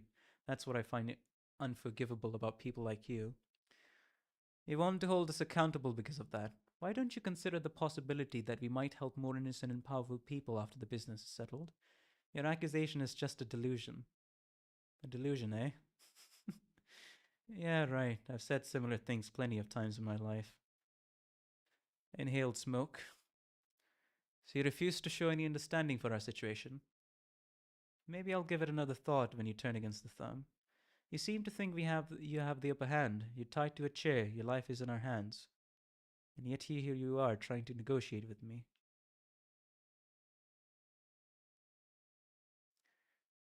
He's an old hand. He must have a rough grasp of our awkward circumstances. Edgar would like to. Oh, definitely. What would be your demand if that were the case? Do you want the thumb dead? Yep. Fine. Alright, then let me hear your side of the story. We headed to where Isabel is. Ezra and Wespa are following us, carrying the bullets. So you're collecting distortions, huh? How many have you caught so far? I don't think I'm obligated to tell you that much. I know that distortions have been causing a commotion lately, but I'm not sure if you can just meet them whenever you want. It's a trade secret. We're about to arrive at the house that the thumb took over after murdering its previous residents. Isabel and her group greet us in front of the house. You're back, Miss Moses. Edgar runs at her as soon as she stops speaking. Edgar's metallic dog once again becomes a suit of armor that covers his body. His iron-clad flesh struck Isabel's face right away. She was slightly knocked back, but retaliated with a knee to Edgar's stomach. The mutual attacks created a bit of distance between the two. Let's go! Oh, they'd be best friends. True. This this is quite the impromptu team up. Edgar from Zwei Association, Wespa, a former NCORP taboo hunter, a grade 3 fixer, a former captain of the Ujjat, which was extremely powerful back in her day when she was not an oldie, but right now holds a grade 5 fixer license, and a conscious distortion. A sentient distortion that hasn't gone crazy. Okay. That is quite the tactic. Oh, I'm curious if they actually team up later because we only have until chapter 42, right? Isabel speaks, spitting bloody saliva. I shouldn't speak with her. Destroying the assemblage of the Thumb's members with no room for negotiation. That's the condition Edgar offered. It seems I can't avoid sinking into pits of violence no matter what I do. Erza, Wespa, will support him. We're facing a capo and 20 soldatos from the Thumb. On our side, we have 2 grade 1 fixers, 1 grade 3 fixer, 1 grade 5 fixer, and 1 distortion. Chapter 40 To Bring Justice. His movement unfolded before my eyes in slow motion, as if all of it were crystallized within a phrase. Wespa, you're free to brandish your weapon with no constraint this time. I've been waiting for this. Wespa nodded. Imagine his sword was held back by worry when he was fighting Edgar. The boundaries of a fixer are no concern against the Thumb, however. Wespa drew his blade and charged into the soldatos without hesitation. War criminals, warrior of justice, ex-bounty hunter, yapper, and a dog against the local mafia.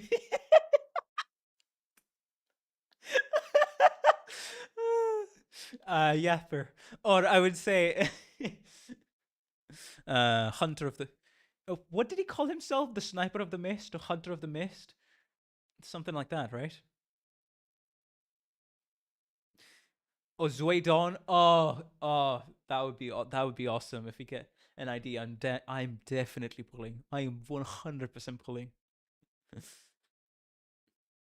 Marksman of the mist. Yeah, that actually rhymes. It's a cool little title, not gonna lie. The boundaries of a fixer are no concern against yeah. We have their ammunition and such they're devoid of the means to stop Vespa and Erza from approaching them. Edgar is in a scuffle with Isabel. Isabel's brash knuckles collide with Edgar's steel fist, creating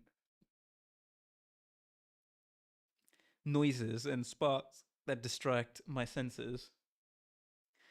Edgar should be able to handle Isabel on his own if we keep the soldatos occupied. The problem is how the 4 of us are going to take on 20 of them.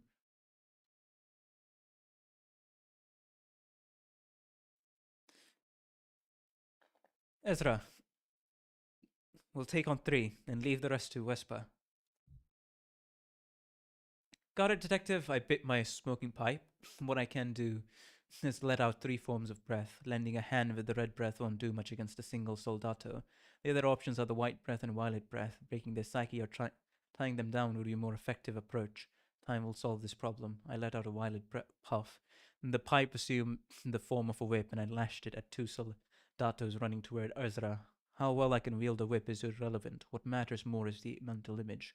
I have to picture how I will bind them in clear detail. As I do, the whip wraps around the victims and purple thorns dig into their skin.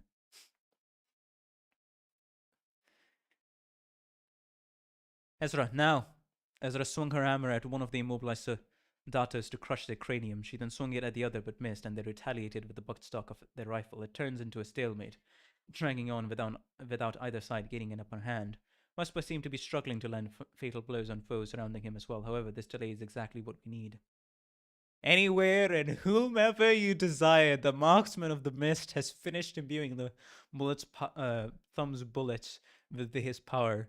His shots hit one after another. Some manage to react, but the bullet takes a torturous route and finds a way to get to them regardless. One by one, they cease movement, and the last bullet struck Capo Isabelle. That's what got me, huh?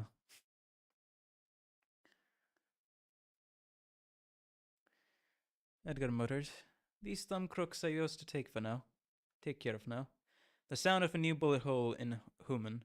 The bullets have already begun to pierce those who couldn't overcome the trial. Edgar watches as the soldatos fall.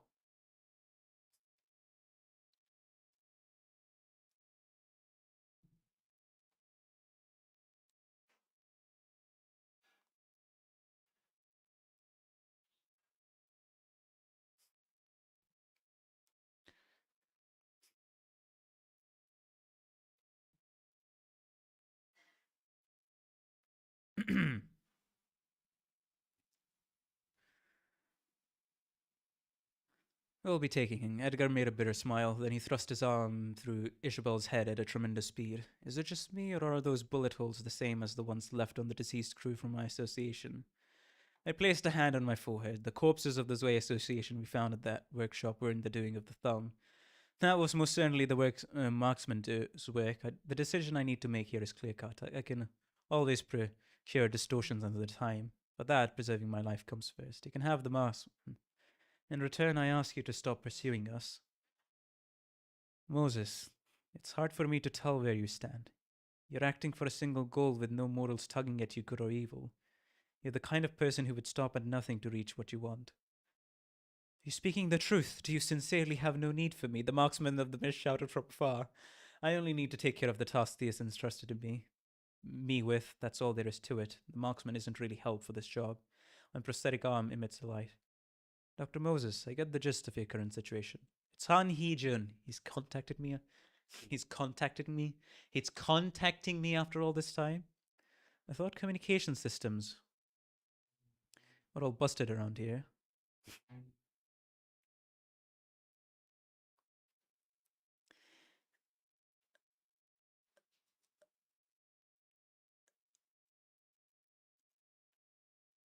Edgar murmured to himself dryly. He must have mixed feelings seeing this kind of technology, given his crew probably had a hard time requesting assistance here. Lady Dias says she'll have the aftermath cleaned up. I want you to secure the marksman of the mist. Han Hee-jun has been watching us all along. He's at least seen enough to know the context of the recent events surrounding me. He most likely kept an eye over us when we were being chased by the sweepers and when we were negotiating with the thumb. I'm not even surprised. This is how Han Hee-jun works, and what he said just now is a roundabout way of meaning that we are allowed to kill Edgar. It's an indirect order from DS to do so. I'm not going to kill that man.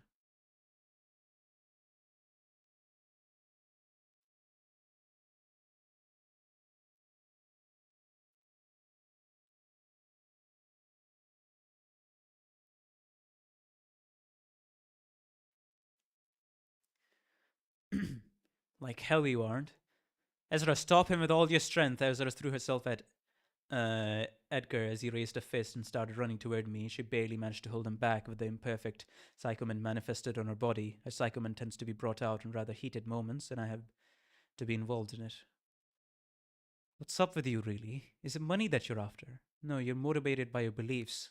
Not the honest kind, though. Your twisted beliefs gnaw the things in your wake. With a half-hearted sense of justice, you spared my life while taking down the thumb's mooks. But that sense of justice is easily broken as soon as it drags you down. Or maybe your justice was too soft to even break in the first place. You're a band of scum. There's no doubt about that. I tensely held my smoking pipe in my lips. As Edgar said, I act according to my beliefs. Atonement. Self-consolation. That is the only goal I need to achieve. Nothing else matters. I move purely for the single purpose. I took a breath and let out paleness. Turquoise blue powder covered Edgar. Detective, why? Erza yelled at me. Thanks for pointing out something I am painfully aware of, Edgar. I won't kill you for the sake of my scummy beliefs. Rang, it's time to bring justice.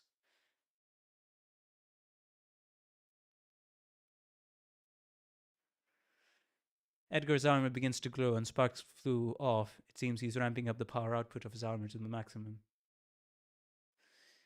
Pushing Erza away, he bolted forward. His destination isn't me, it's the marksman of the mist that he's aiming for. A bolt of blue light dashes across the street. He sprints on all fours, assuming posture reminiscent of a wolf.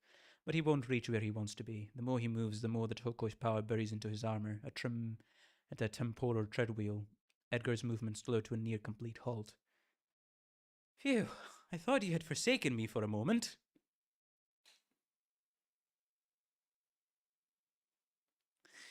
The marksman of the mist descends from the building and comes running. Erza is looking at me with tears in her eyes.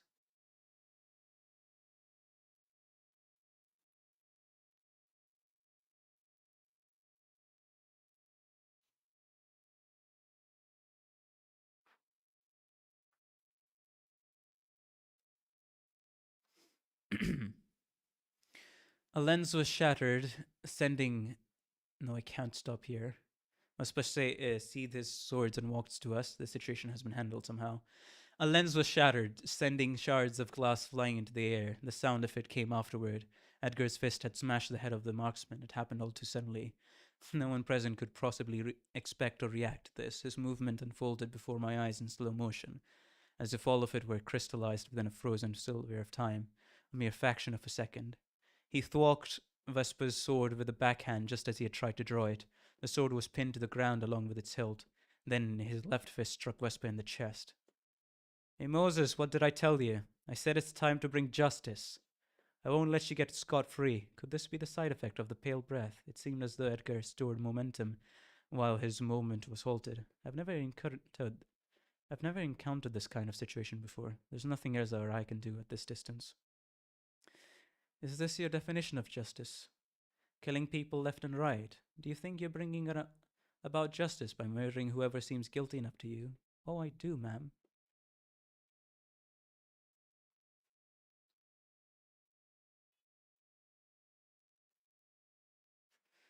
Edgar grabbed me by the neck and lifted me upward. His grip is iron. It feels like he could tear apart my throat at any moment. Even this likely isn't the full extent of his strength. As a grapples his arm and kicks him to no avail, he won't flinch at all. The marksman of the mist is dead. The thumb's crooks are slain. You know who we actually are, too. What reasoning do you have left then, butchering fixers out of mere spite? Think running your mouth will save your life? I believe I'm describing the situation as it is. What you're doing at the moment is no better than a syndicate's behavior.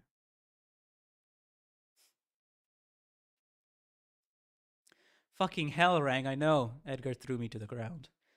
I'll remember you, Moses the Distortion Detective, and your assistants, Erza and Vespa. I'll be in charge of every damn thing you do in this nest. Well then. Rip.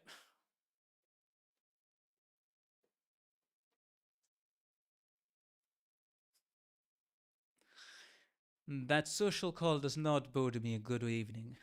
Hotel Larire. I activated the prosthetic arm. We failed to secure the marksman of the mist. That's a shame, Doctor. Though it's all right. Please continue with your work. And it's getting late, so you might want to look for lodging first. There is no ill will or reproach in his voice. To him and Diaz, this is but a small detriment.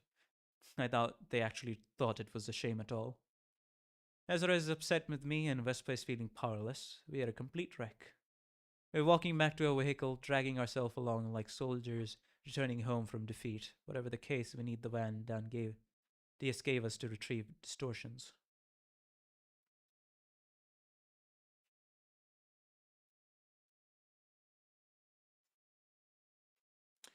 Erza, I had to take the option with the highest chance of success.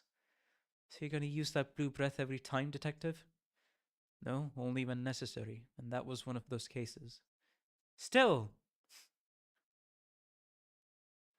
None of us had no means to stop Edgar. That was the reality. Erza was weak, even though she has psychoment, a power she couldn't fully control is still a weak power. Vespa is silently following us, staying out of the conversation. Remember, Vespa, our goal isn't strength or vengeance. All we should do is find and retrieve distortions. And that is for your personal satisfaction. Satisfaction, I imagine. Correct.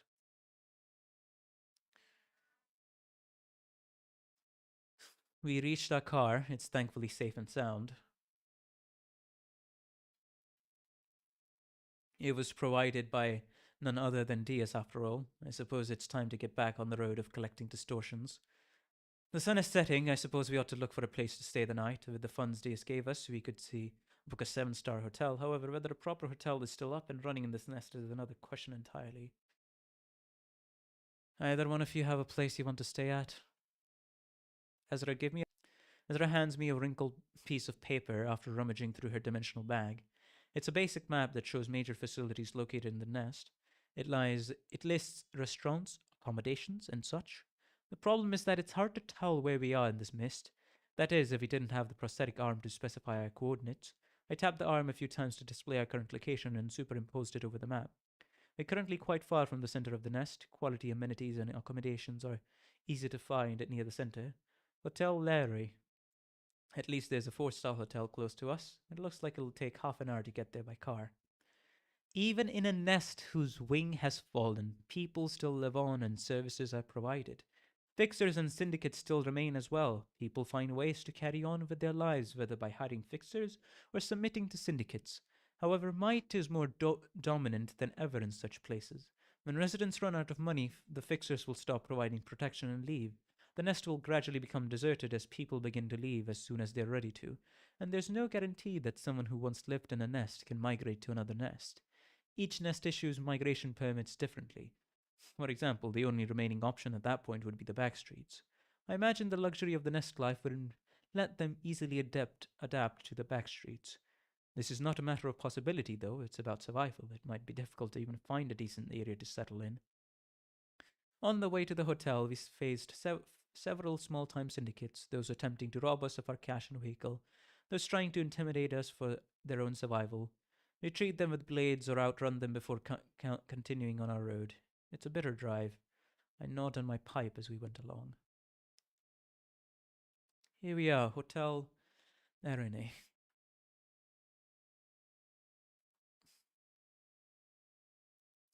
I wonder if it's in business. We'll figure out. We'll find out once we get in, Junior. After exiting our vehicle in the parking lot, we headed to the main gate of the hotel. Greetings, esteemed guests. My name is Root, the manager of this hotel. Would you like to check in? Are you here to assault us? I'll have you know that our hotel has a contract with an office employing multiple Grade 1 fixers, so I'd suggest that you want to stay out of trouble. You'd like to check in. May I look at a piece of identification from your group's representative, then? I handed over my fixer card.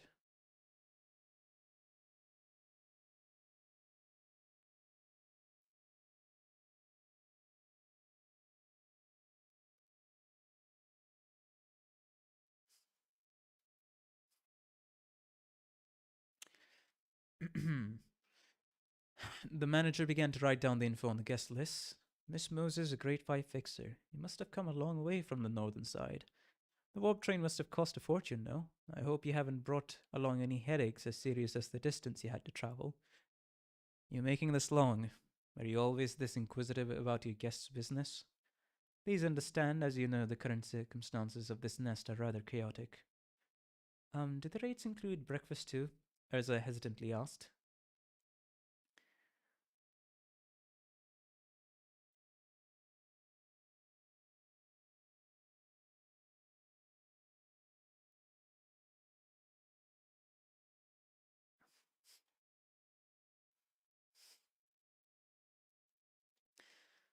I'd like to request the others to provide their IDs, please. Quite a rude receptionist. We used to check only the person representing each party, but as I said, recent circumstances have made our procedures more thorough. Kurz and Vespa handed over their fixer IDs as well. Miss Erza, a grade 3 fixer and a grade 1. The manager's pen stopped for a moment. Perhaps he realized that we might have be above what this hotel can handle. It's possible that he lied about having a contract with an office. It won't cause any trouble. We'll leave as soon as the morning breaks. Trouble? We never know until the night passes, isn't that right? A voice came from behind. Hotel Larry has quite a bit of legacy. It's even partnered with the Hana Association. Even though it doesn't guarantee immediate safety, it's solid enough to screw over the lives of fixers like you. A hotel that signed a contract with an association. If a fixer causes injury or damage with no good reason, the Hana Association will investigate and punish them according to the course of events and severity of the case. Causing a scene in a venue partnered with an association can be grounds for additional punishment. The offender may be bombarded with penalty points that will accelerate demotions and disqualification. I'm Rusk, leader of Rusk's office. I've been staying here with my crew.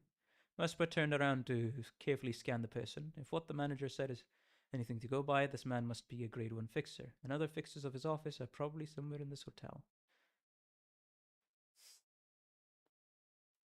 Now then, since we probably know what we could do to each other, you can entrust your weapons to me. Vesper knit his brow, as the head dimension back tightly. Detective? Manager, will Rusk's office keep us safe during our stay? Most certainly. If you're not a fan of this method, I kindly advise you to seek another lodging.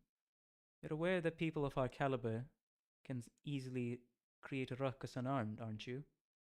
It's still the job of the manager to do anything to minimize risks. How many rooms would you like? 3 of the best rooms you've got. Here are the keys to room 501, 2, and 519. Our staff will guide you to the unique room you won't see in other hotels, Miss Moses. Consider it a special service. Why, thank you. 3 suites for 1 night. That'll be 2.45 million on.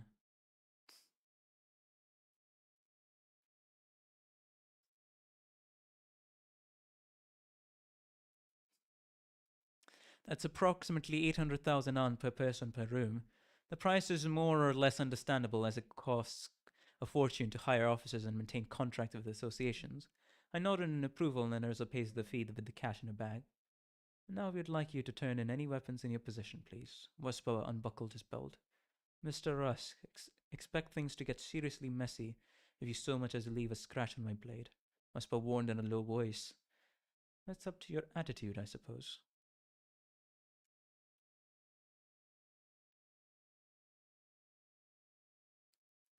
Rusk glared at Westborough with bleary eyes. Baby B, that's not how you ask people nicely, they chimed in. Please take good care of this bag and that pal's weapons. They're super duper precious to us. I can keep this pipe, can't I? I'll make sure to smoke outside. Mr. Rusk, please examine that pipe to ensure that it has no capacity to kill. Miss Moses, would you maybe trouble you for a second if you don't mind? He still has his harpoon. I passed my pipe to Rusk. That's an expensive looking pipe. He inspected the smoking pipe from several different angles. I mean, nobody really knows that it's ego gear, and nobody really needs to know it's ego gear. I found no problems with it, Mr. Root, the manager nodded. Have a comfortable night's rest then. We followed the hotel clerk into the elevator. Ezra and Vespa went to their designated rooms. Mine is room 519, located at the end of the corridor. The clerk explained a few things on the way. Breakfast is provided from 6 until 9 in the morning, and are there many guests? There are more visitors than you might think. Many guests have checked in to stay here long term as well.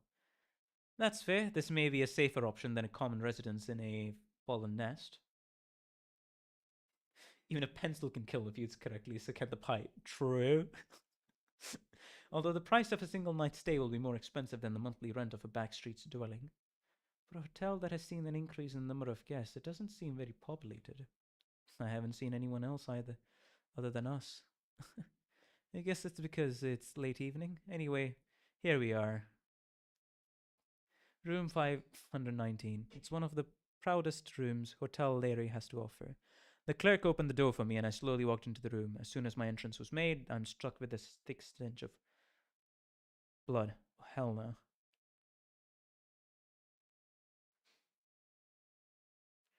I quickly turned my head to see the door slam shut. Ah!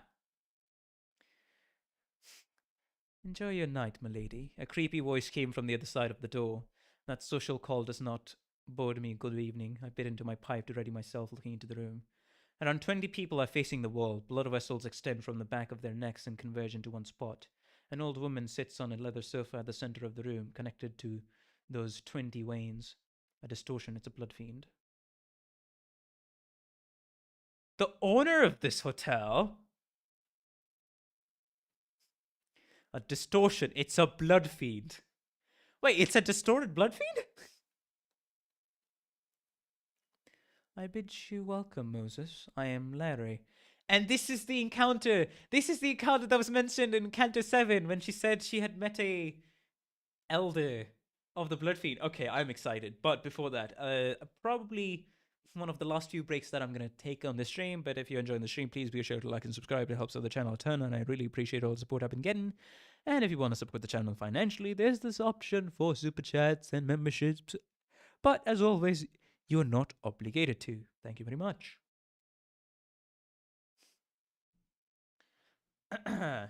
Anyways, be right back.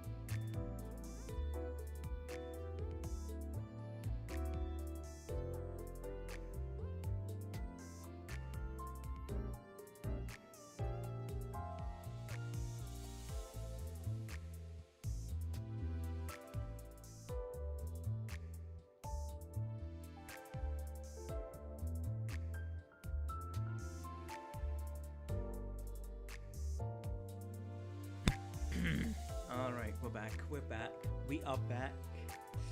I'm I'm very excited to see what this is about. Very excited to see what this is gonna be about. Anyways. Ooh, alright. Let's see. Let us see. Now mute the music. A distortion. It's a blood fiend. I bid you welcome, Moses. I am Larry, the owner of this hotel. Perhaps it is no coincidence that you have arrived here in front of me.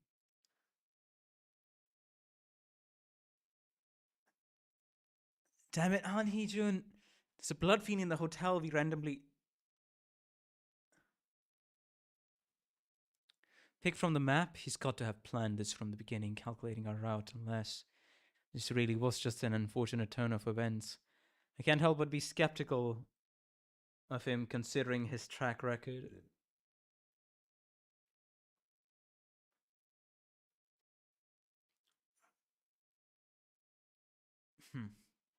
Creatures of the night, vampires, blood fiends. A stereotyped form of distortion similar to merfolk. A stereotyped form of distortion?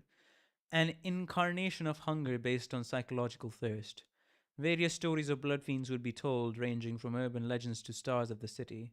I am reminded of the once infamous blood red night. I exhaled a red breath. The pipe assumed the shape of a red sword, which I pointed to the blood fiend.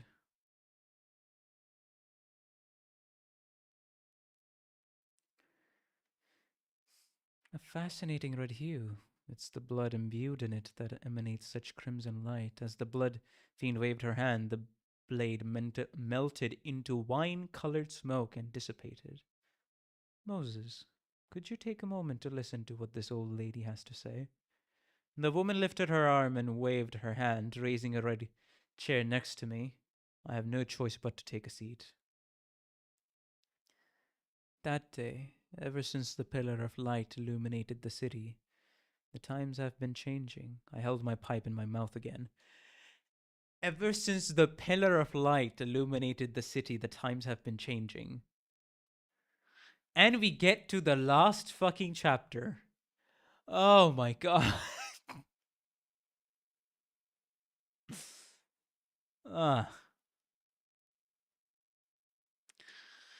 And they had to end it at the most interesting fucking thing imaginable. I see.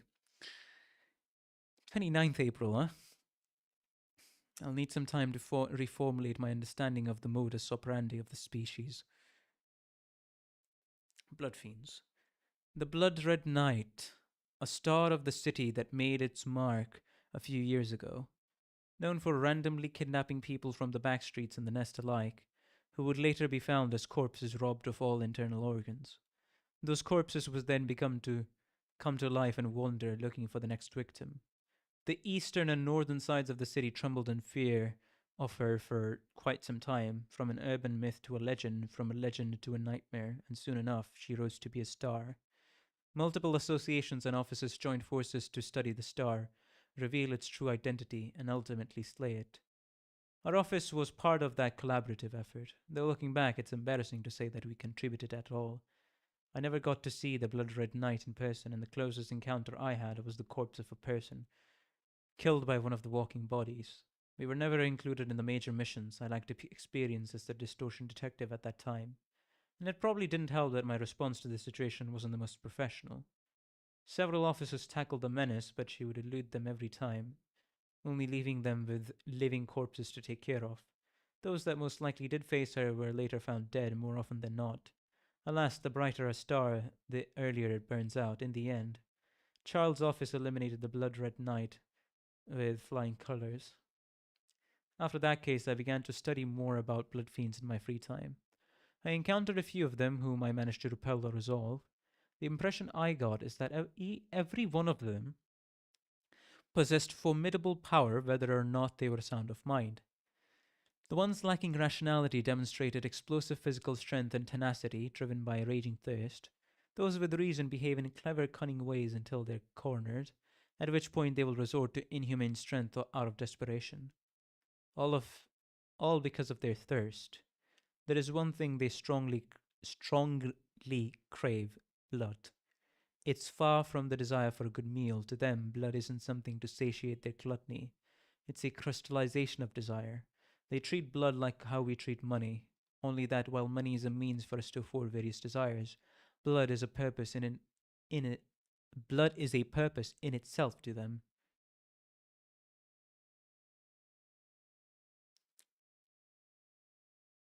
Yeah, it the Dawn had just had no, resisted those urges so, like, actually, in the original Dawn, and then Sancho as well. Both of them just did not concern themselves with the traits of being a blood fiend.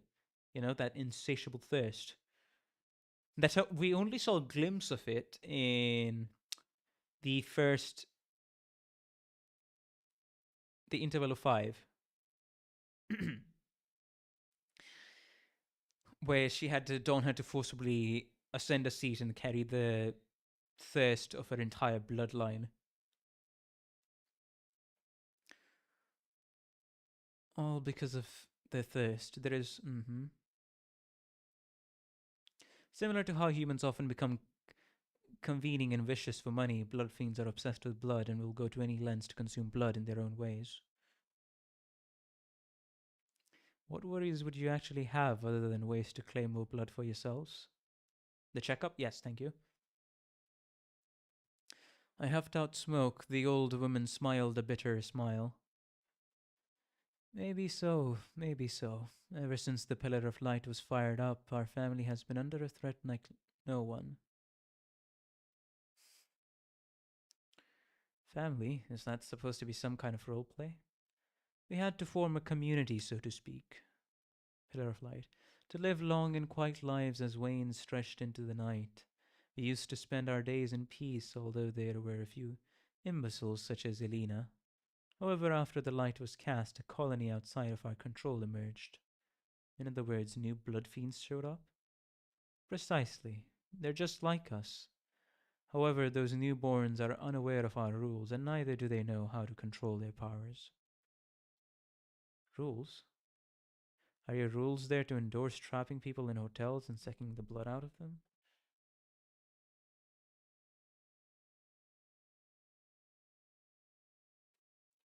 Those people won't even remember what happened by the next day. I merely take an adequate amount of blood from them in return for ensuring their safety. We had been living moderate lives until we were faced with this trial. The purity and pedigree of the elders are put to a test.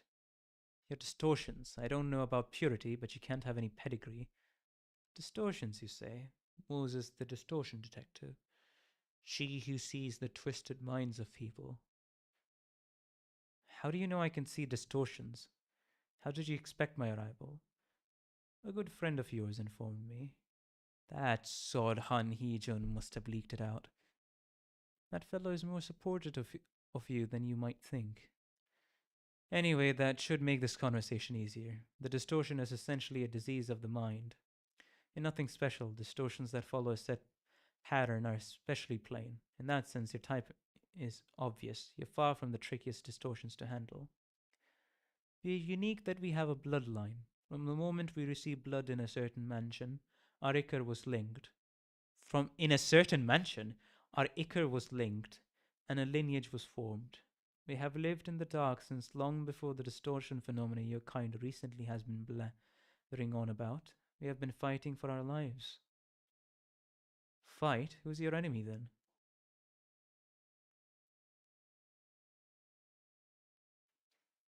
Your kind, of course. Intentionally or not, we're bound to cross paths with fixers and syndicates due to our nature. We set up rules in order to survive. We decided to settle in each nest and district. That way, we won't invade each other's territories. To uphold this balance, we had to put our kin to rest until the population of each district was small enough. You mean there are 24 more elders like you out there, one for every district? Oh!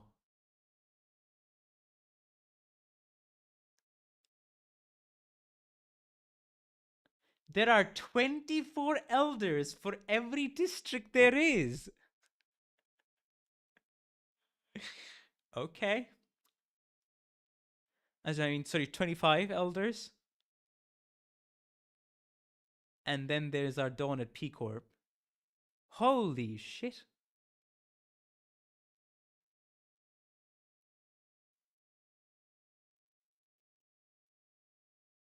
God dang. The elders would be the first kindred, right?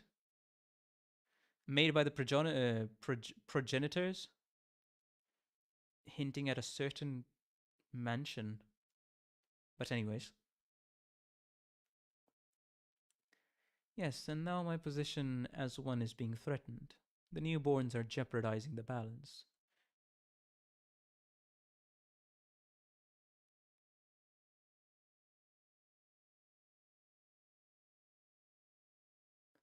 As far as we know, yes. Ah, okay. Seems to me that your balance wasn't all that firm, if even before that it couldn't stop the blooded red knight from showing up. So there's probably one in H Corp with us right now. Oh boy! Ugh. Okay. The Blood Red Knight. If you're talking about Alina, I concede that she was our mistake. She was an embodiment of violence, one that even we had little success in calming. I worried that more of such incidents might happen. Alina? Oh, so the Blood Red Knight, the somebody who became the star of the city, that's Alina. Okay. Is that something that comes up in Library of Runa? Maybe, maybe not.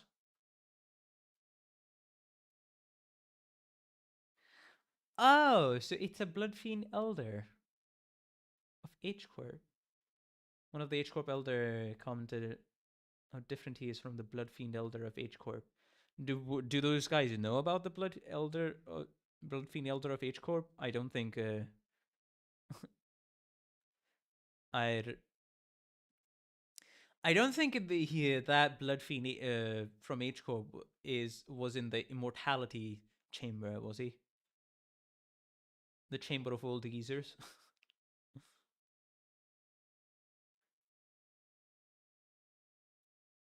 But yeah, I imagine that the yeah, I think they just know each other. Okay, yeah, fair enough, because that wouldn't make sense. So I imagine they probably were just they're somewhere in H Corp.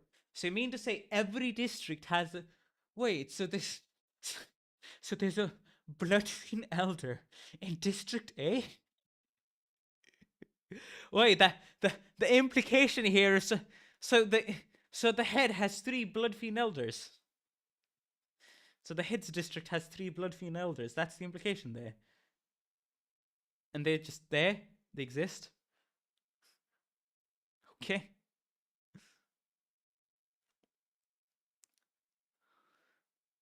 Do all the employees of this hotel know that you're a blood fiend? Only Root does. So, who is the supposed menace that's threatening your seat? Rusk.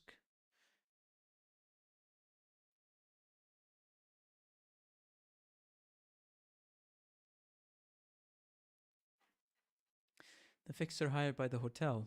Yes, keeping my enemies close to me makes it easier to deal with them. So you're saying that Rusk is trying to remove you and you take your throne. I could only see an ordinary level of distortion from him. A blood fiend's eyes are red. Having red eyes doesn't automatically make one a blood fiend, but the red-eyed trait is an invariable part of all blood fiends. Eye color alone does not serve as a definitive distinction, especially since eye augmenting procedures are commonplace in the city. Most eyes equipped with combat assisting features emit a red hue. However, I can tell the eyes of a blood fiend apart from those. The greater the longing for a blood is, the deeper and clearer the red will become, exuding a certain scent. A well of blood can be seen splashing inside their pupils. I could not observe such traits from Rusk's eyes.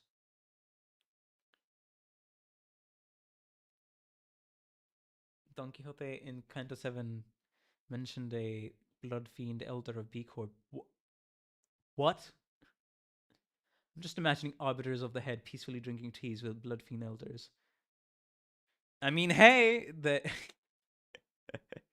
to be fair, the head hasn't kicked them out, so yeah, the head's chill with the blood fiends being here.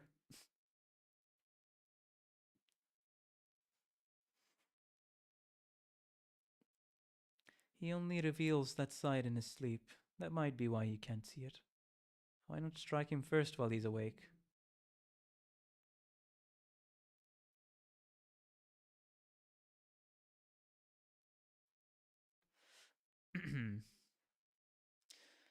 Were I to fatally injure him, his instincts of self preservation would awaken his inner beast then and there. It is no use for me to meddle and make matters worse. What's stopping Rusk from killing you right away? He isn't aware yet. He not knows of the fact that I am here or that I'm in charge of this area. Your friend told me that the Distortion detective is currently on a mission to collect distortions. I don't wish to resolve this through violence. I want you to take him with you. You sound rather reluctant to strain your hand with blood for someone who loves to drink it. Rusk and all the fixers from their office are blood fiends.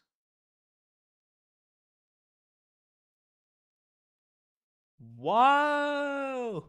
Rusk and all the fixers from their office are blood fiends.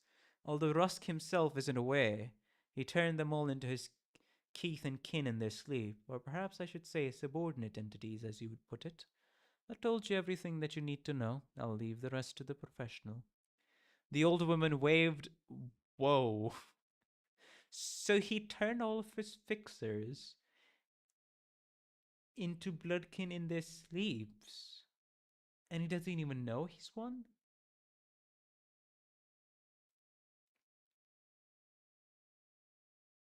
Huh. The old woman waved her hand. I was then sucked out of the room and ejected into the corridor. If what Larry said is true, then the organizational capabilities of blood fiends must far exceed my imagination. I'll need some time to reformulate my understanding of the modus operandi of the species. I shook off the dust from my body and stood up. At least the direction of this matter is in my hands. I can choose to neutralize Rusk, or I can subdue Lori instead, the lady who was in the hotel.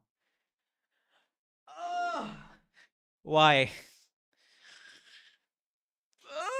Why? Okay, I see. So you are legitimately cocked by a cliffhanger.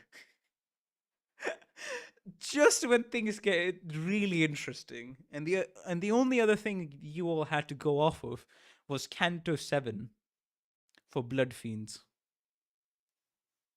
and that's when Limbus launched. Is it 2023? It's 2021.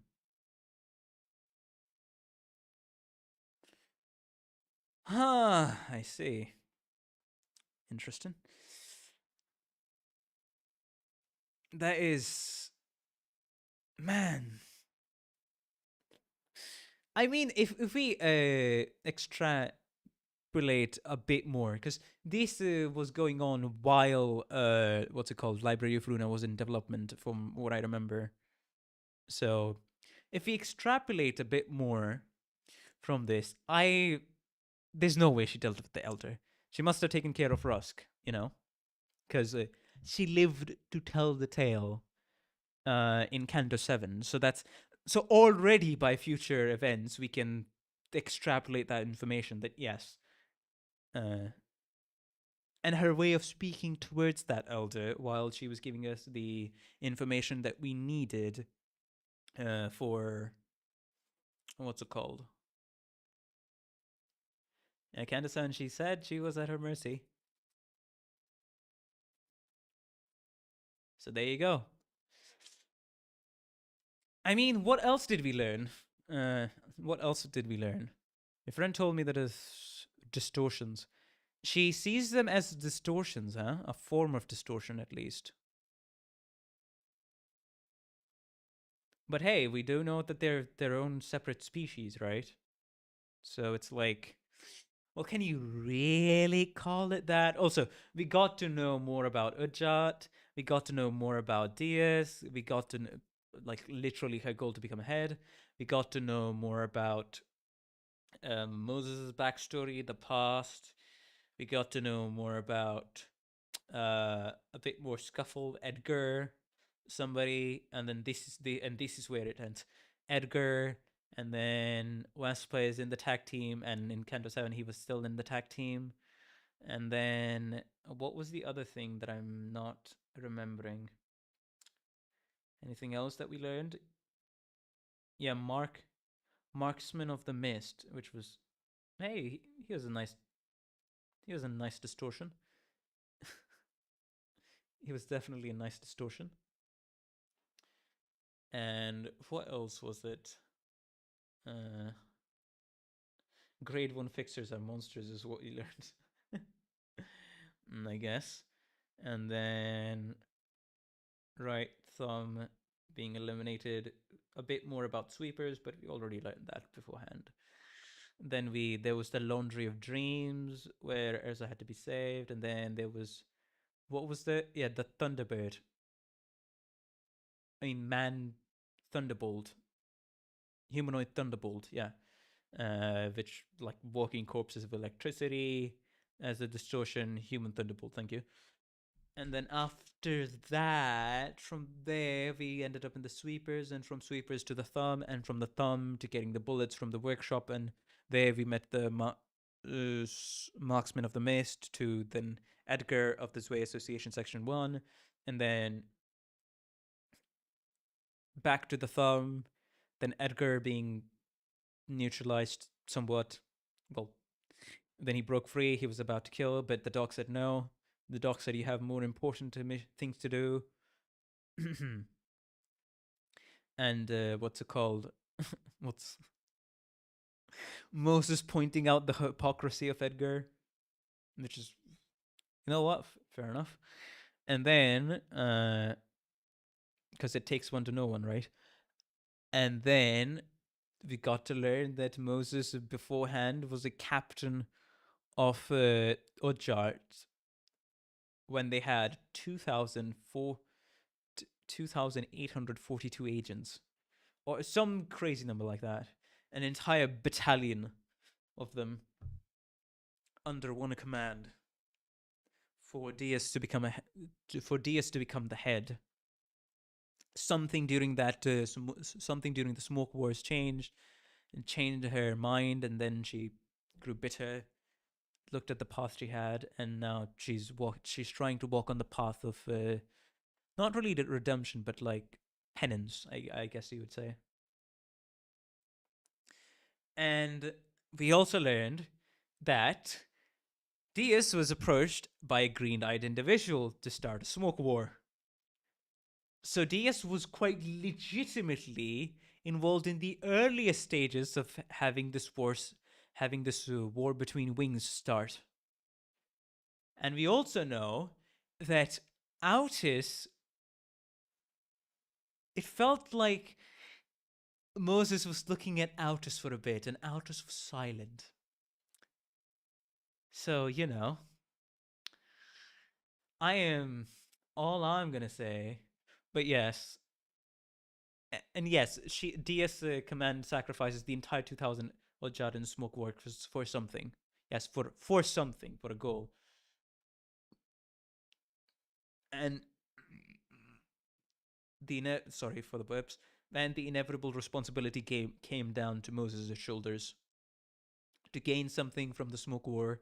A green eyes, right? And yeah, Autis. It felt like Moses recognized Autis in the Canto 7 cutscene. And I have a feeling that Autis might very well have worked for the Ujjart beforehand. Or, like, I mean, they're Egyptian and then Greek, but that wouldn't fit, right? Because her whole thing is the Odyssey had a purpose. But then why else would, and that's my theory, it entirely hinges on a very ambiguous point in Canto 7. Why else would Moses look at Autis for a few seconds and then not comment on it? Like she's taking in Hey, both of them are smoke war veteran. Hey, that could also be the case. Like, she knows Altus from her time during the smoke war for whatever she was, Altus was working on, or like whichever side Altus was on during that time, I should say. But yeah, that's all the theorizing. Well, that's all the theorizing. We read it in one stream. I'm glad that we did it, and it only took how many hours? I think it only took 5 hours, right? Kind of nice that it only took 5 hours, to be fair. But yeah, I'm excited. I need to see. Maybe I can log on to into the game. Actually, yes. Let me log on into the game. I mean, the game is already here. I don't really need to log on to it, but still.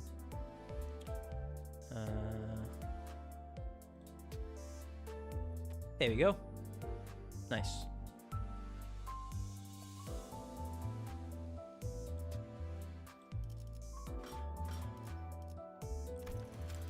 I mean, I already did my daily, so it's like, eh.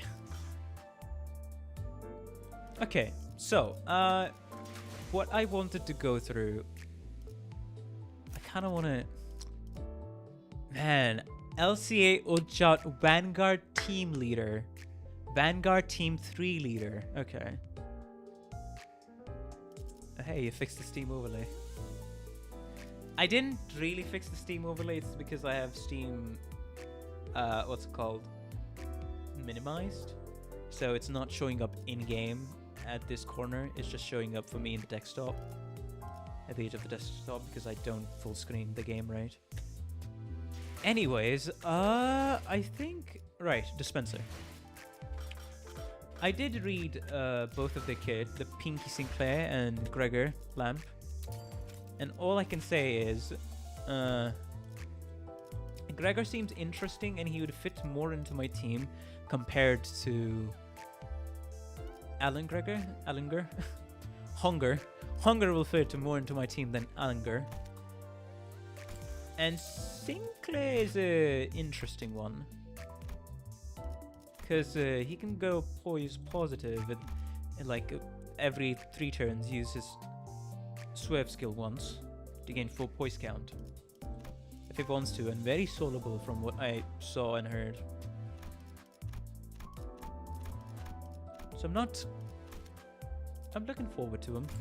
When they get charted, when they get available to shard, I'll probably get Sinclair first, because hey, Alan is still serving his job, but so meanwhile Sinclair, I think it's about time we replace our buddy Enclair here. I think he's seen the days he wanted to see, and considering the team I kind of run, it's kind of better that I put him down, you know. He can live on in his identity world and spread his wings as much as he can. Hey, okay, listen, Roy. As much as I wanna gotcha, I've learned my lesson, and these are not new units I'm gonna get for like, what's it called, Gregor, or Ryoshu, or Honglu. So I'm even less inclined to. I'm currently saving for the Walpurgis. That's why I'm like, you know, let's save.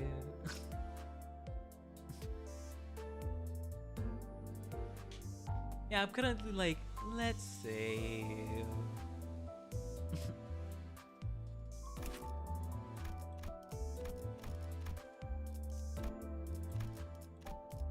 Also, one of the most interesting things I found about his kit when reading his kit was the fact that when chaining skills, this unit can redirect the attack skills targeting to itself regardless of speed. So even when he has 1 speed, he can redirect the attack of an enemy with 10 or 12 speed. That was like one of the most interesting things I found about Gregor's kit. This entire passive here, and then also, of course, Lamp being an interesting one, buff as well. Small little buff, but an interesting one regardless. And a small little buff of Guardians of the Forest. That is all. But yeah, I'm very curious about the both of them. I am definitely very curious about the both of them, and I do want to get them. So and now bringing this up, I'm shafted into the dilemma. Do I do a few pulls to get him now and build him now, or do I wait? Because if I do get him for Canto 9, it would kind of be, you know, it would be a little on point. Do I do? I mean, I do have. I can do 30 pulls, and my income, my lunacy would only go like underneath. If you want, you could get him as a reward for shouting 9.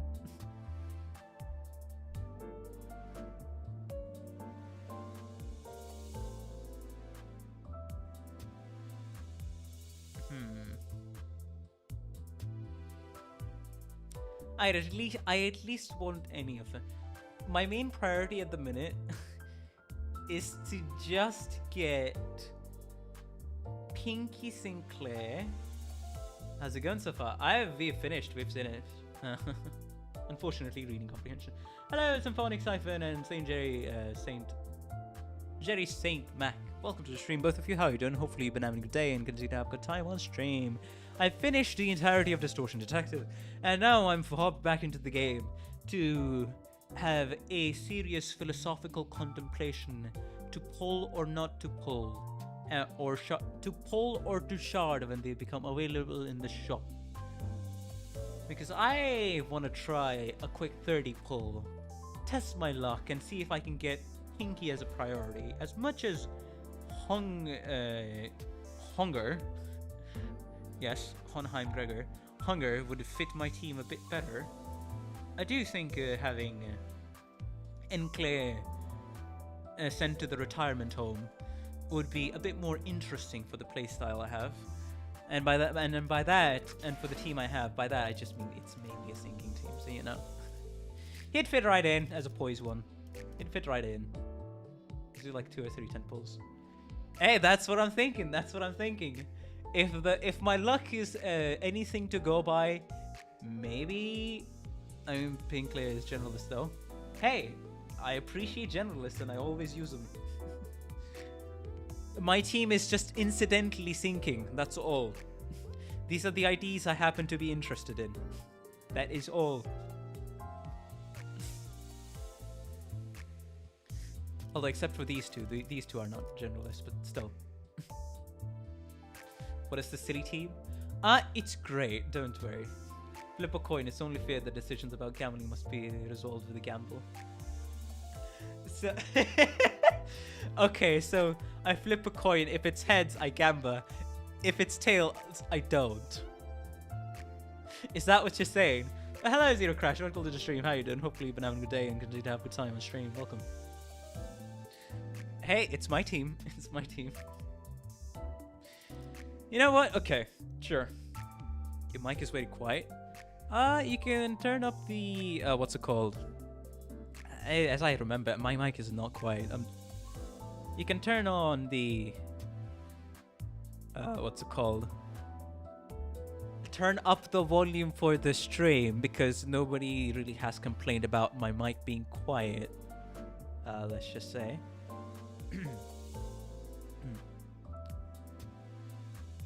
Although I can increase the volume just a tad bit, because if I increase this too much, then hey, maybe we get some weird shenanigans with the mic. But yeah, that aside, if we're gonna do this, you know what? Sure. You know what? Sure. Let's flip a coin. Why not? Let's flip a coin. Flip. Okay, heads, then it's Gamba. Tails, it's not. What a...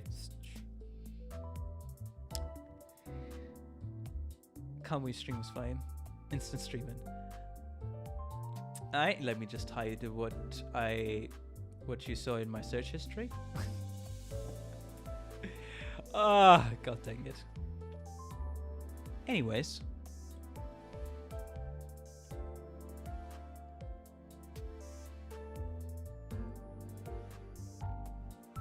Okay. No, not that. Flip a coin. Let's see. I just flip a coin. Delete the walls. It's Jover. Oh, shut up. Just flip a coin. There's a website called Just Flip a Coin. Sure. Flip the coin. I mean, you all can see that, right? Flip the coin. If it's heads, we gamble. If it's tail, we save. Here we go. Cash in your bets. Are we gonna gamble? Are we gonna not? Let's go. Hey! It's heads. I gamble. I gamble. The coin has decided I must gamble, and I shall. I'm not a gambler, but I must gamble. Quote of the day. I am not a gambler, but I must gamble. Hello, TF2 Heavy. Welcome to the stream. How you doing? As well as Patman. Welcome to the stream. How you doing? We're gonna be going and gambling the entire day. Well, not really the entire day, but you get what I mean. I mainly want Sinclair just to, what's it called? Yeah, just to spice it up a bit. We can get Gregor. I feel like we can shard Gregor later. So that's our goal. If we get Gregor right now, sure, we can shard the other later. Time to break Enclair's legs. Alright, guys, I'll have to, yeah, I'll probably edit this as well. 3 off banners could carry. Oh, shush up. Okay, time to see how the newbie luck shines. I mean, I'm no longer a newbie anymore, but still. Time to see how the luck shines. Woo! This is going to be a standard 10 with no fake out and such. I'll do 30 pulls first and see what I get. I'll do 30 pulls first and see what I get. So 10 pull. Not anything. 20 pull. 20 pull.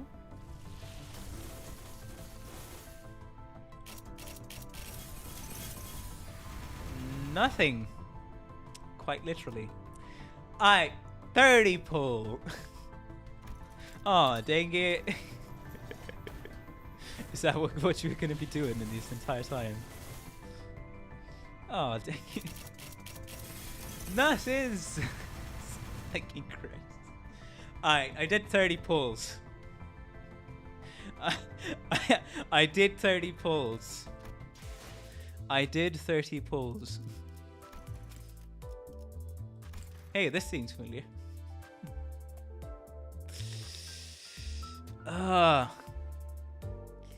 Do I do another 30 though? Do I do another 30? That's the question. At least for this season, I have enough to shard. If I farm Mirror Dungeon enough, I can delay the Wolpigis thing and then shard stuff from Wolpigis. So that's the rationale in my mind, at least.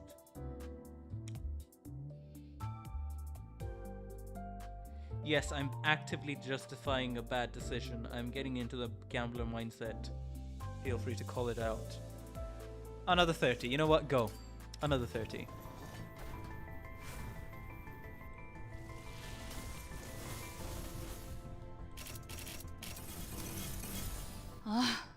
비웃지 저도 좋아서 Season 2, Ishmael.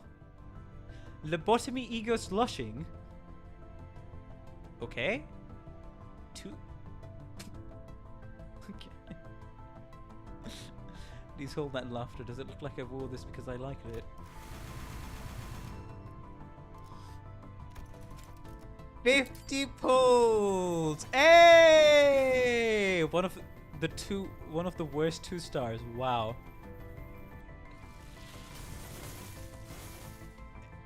This is an ID, right? Or is it?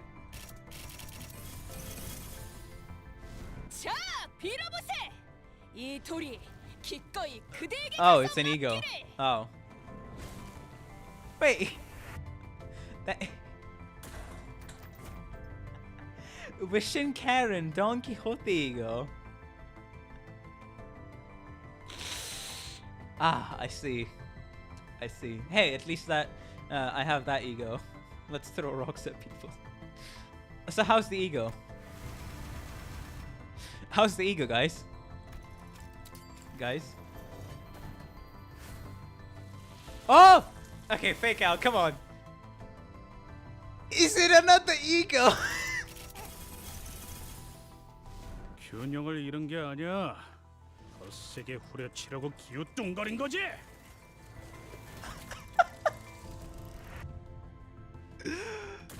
Okay, Heathcliff.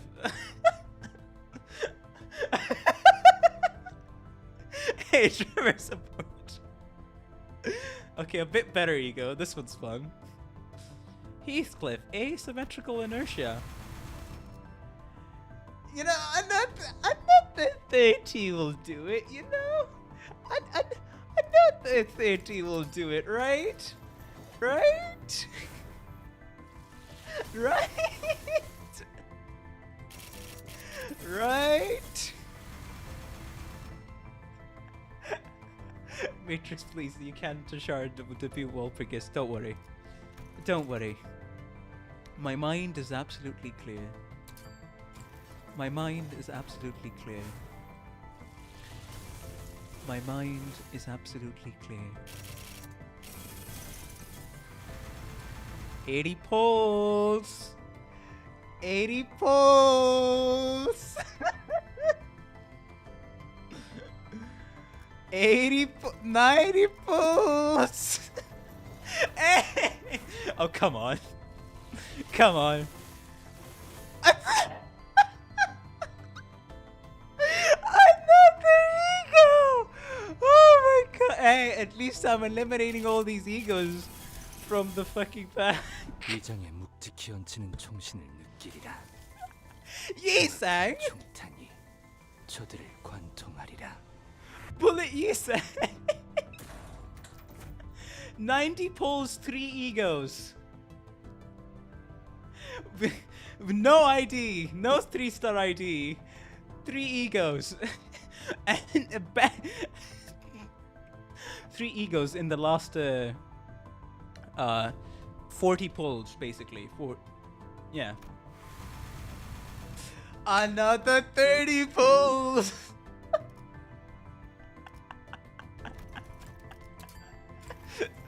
Another 30 pulls! Hey, I'm going broke today! It doesn't matter! I am going broke today! It's like, I mean, still, it's lucky. In 40 pulls, I got 3 egos. But, hey, it's lucky. 100 pulls! You should stop. Don't worry. 110 pulls! Oh, imagine the next fucking 10 pull, I get another ego. Oh, wouldn't that be great?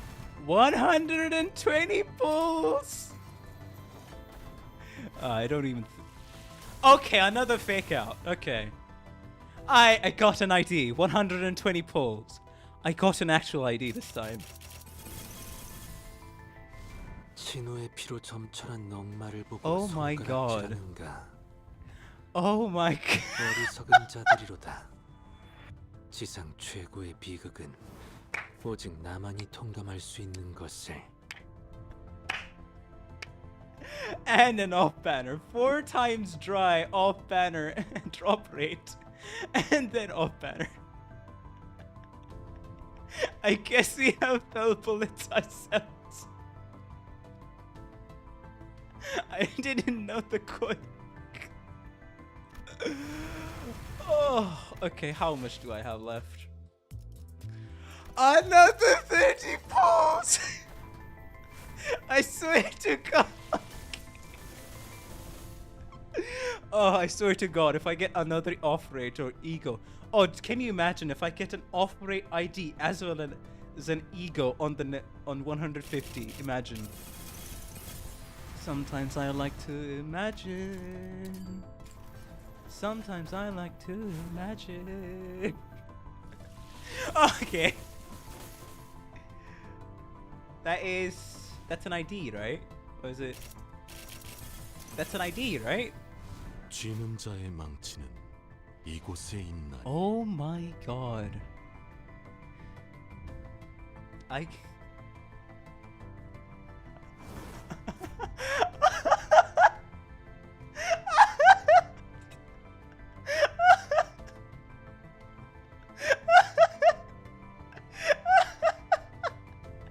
One of the worst 3 stars. Under the 34.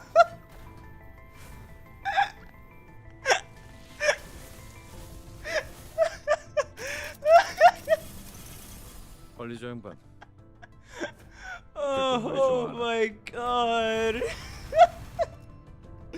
It's like, how luckily unlucky can you get? Another 30 pulls, baby. Roll it up. Roll it up. The last 10 pull I have. Quite literally the last 10 pull I have. Let it rain.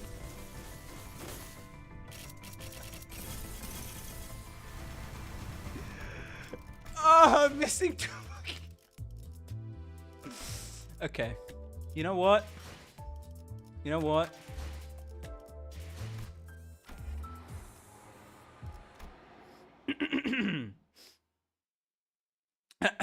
둥글게 감겨.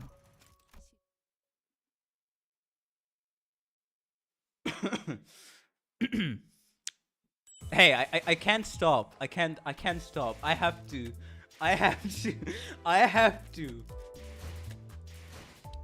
Last 10 pull. 100. Last 10 pulls. I may as well wear it as a badge of honor. Alright? I may as well wear it as a badge of honor. Let's go. Yeah, we're not getting anything, are we?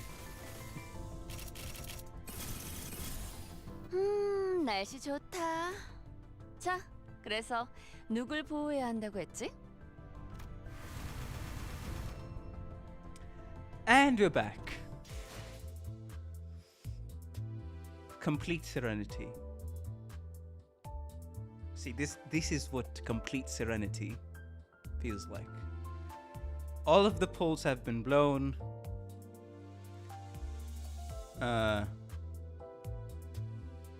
I'll get 20 in 2 weeks. Complete serenity. You might as well pity at this point. You know what? I have 5 singles. I have 5 fucking singles. This train ain't stopping yet. This train ain't stopping.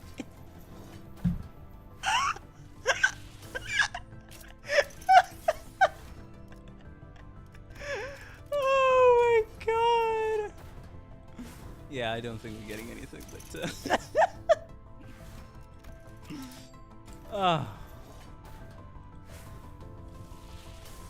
last pull.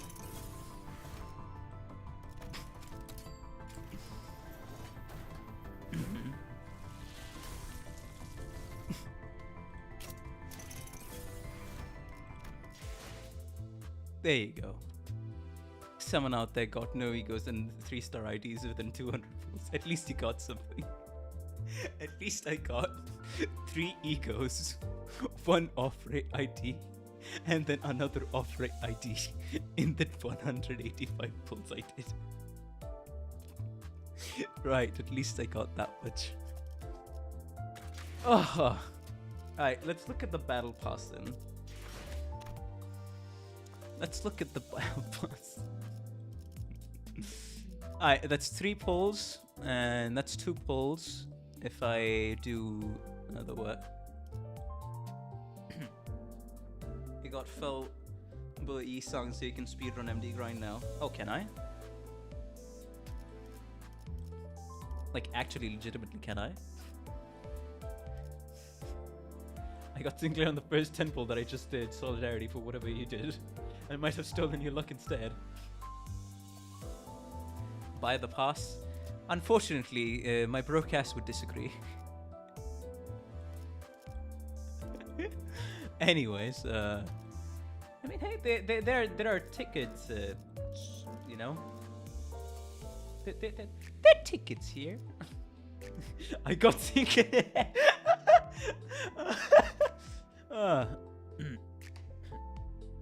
It requires a lot. Okay, you know what, chat? Since I'm a complete gambling addict and degenerate, and since I have more time for the stream, teach me how to use Felbullet Isang. I'll uptie for him, and I'll only apply for him just because of the fact that he can speedrun MD. And I'll grind out MD right now, and I also have 109 in Keflin to boot. So what do you say? The ego specifically.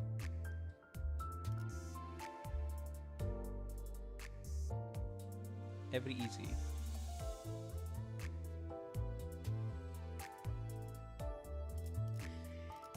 Okay, so for where was it? Yeah, the sun, right? I think people use it to speedrun easy, but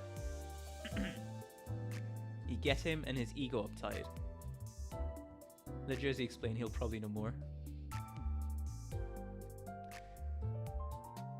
And the rest of the sinners are your bullet rounds.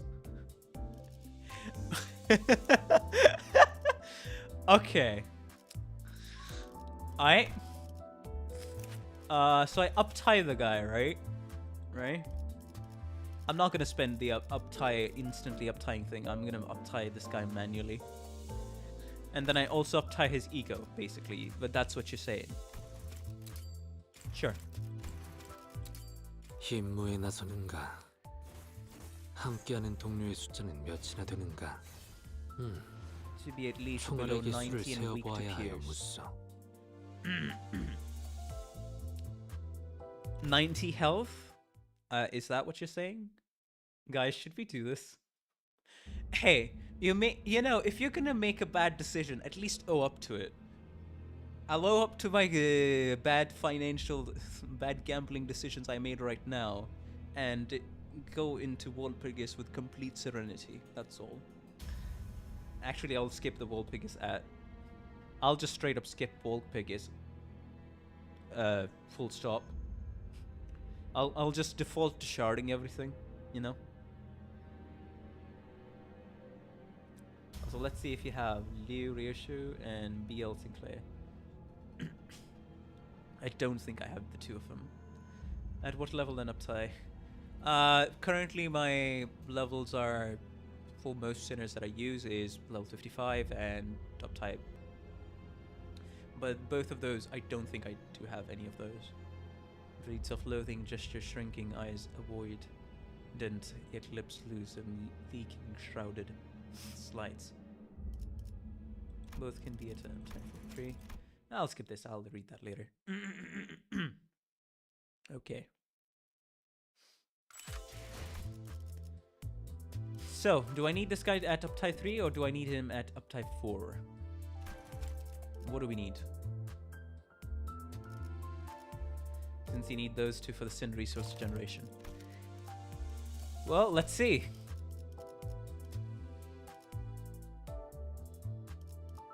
My team is almost complete. Let's see, do we find anybody here? I have Louis Association Gregor. I have nobody else that you're talking about. I imagine we can't do that, but yeah, his ego is definitely important.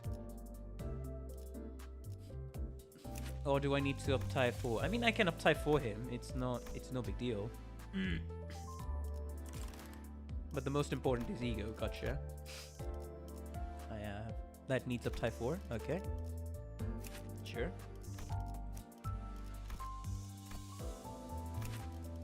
Thread spin. Thread spin.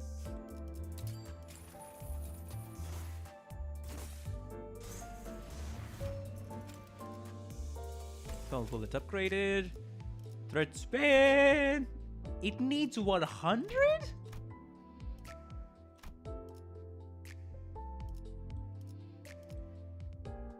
Brother, that is costlier than uptying IDs? The fuck do you mean?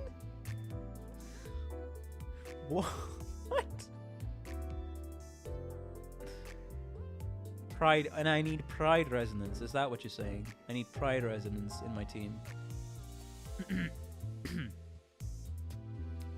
Okay. Expensive, but sure. Jesus. Alright, it's time to go and say bye-bye to your shards and thread. Hey, if I can farm with him, I don't mind. Alright, so I probably need to level him up, right? What's the level I need to hit? This is why I'm against it.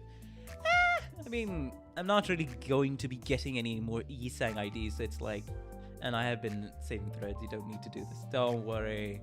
I will owe up to my decisions. And also, this will be more efficient if I farm MD, right? So how much? Till what level do I need to set it to 55? Okay. I'm not gonna use everything here.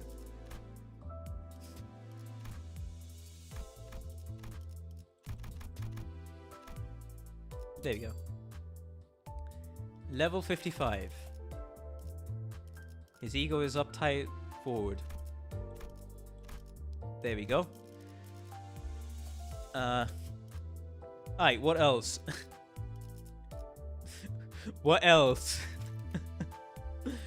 Oh my god.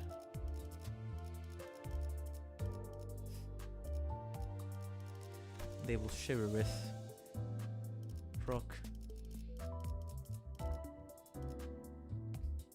I saw that you got Leo Rouge SVBL. That's fine if you don't have him. We can use base Clay. Base Sinclair, okay.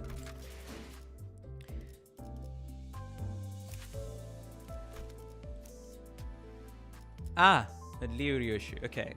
So, do I need to upgrade them? What do I need to do? Upgrade them to what level? Up tie 3 him, I assume, and then level them up to... we can use base Sinclair, so might as well use base Sinclair. Incredibly serious, and one should always engage with vices in a responsible manner. Exactly.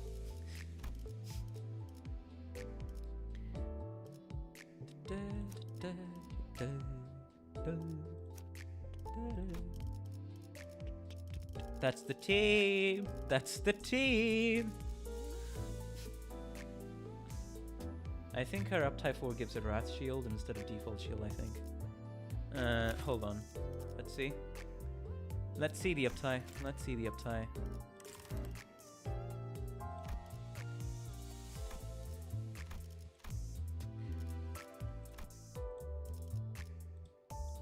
Unlocked it up type 3.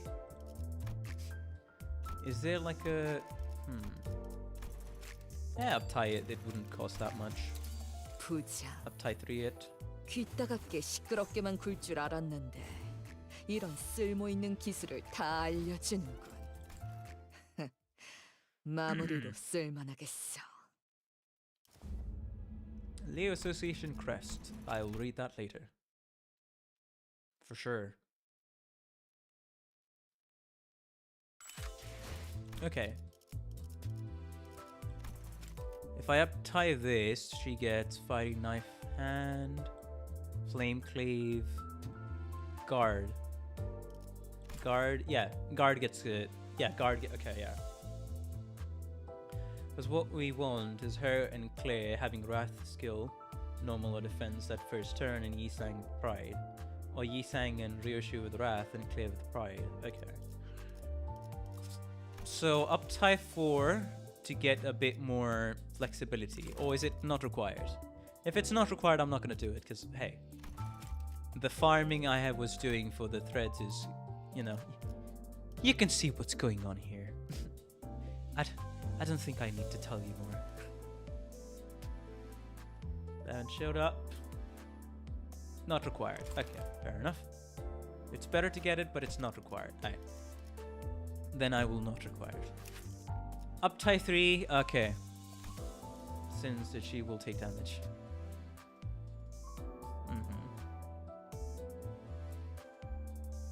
Hey, we can pull the strategy off. We pulled the insane strat of... I mean, I was being carried by my IDs during the Arknights collab, but still. Let's, you know, let's, okay, do I need to upgrade these two? Do I need to level them up? What's the best I need to level them up as? Level 30? Level 40? Do tell, chat. Do tell. But yeah, we can try this. Don't level them. Okay, so don't level them. Okay, gotcha. The idea is to leave them low levels. Okay, gotcha. They are your bullets after all.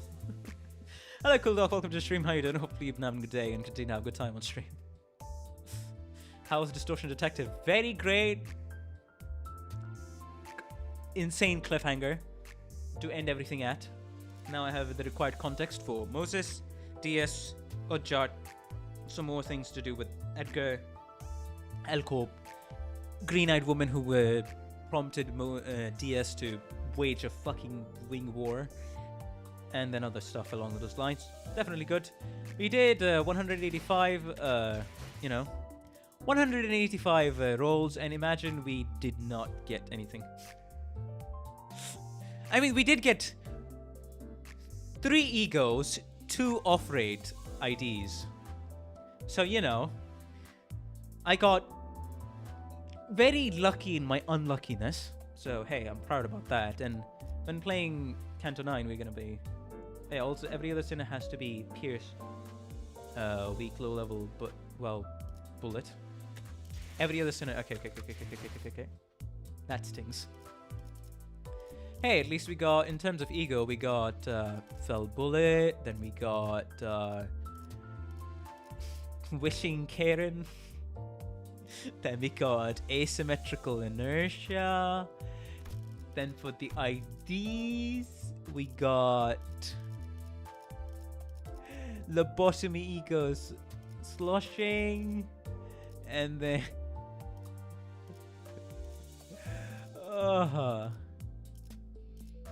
What's the other 3-star ID I'm forgetting? Enclair Grobhaber, and then... Yeah.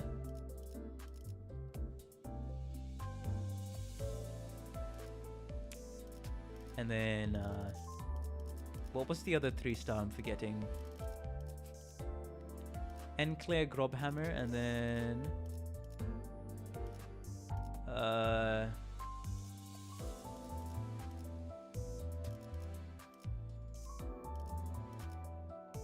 Wait, didn't I get a second Yisang? Right. And Fell Bullet Yisang, yes. Fell Bullet Yisang, Enclair Grobhammer, and then 2 more egos, as you saw. So hey, we're good to go. If you want to laugh, please look at Encore Morsel's skill rolls, okay. No, I don't want to select the guy, bro.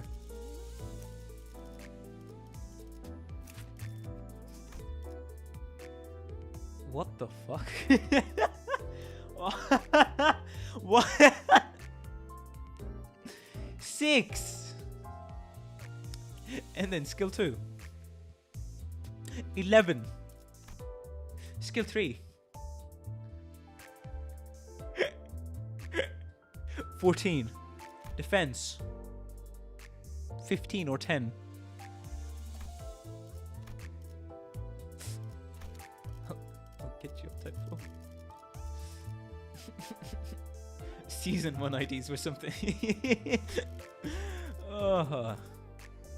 Okay, so I need to switch out my rest of the team with... I mean, this is Team 3. Shit! This was Team 3.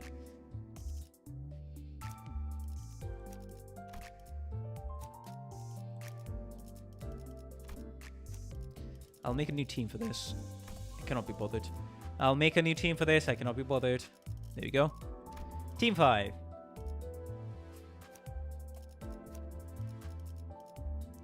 So do we need level 1s? Is that what you're saying? Any level 1 will do? Is that what you're saying? Or can we go with these wisps. Gaida would not let this shit slide. Then solo runs, he can just gain infinite protection. As one of the most busted cards in the game because that protection is uncapped. Jesus, too much HP. Alright, so you're talking about level 1s, okay. 90, 71, 81, 65. Sure. So I need people with under 90 HP, right? Any below 95 HP and Pierce weak. Okay. Pierce resistance. Pierce normal. Pierce weak. Rodia. Normal Rodia is Pierce weak. As well as her. So the lower HP better? Or is the higher HP better here? Because I'll just go with this.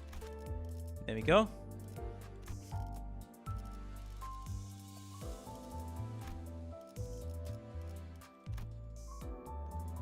And the lower the better, okay.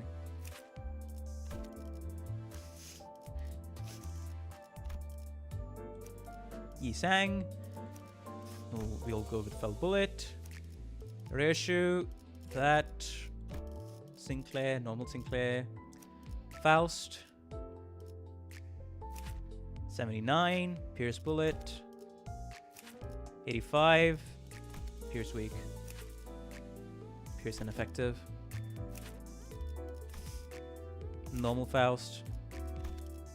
Right.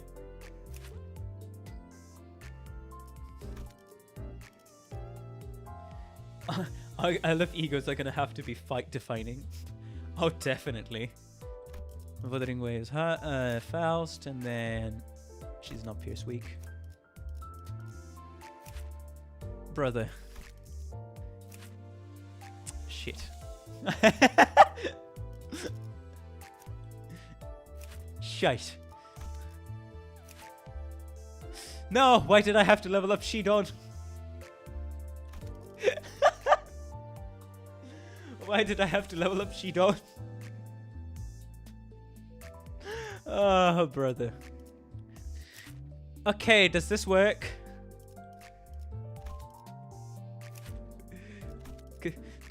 Does this level 1 IDs, you know? Level 1 IDs. But she can be a later bullet in the slot. What, do we want normal Faust on here? Is that what you're saying? I switched to normal Faust.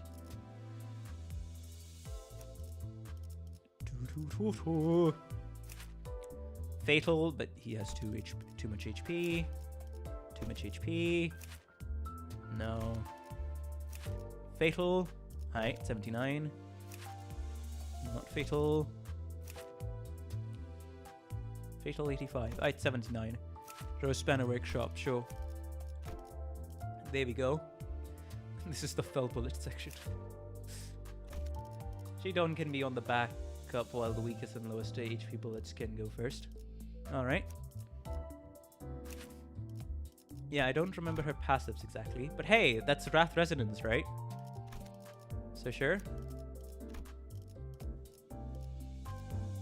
I mean, it doesn't need resonance, it just needs something. Anyways, Hungler. Buddy, pal. Nope. Nope. Nope. Well. So, which passive is gonna be beneficial here? I do not know. Maybe I'll have to leave aside Hungler. But I'll be right back. Just give me a singular minute.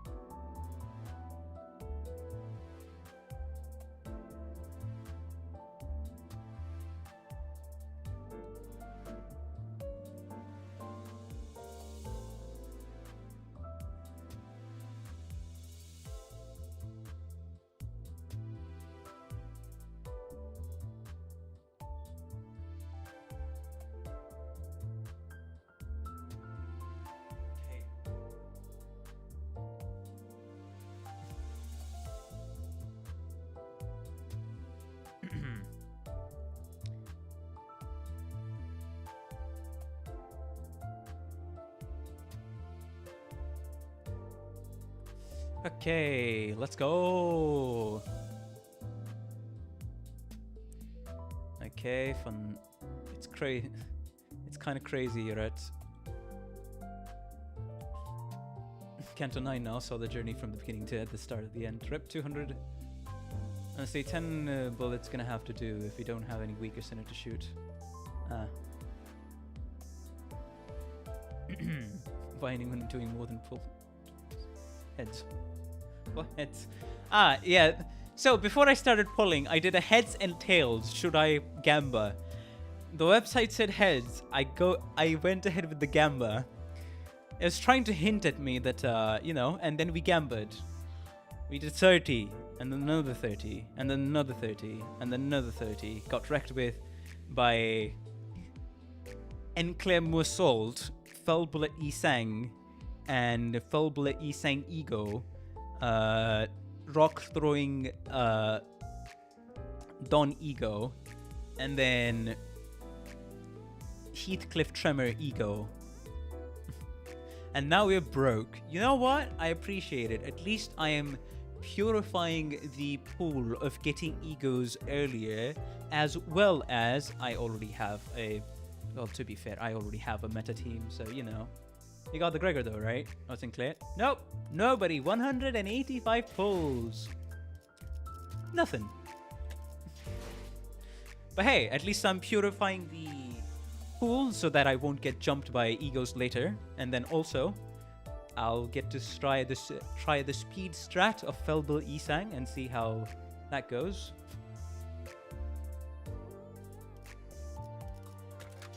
But yeah. So this is what happens when you get lucky in unluckiness.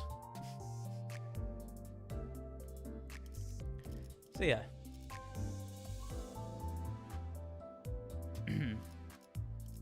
Anyways, so Honglu, what are we gonna get with Honglu? Fang Fixer Honglu or W Corp Honglu?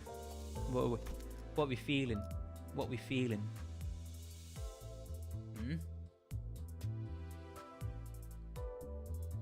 We got a refraction railway to go a little pulse.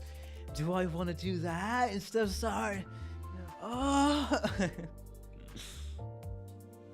I mean, that can be finished in one stream, to be fair.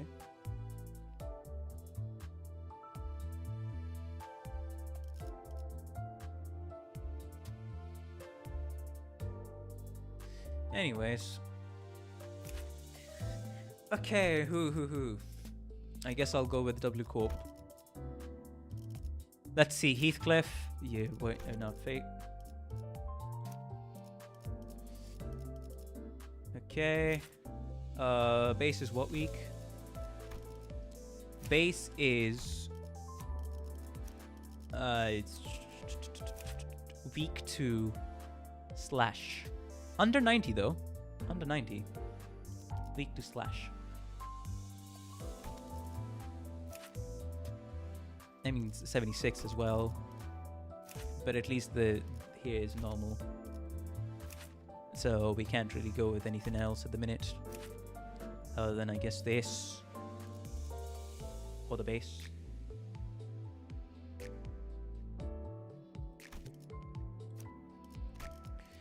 But yeah, Heathcliff, you're not... Yeah, you're not... Guess we're going with W Corp. Exactly. You're not...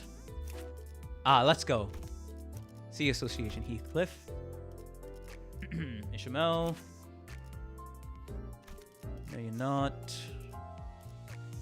Edgar family. Okay, Edgar family 76. 93, not really. 85. 85. 76. Well, I have a lot of Pierce weak IDs, huh? Ryoshu. Yeah, I already picked the best one out. Sinclair's required. Altis. She's weak to Fatal. Ching. Blade Lineage. 85. Jeep Corp Head Manager. 75. Aye, Blade Lineage. So let's go. Because bring point list, yeah, that's not gonna work. Okay, Gregor. Any level 1 IDs are fine. I mean, to make it more consistent, I'm being recommended to take IDs that are more pierce resistant. I mean, have less pierce resistance. The way, Craig. I'm gonna push you luck on this insanity. Alright, awesome. Hey, Louis Craig. We got Louis Craig, so let's go. 65. Twin Hook Pirates. How I know he always got first to kill. And anyone weak to pride on my show.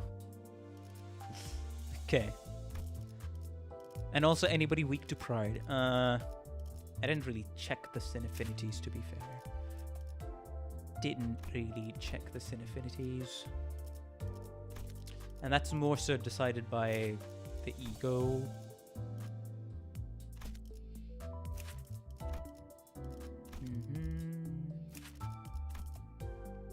I mean, Sinclair's weak to pride.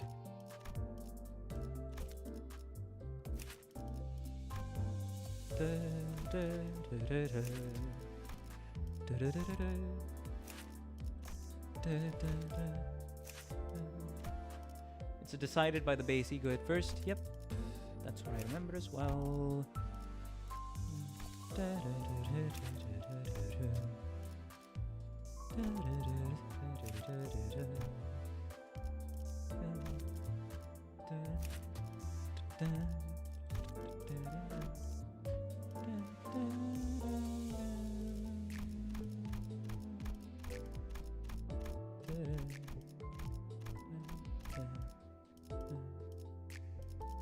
Zayn? Oh, because this takes place. Okay. Sure. I've equipped all the egos. Sure.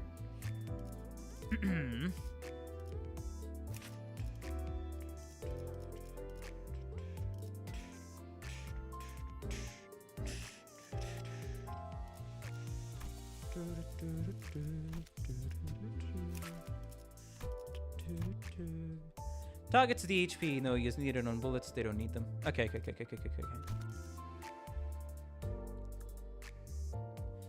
How envy like is your main roster? Same goes with Yisang. He only need full bullet. Okay. Right. Except for full bullet, unselect it. Alright, you can't deselect Zion, so fair enough.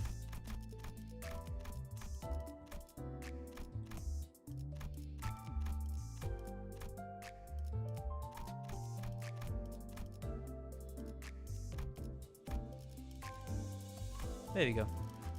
Everything's deselected, and he only has the full bullet thing. There we go. This is the setup. So, anything else I need to optimize for? I don't know about Envy, actually. Callum Murphy on my main team.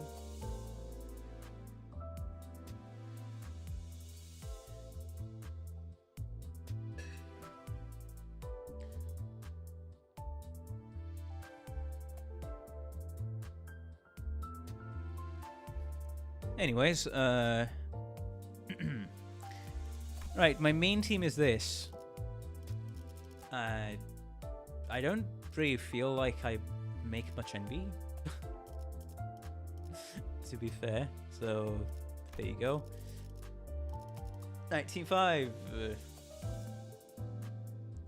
Yes, this is for the MD run. This is for the MD run. I want to...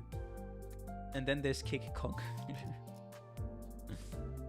I want to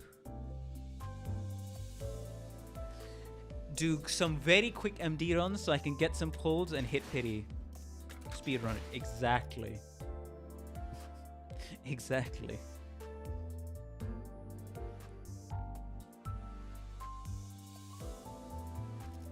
KK Kongler. What you mean?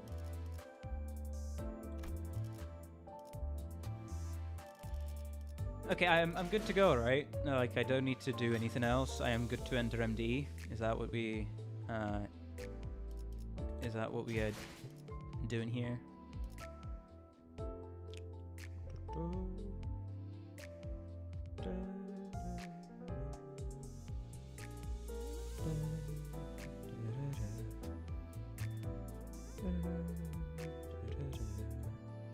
I'm just going along with whatever chat is telling me. Specifically, Jersey in chat.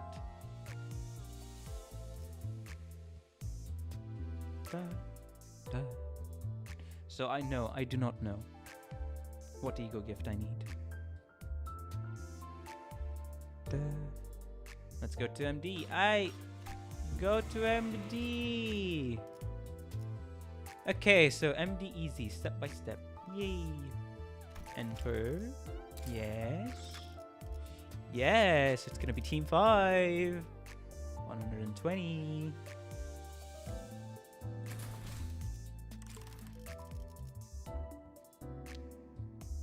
So, I confirm, I get in. There's a new speedrun team as well, which is Burn Team and Yithang. New WoW Ego, which also does the same one. Ah.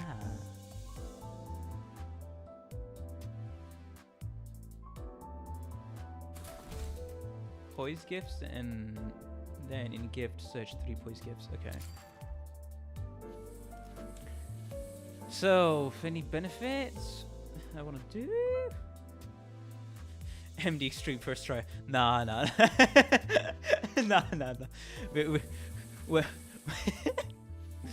We're trying to. We're not really trying to do that here. Actually, let me exit real quick. Weekly bonus. Oh, I can do a weekly bonus here to get 22 levels. Actually, interesting, because yeah, it resets on Thursday, right? Wait, let me check my battle pass first.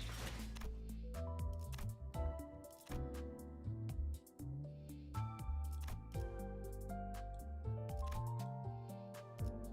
want to reset now. You can pick any starlight buff. Standard pick of starlight buff is fine. Right. Because hey, if I can get all of the weekly bonuses, I mean, we're going into easy mode, right? We're going into easy mode. And I can save this for later. Resume. I mean, nice for the standard. It's Wednesday on Wednesday time, Western time. I mean, it's Thursday for me. It's quite literally Thursday for me. Right, so that's the standard buff. We'll get some more cost, so you know,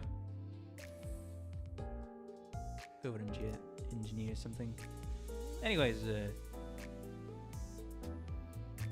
just anything you like for later cost and gifts to get better.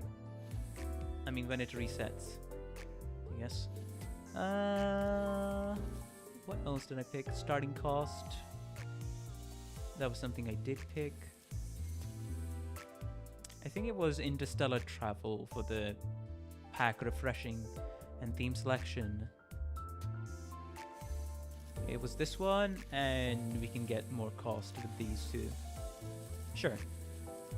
Starting cost more. Should be fine. Yeah, sure. May as well use the starlight I have. Let's continue. Yes. These are the 4 things I want. Confirm. Okay, poise. Was it poise? So hard mode. Yeah,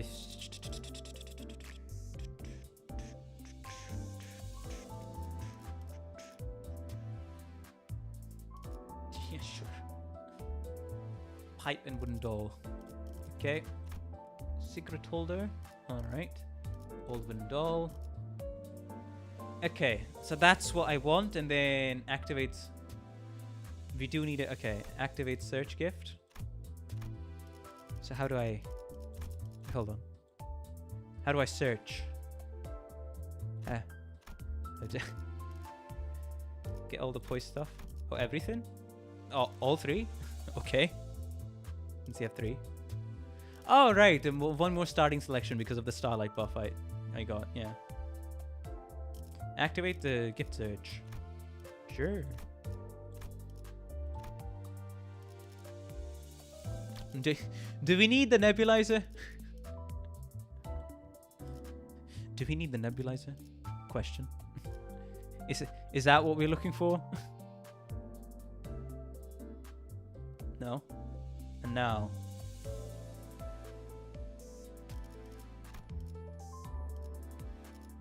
It's a tier 2 you confuse easily. Here's the kicker.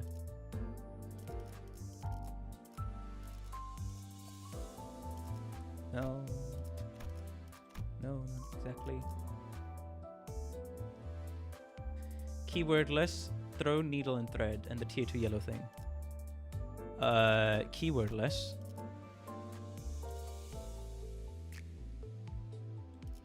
Thrown. Needle. This one. Sharp needle and thread. And the T2 yellow thing. What, this one? Eclipse of Scarlet Moths? Because there's quite a few yellow here. I'll need more directions than that, chat. Yeah, exactly. What's the yellow thingy? What do you mean? The golden urn?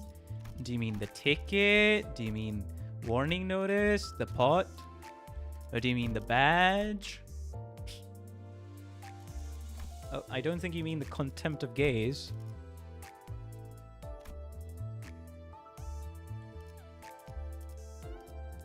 So grand welcome, gain 5 pride resonance. Whenever an enemy dies, gain 2 pride ego. Ego resources, sorry. Each turn, the first skill to deal damage to an enemy deals bonus fixed damage by the half of damage dealt. Gain cost plus 20% after winning a battle encounter. Not affected by starter bursts. To gain more costs. Hey, I'm actually putting Starlight to good use, so I guess. There we go. I should have probably saved some of the Starlight, to be fair. Should have probably saved some of the Starlight.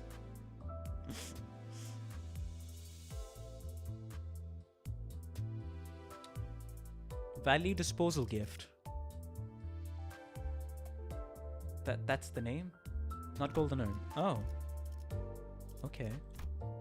Rebate token.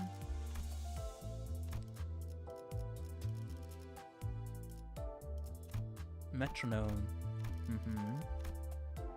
Warning noticed. Emergency investigator. Crushed box of blood. Oh, this one. Value disposal. Value disposal. When an ally dies in an encounter, gain 2 ego resources for all affinities. Okay. Okay. I see.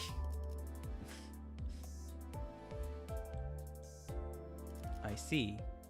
Once per turn, unless they are in panic or in ego corrosion. Heal 10 SP for 2 allies with the least SP.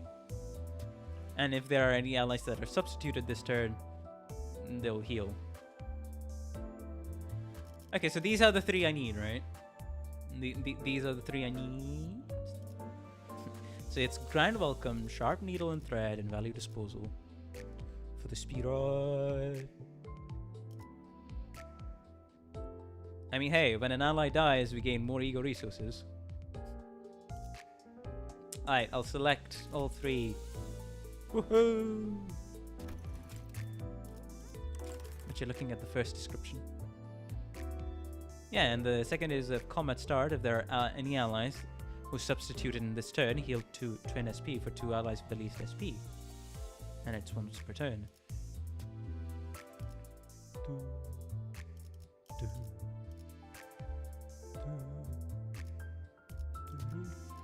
I'll just select and go, and since nobody's really stopping us. Yes, we good. 270 Starlight. Man.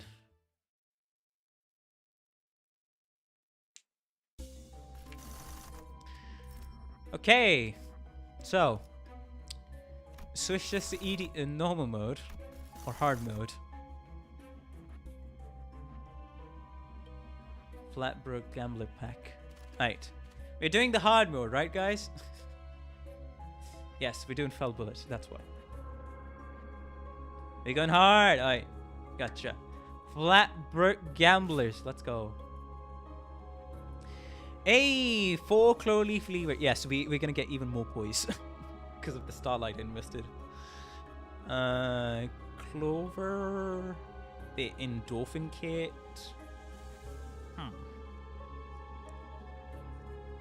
I mean, this should help with the poise. Should help with the poise. And the effects apply to first and second identities. Allies with more poise gain flash power up and damage up. Flash power up. The more poise gifts, the better. Okay. If that's the case, count next turn, pipe potency, and count next turn. And an ally with combat start critical hits an enemy. Nice. I guess I'll pick Clover. Trusting in the fact that he will critical hit. Sure.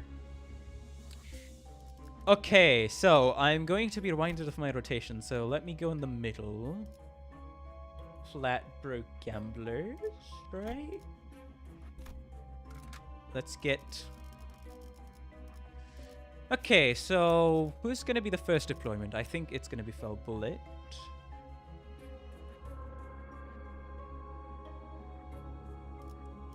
Then everybody else. I mean, everybody else. These two here. I mean, these three here.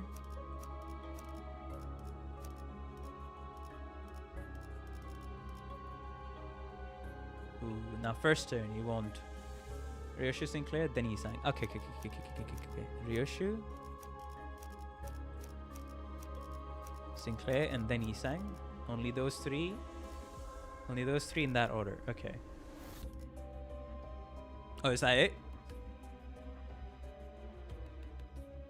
Do I not need to select anything more? For the first battle. Okay. Right, to battle we go! 저들은 전율하리라. I need to wait more. Okay, that's all.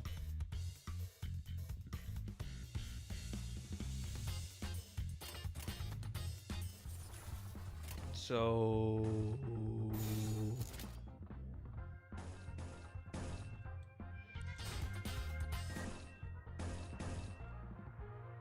Fell Bullet relies on killing your own allies. Aha.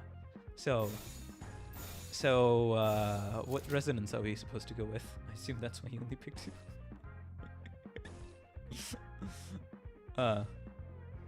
Your Canto is You need 1 pride and 2 wrath. Your weaker bullets are only shield. 1 pride, 1 pride and 2 wrath. There you go. We got 2 wrath, 1 pride.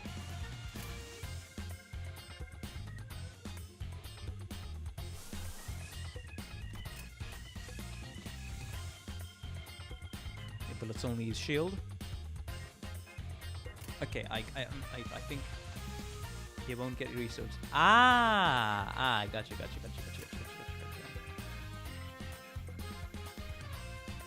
Fair enough. So this is what I'm supposed to go with? Or was it? Because they need to win a clash to gain. With shield they just get it.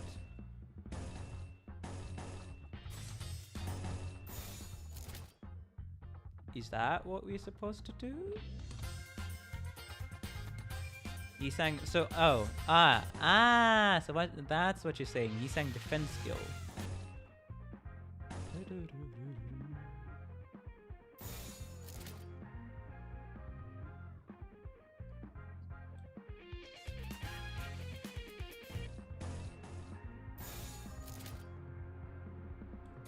We need overall 2 pride resources, eh? Yes, I'm being handheld by chat. 웃음은 잊으시오. 어떤 Tormentry. 일인가?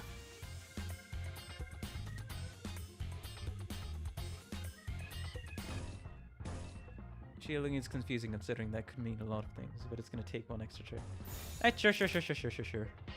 Let's shield with Ryoshu at the minute. Since we don't want Ryoshu to die yet, basically, right?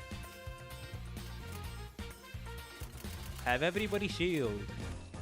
Because that's hopeless either way.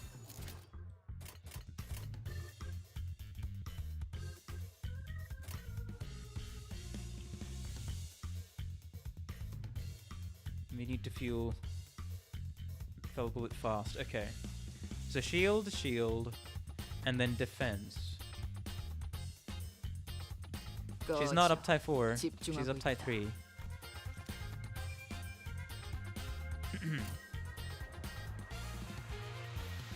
Okay, so we want to shield everybody, right? And that's why 1 Pride and 2 Wrath, because the rest is from the Throne Gift. Gotcha.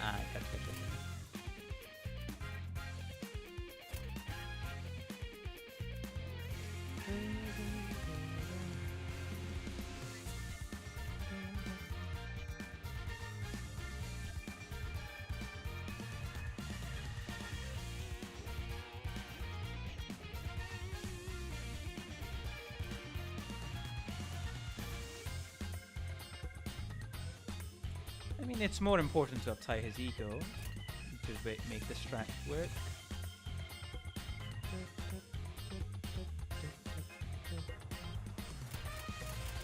Am I ready to go? I think I'm ready to go, right? Because yeah, we need 2 Pride, we need 1 Wrath. We'll get 1 Wrath next turn. So it should be good. Hopefully. Maybe. Who knows? And that's to activate. Yeah, we need 2 Wrath. That.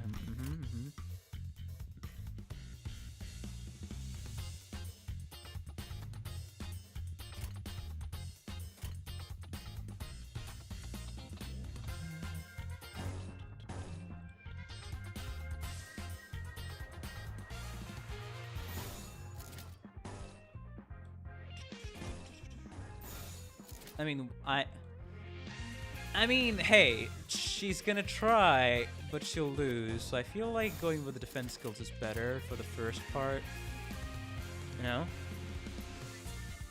So yeah, sure. It'll take 1 more.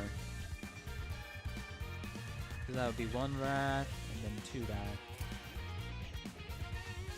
So that should be good. Hopefully.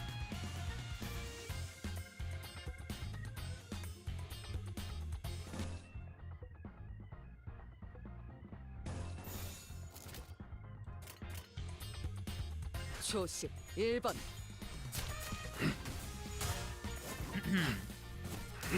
Okay.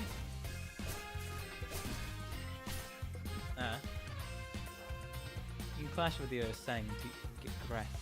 Check. Hey! What's that? I don't know. Chat broke? It's fine.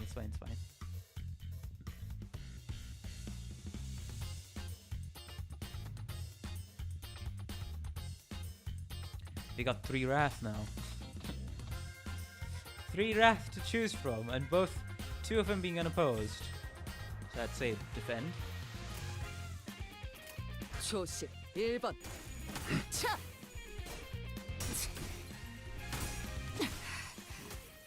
움직이지 않는 나무 토막으로 무리한다. Should have defended then. Should have defended then. Okay, so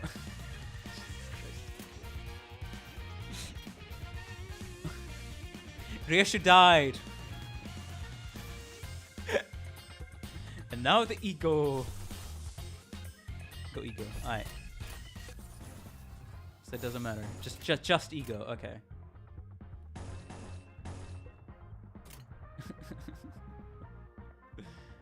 It took some time, but we go. Okay. Alright. Sure. Punch Piers.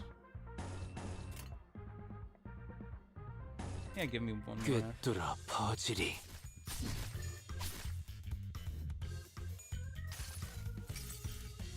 위장에 묵직히 얹히는 총신을 느끼리라. 흉악한 Oh. 총탄이 저들을 관통하리라.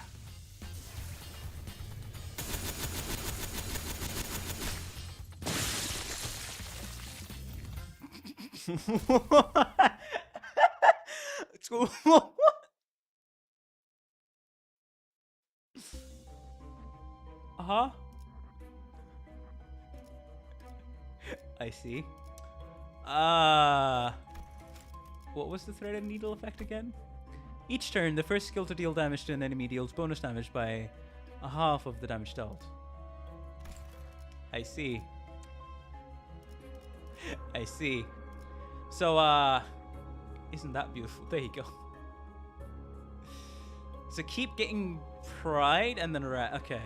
We've gotten wrath. So, what we need to do is, I guess, do we take is this strat? Should probably speedrun past this choice and notes. That's what I'm thinking as well. Hey rock, play paper, sure. You got the voodoo doll. Close your eyes. Thanks.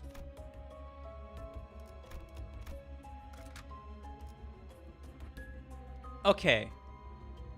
Now, next battle, you take one bullet and then force corrode. What? Who?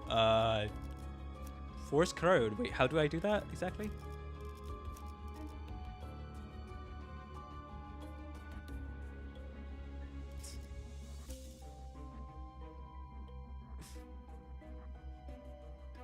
Who's gonna die? Overclock. Fair enough. Fair enough. Fair enough.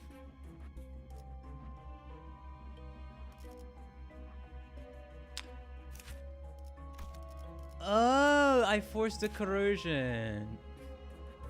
Okay. Alright, so we only take one bullet. Okay, so Gregor in this case. Basically. We get 5 pride every encounter regardless. Okay. Fair enough.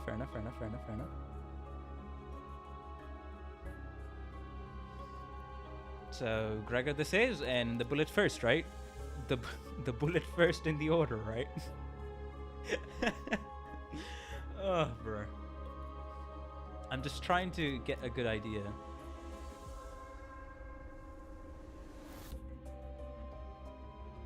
Let's see, you got a resource from someone dying. 저들은 전율하리라. Alright, since he only said one bullet, so that's good. Yiseng can go first. I mean, Yiseng is going first regardless, so there you go. But Alright, do I do this? Overclock it? Is that no corrode? And then it doesn't matter what I pick there with Gregor, right? I mean, I think I'm just supposed to go. Let it ride. 이대로 가보자고. 조각조각 난 기억도. Oh, shattered mirror. 그저 쏘아라. 계속 쏘아라. What the fuck? Bro actually sniped everybody.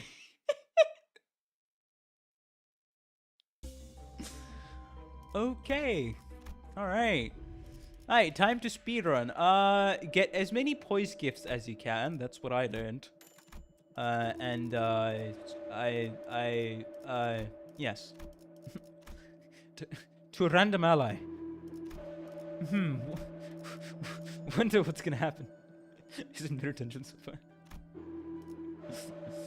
And the rest is shield. Okay, let's see if we can get more E-Sang skills. Fair enough. Damage up to a random ally. Prioritize damage. I mean, turn start damage up to a random ally. I feel like that's good. We can get something. Gotta be cautious of not letting Sang or anyone go first or deal damage first before you Sang because the threat and evil is going to activate. Ah, fair enough, fair enough. Okay, Bloody Gadget or another skill for Yisang. I feel like Bloody Gadget or upgrade these guys. Bloody Gadget. That's what I'm thinking as well. Refresh. Nothing. Your ego is a priority on dealing first damage. Gotcha, gotcha. Deployed. Replace. Do I refresh it again? I feel like not really.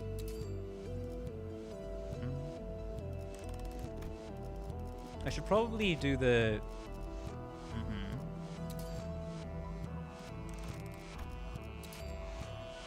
Yeah, I should probably level up the poise gifts as well. Yes. We need professional for the advice. Exactly. There we go.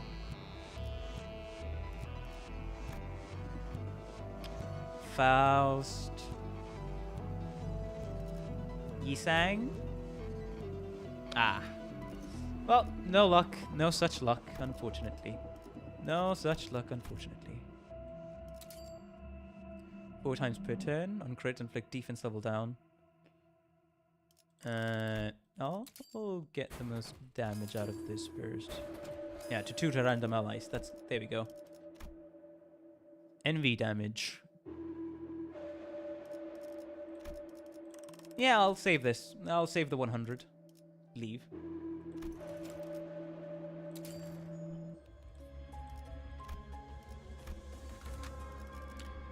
Okay, so Yisang first. Who next? Who's gonna be the bullet this time? Ishmael, you're gonna be the bullet this time. You're gonna be the bullet this time. Okay. Just start with the first for bloody tier. Ah. I mean, hey. It's fine.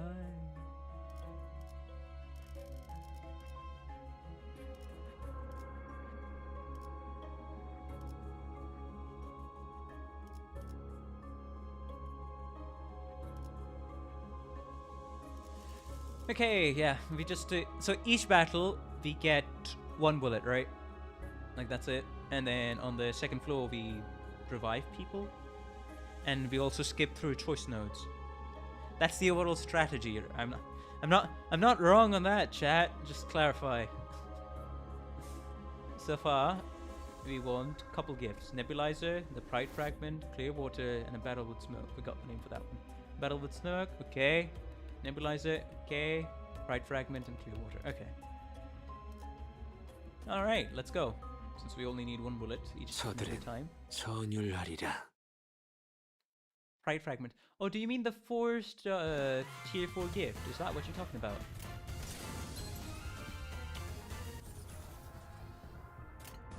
Well then.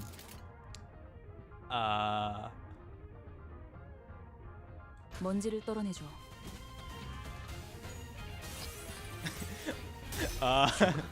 Right, corrosion. 저들을 들여다볼 필요도 없지. 그저 쏘아라. 계속 쏘아라. 입니다. 죄님, 제 본분을 1 hit. 지키지. 1 hit. Oh, what the hell? I see. Charge? I don't know. We already have that for the tier 2. Just make sure that the other sinners' bullets use shield, since you don't want them to go first and clash and deal damage. Okay, that's okay. Fair enough. Grab the tier 2 gift. Yeah, since we'll be using them for fusion, so I guess. And since we're gonna get what? Rupture? Non-focused encounters? Sure, take the rupture one. Alright, next is Hell's Chicken, right? Camilla. Oh no. Next is Hell's Chicken. I think that's the one for speedrun. Because I'm still going to be going a little slow for this. Simply because of the fact that I'll need to...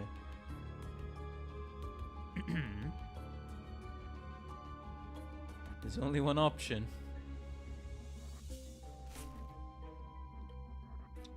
Very fair. Okay. The chicken. Ah, deployment order has been restored. Why would you pick anything else? Just pick chicken. Alright, time to sacrifice everybody one by one. 이게 최선이겠죠? Alright, let's get into the rhythm of things then.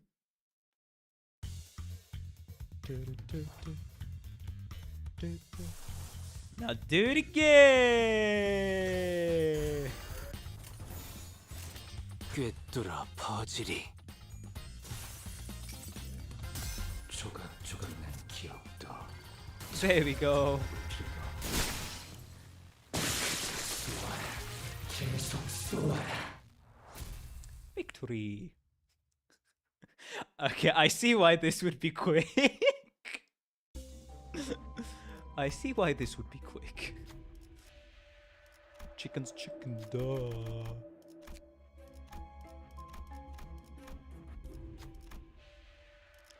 You saw nothing.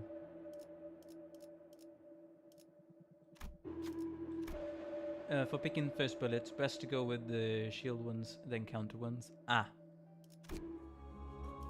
Fair enough.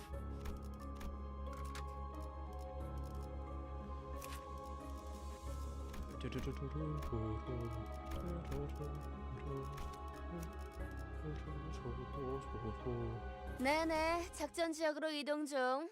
교신 끝.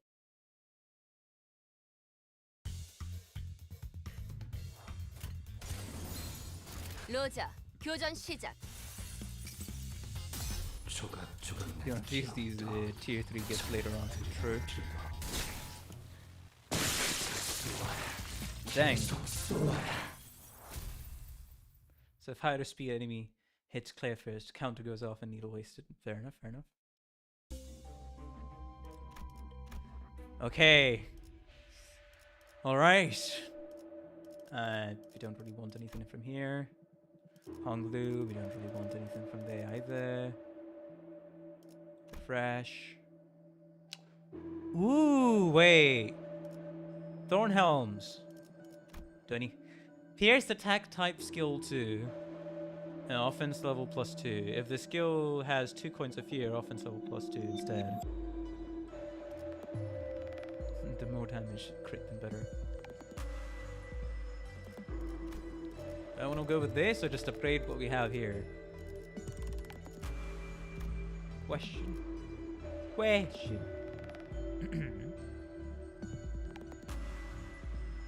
But it's skill 2. No, be crowed. You know what? Fair. Alright, let's fuse some things first. For poise. You know what? We're going all the way. We're going all the way. Watch. Watch. There we go. Clear mirror.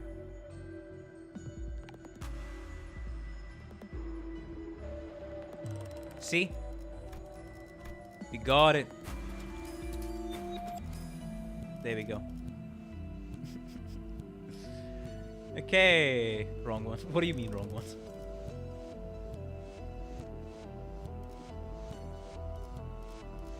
Now, didn't we need a...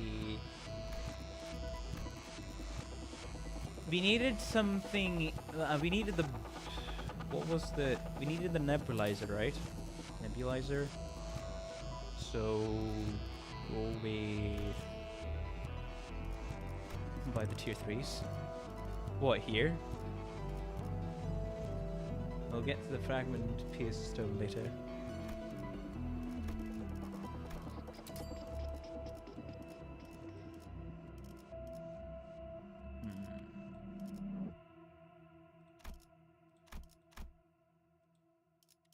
I mean, hey, this would constitute of, you know... This... Maybe I get a nebulizer, who knows? If I do wish making, what's the wish? Nah, I'm not want to improve the chances. 90% is enough. Here's the rupture one. Ah, it's the rupture. Well, unfortunate. Actually unfortunate. We got sinking. Right, I feel like we can probably enhance gift. Yeah, go and do that. Sure.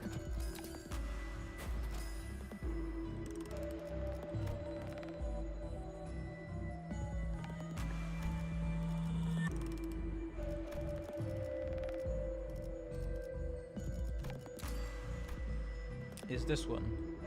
Ah, ego gift. Okay. Well, let's leave. Yes.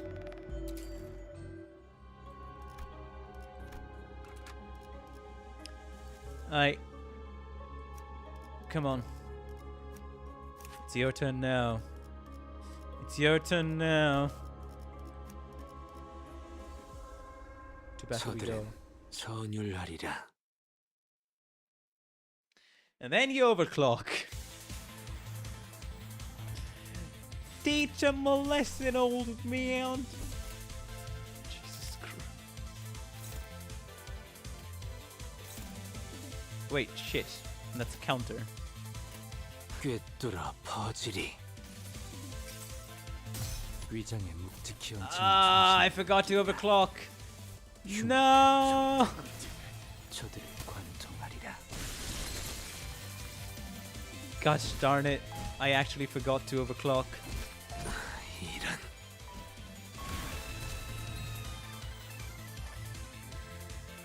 Oh my god.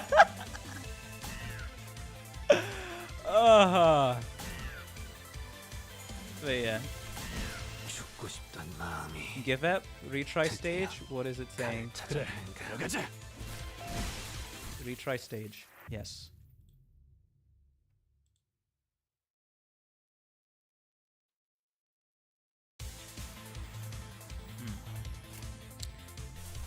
Okay. Yes. Now we're good to go. 꿰뚫어 퍼지리. 조각조각 난 기억도 저들은 등록을 필요가 없지. Solo MD running away. Fair enough. Wait, what's this? Huh? Uh-oh. What's this?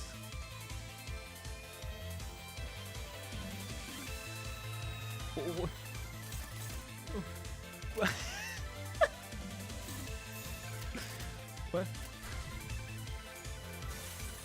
Just that's an empty slot? Okay, I never knew. I'm seeing that for the first time. 필요도 없지. 그저 쏘아라. 계속 쏘아라. Okay. Okay. Okay. Gain a random gift. You're not. Hey, grey coat. Gain that one, and then that one. Just pick up bodies for fusion. But hey, I'll take the horseshoe. For more poise. I appreciate poise. Hatred and despair. Vain pride. There's the nebulizer. But do we want to go with the vain pride? Or do we reset? I mean, do we refresh?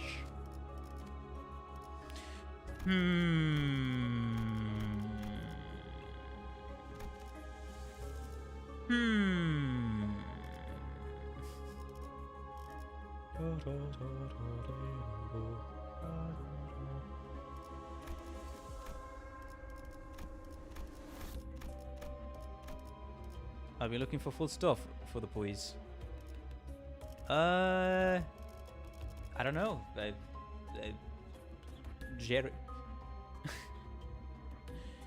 Jersey would know. I do not know. Should I refresh? Should I not?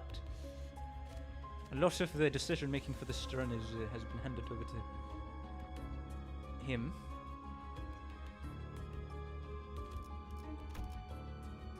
Nebulizer. Since H and D. Hatred and despair. Ah. Short.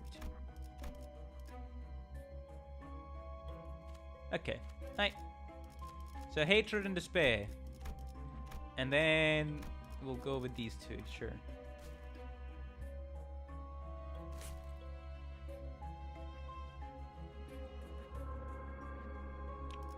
Oh, I've never gone here. There's a report on a central command desk. The report was partially censored. It seems to be talking about something. Take the report. Remember the last time at my training team? This looks kind of similar to the ampule back then. It seems not to share the name, however, it's similar. However similar it may appear in its purpose to protect the target, it really has a positive effect on us. We took the sample. Encounter start. All allies gain 2 trauma shield. Oh, trauma shield. What's this? SP damage. Reduce sinking damage. Nice. Abnormality. Hero. Change comes for everything eventually. I have failed to protect others too. Wait, what do I choose? What do I choose here?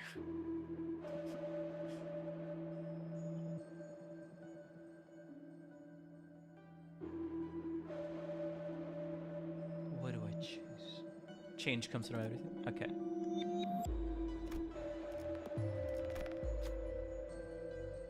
Both gives me. Ah! Ah!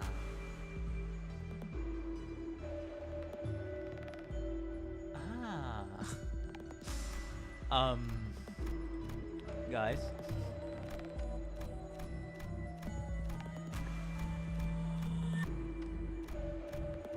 Exactly. You know me. Maybe I should have thought about that. Sure. What?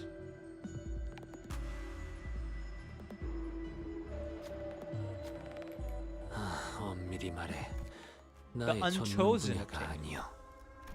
Okay. Hey. Refresh. Oh, if I can get Yi Sung here, that would be great. Nothing. Nope. No. Oh my fucking god! I accidentally clicked on it. Okay.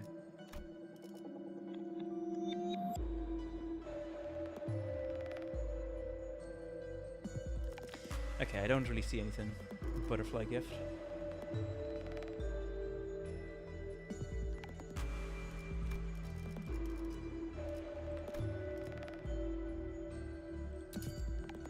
Primal poise. Okay, let's so what we aiming for here? What we aiming for here? I guess we need poise.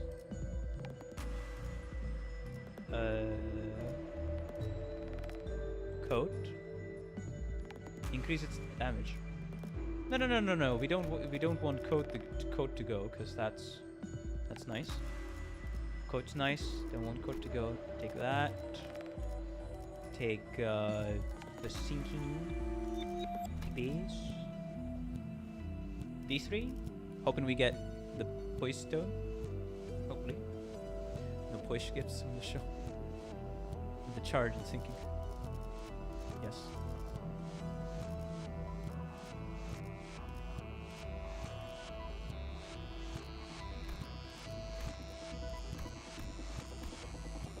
I mean, that guarantees it. Like, I kind of. Can we go for Pierce?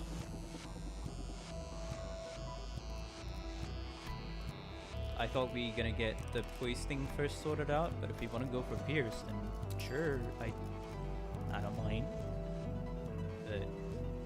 Didn't we need ego stones? Exactly, that's what I was thinking. Not enough cost. I feel like we could go for Pierce fusion. Like, aren't the rocks just clash power? Let me see recipes. Go all the way down. Okay. Can I see the stone, please? Bruh.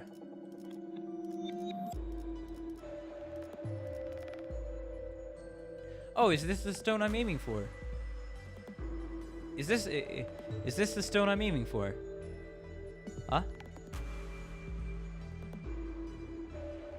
2 of 7, and then this. Okay. Gotcha. To produce whatever this is. All right.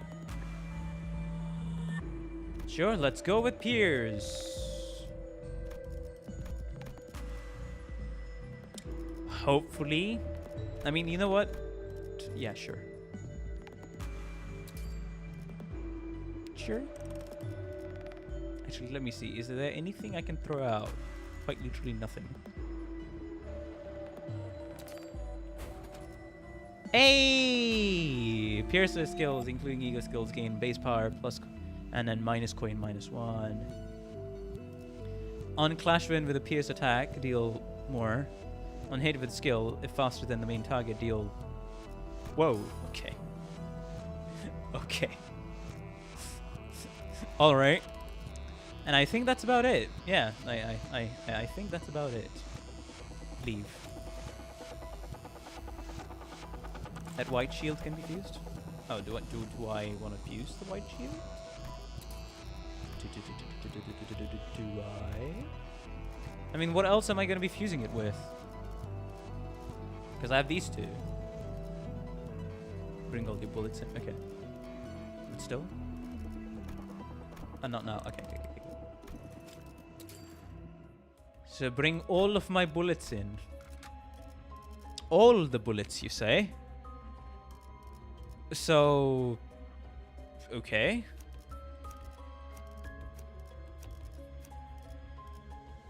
Do I want some peeps as backup as well? Maybe? Is that good? The fragment, Pride Stone, Ego Stone, can be obtained from Tier 4 Fusion because you already got the clear water. Nice. Since you get 1 Tier 4 gift, other standard Tier 4 from the list will be easier chance to get. Jeez. It's one enemy. Up all needed.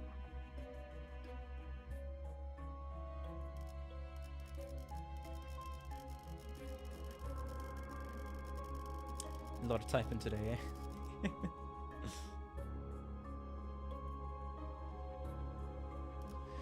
Okay, so bring all of my sinners in. Yisang is first. I think that's good to go. Hopefully. Hopefully. Right? I'd say that's good to go. I'm good to go. Let's go to battle. 파우스트가 맞이하죠. Alright, so is it the same strat? Is it the same strat? Question. Is it the same strat?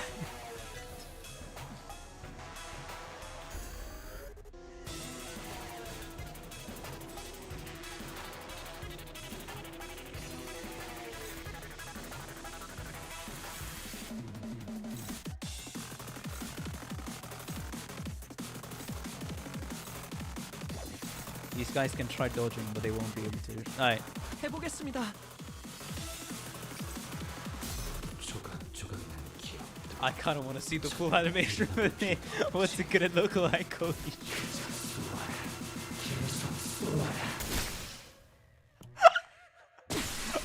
What? 이제는 남투약으로 The fuck are you talking about? 정의의 이름으로 지금 이곳에 등장!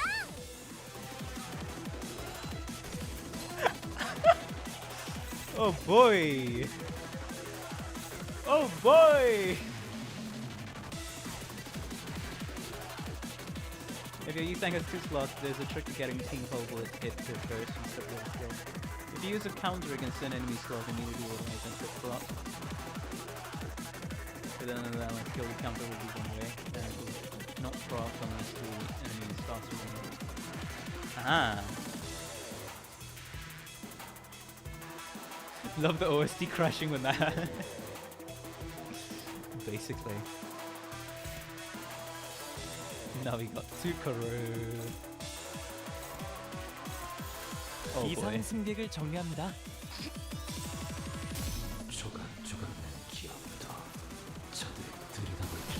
What is this gonna be? 2000! Another one!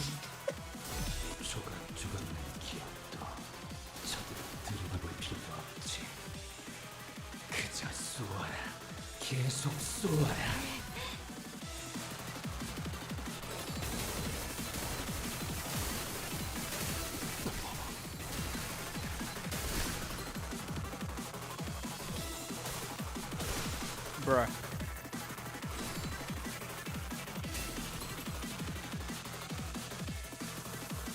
당신도 결국 먹혀버렸어. 이건 Another one! 없는 굴레인 거야?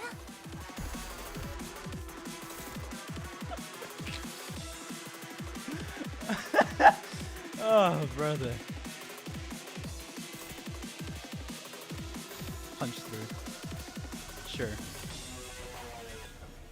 정의보다도 푸른 자유, Do 사랑보다 it again! 꿰뚫어 퍼지리. Oh no! Shit, okay. I'll remember now. Don't worry. I'll actually remember now. I'll actually remember now. I'll actually remember to counter with him.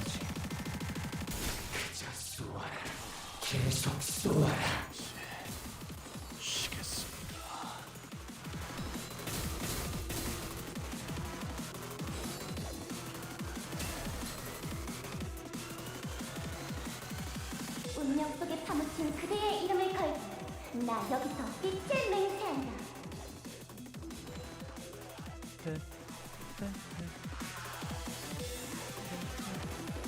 Do I force it to corrode? Yep.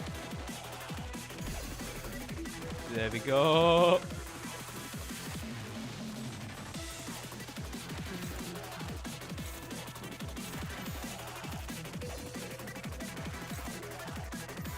Oh, right. Just focus on a singular skill. And then do the overclock. For it. 꿰뚫어 퍼지리. That is some absurd clash power. Looks like we lost some of the rolls.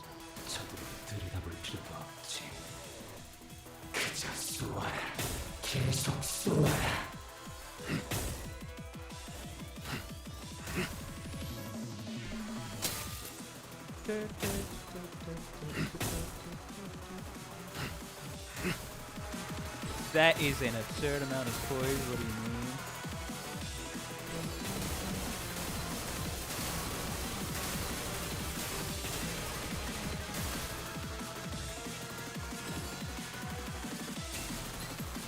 The third one is gone. Now imagine with other gifts. 우리 앞을 막는 증오스러운 존재들에게 나와 그대의 힘을 합쳐 위대한 철학의 힘을 보여줄 것을! Oh, nice. Ain't that nice? And that's a full-on corrosion. Oh. Glimmer.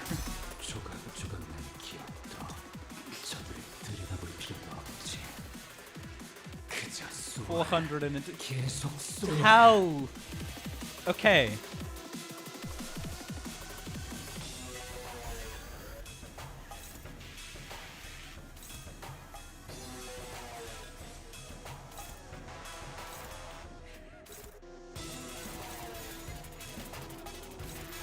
absolute 꿰뚫어 resonance. 퍼지리.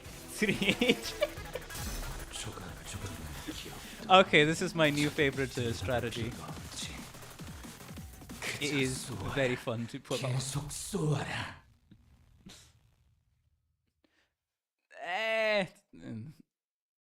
She's already dead. Hey, I had to put the final nail in the coffin. Alright. That's all. No ego gift, Sedge. Yes, get these two. That's more fusion fodder. Get the... Get the charge barrier, actually. Okay, what are we going? Ooh, what's this? A non-disclosure agreement.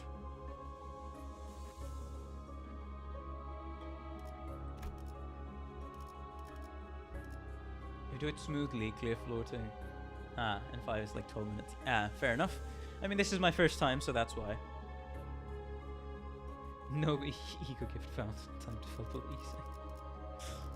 Wait, that's another poise. Wait, what? This is a poise? On hit against enemies with bleed with an attack skill gain poise. On crit, chance to not consume poise count once per turn for each character, including ego skills and counter skills.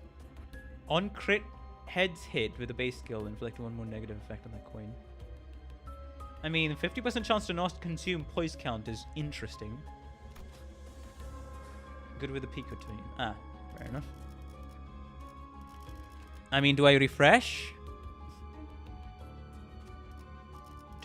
Do I refresh, or do I just go for this? Like these two for fodder and also poise, you know? Or do I go here? Let's see where I'll have to go. And for us, since fellow ego can apply bleed. Ah! Then I'd say that's... yeah, sure.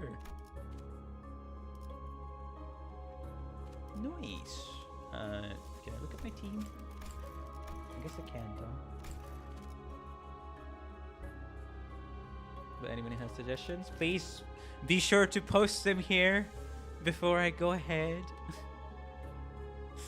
We could refresh, and we have 3 refreshes. But, you know.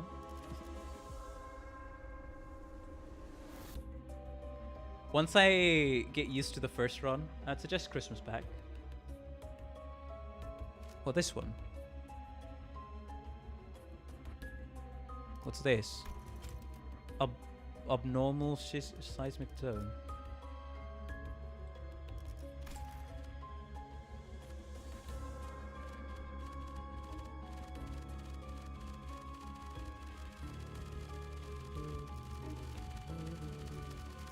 If you're Fox, welcome to the stream. How you doing? Hopefully you've been having a good day and continue to have a good time on stream. Welcome. As you see, we're just doing one run of this.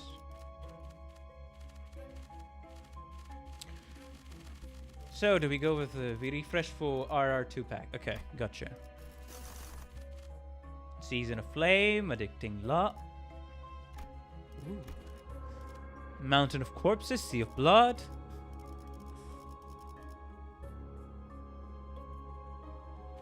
Click on search and you can kind of check what's in the pack. Hey, we did need the battle. Did we? And who are you fighting? Alright. So we gotta refresh again. Gotta refresh again. I imagine.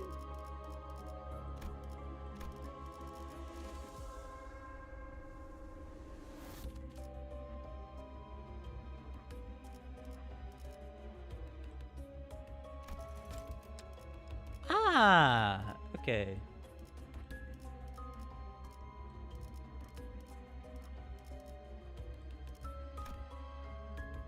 RR2.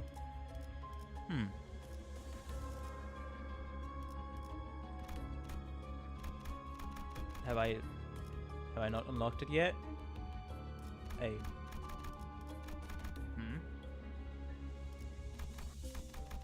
I'm trying to click it, game. What happened? Line 4.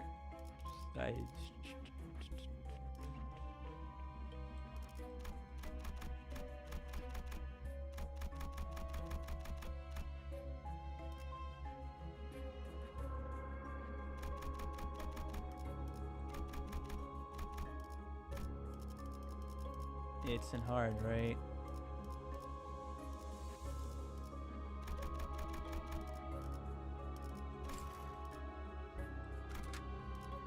Oh, that's a team. Click on the pack search. Oh. Okay. Alright. And I want.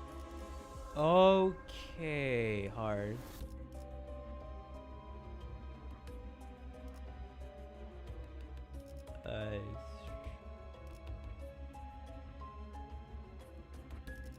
Line 2, extra 50% charge. So that's what we do, right? For pack search. So that's what I do. But just RR. I mean, people said RR2, right? So, you know.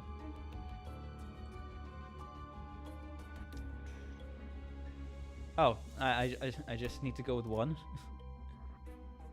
That's what you're saying? We don't need to go for 2? Okay. Okay. If you don't see it, search it. If you haven't done it yet, you get extra charge decoy. Oh. Okay. Fair enough. So we go with the RR1, right? I'm not tripping there, I think. Hey, if everybody is enjoying the stream, please be sure to like and subscribe. It helps out the channel a ton, and I really appreciate all the support I've been getting so far. Thank you very much. Line 1's fine. Okay. Whoa. Take 20% more charge. Hey, I'll get... Line 2's more if you want to make a super beefcake. Nice, please. Defense level up. Wait, what? Each ally gains defense level up on self divided by 4 offense level up. Interesting.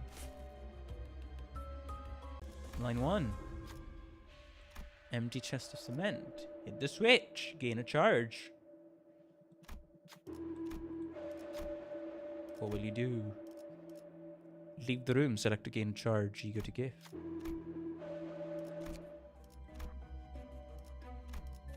Line 1.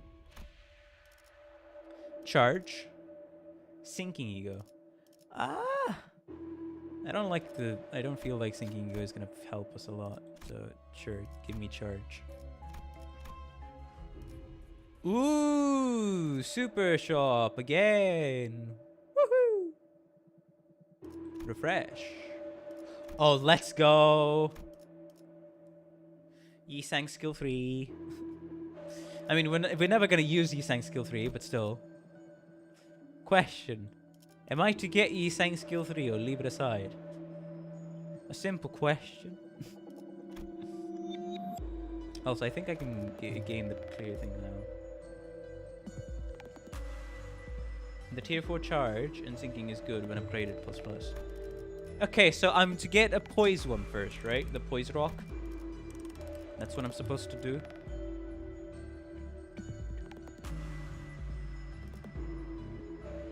He gets no skill upgrade since we're only doing flow fight. Fair enough. Fair enough.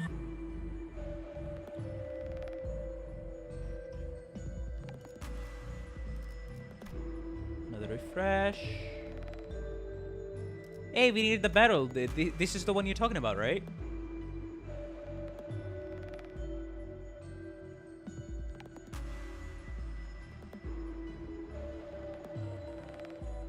This is the barrel. Please. Yes. Hey. We got the barrel.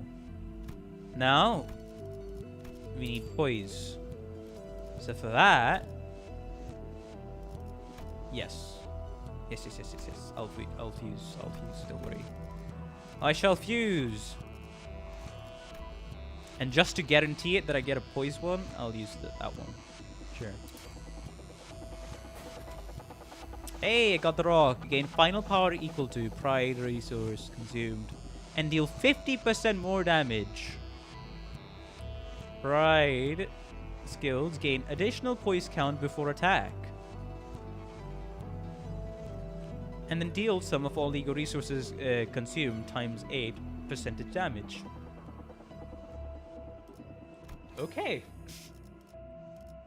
Okay. Alright. So, what what else? Oh, brother. I mean, I guess I can upgrade this one. Haste off and level up. What else, peeps? Do I go with charge now? Do I get the charge thingy? Or do I go with... Do I go with something else? I mean, I do need the nebulizer, but I feel like I'm gonna get it at some point. Hopefully.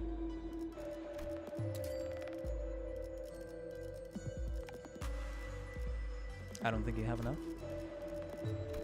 Let me see. I have burn. I got this. And then I got this.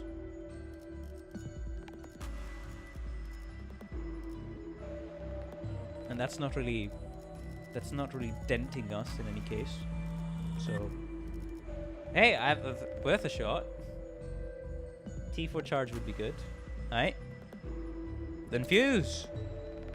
What if you fail? It's fine. We got the rock. Well. So. Am I to fuse these 3 rocks now? Not good enough. No.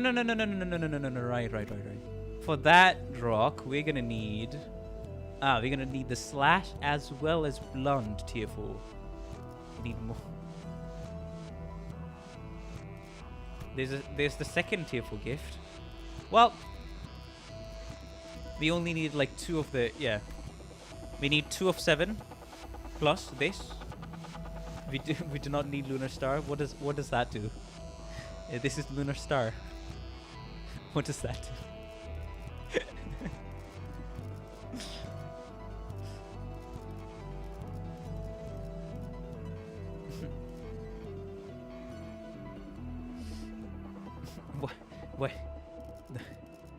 Why do we not need the Lunar Star?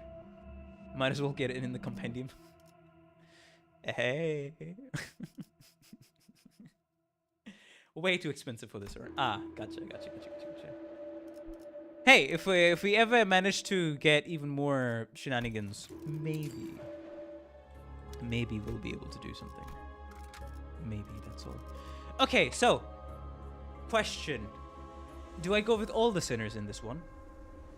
Actual question: do I go with all the sinners on this one? I'll tell you if you go for it in the extreme mode.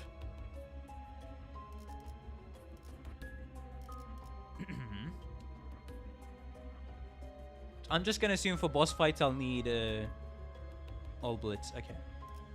정리 작업 시작합니다.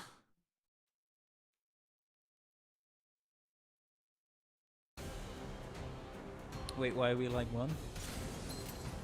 Because it costs more to go to line 2. Yeah, we're line 1.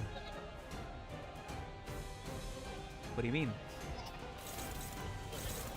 Did you forget? Yes, I mean... Back, you were the one who told me. You don't need to spend more Starlight. Just go with line 1. RR1. You literally said that. Brother, you literally said that.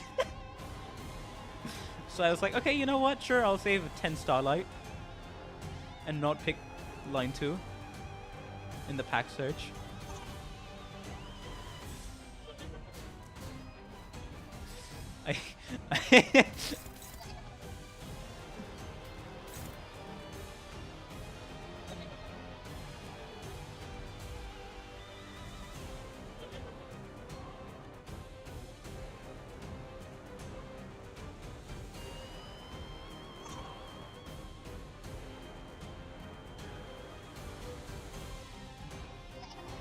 Ah, you didn't say it. Gotcha.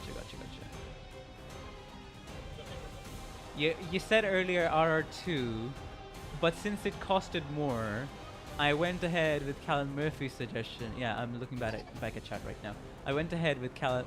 Yeah, just followed along with the RR1 suggestion. Right. I don't remember now. Anyways, might as well.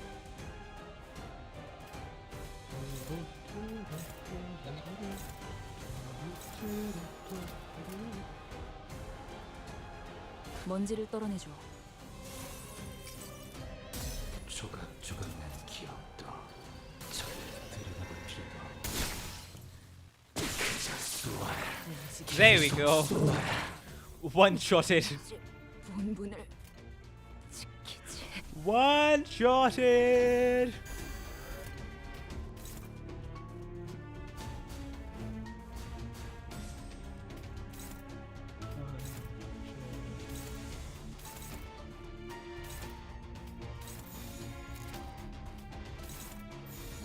이쪽으로. 조각조각난 기억도 저를 들여다볼 필요도 없지. 4,000. 계속 쏘아라. No need to waste that one. 꿰뚫어 퍼지리. 마침내 깊은 수면에 빠지시니까. Alright. Time to literally kill everybody again. For the 4th time.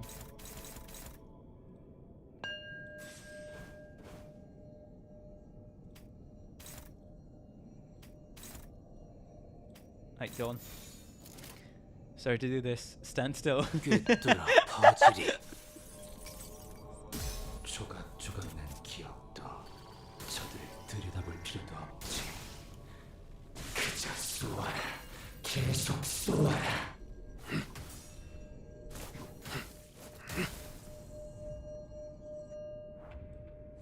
Quite literally. Hey, there it goes. There it goes.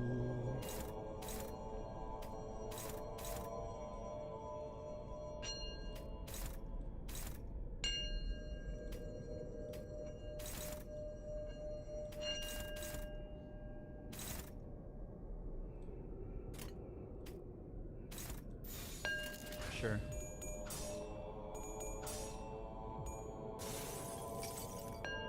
조각조각난 기억도 저들을 들여다볼 필요도 없지. 그저 쏘아라. 계속 쏘아라. Oh, brother, two-shotted. Two-shotted. Oh. Okay, brutality plus and minus coin power. Huh? Get poise. Except ego skills. All allies gain.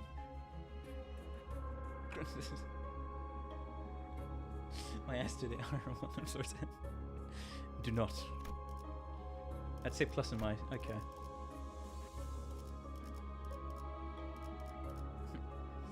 Sure. We'll go with that then.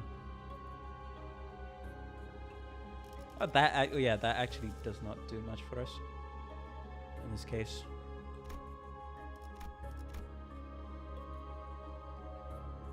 Just don't take damage reduction. I didn't read the penalties. I didn't read the penalties.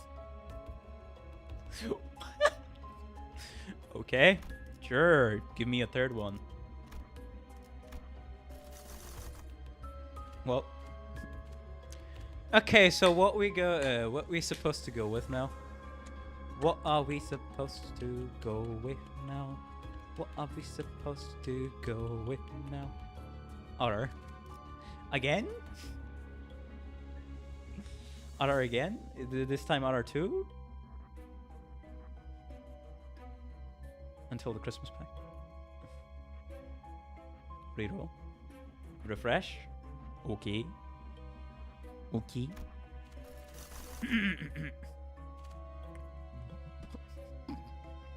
Guys, this is good.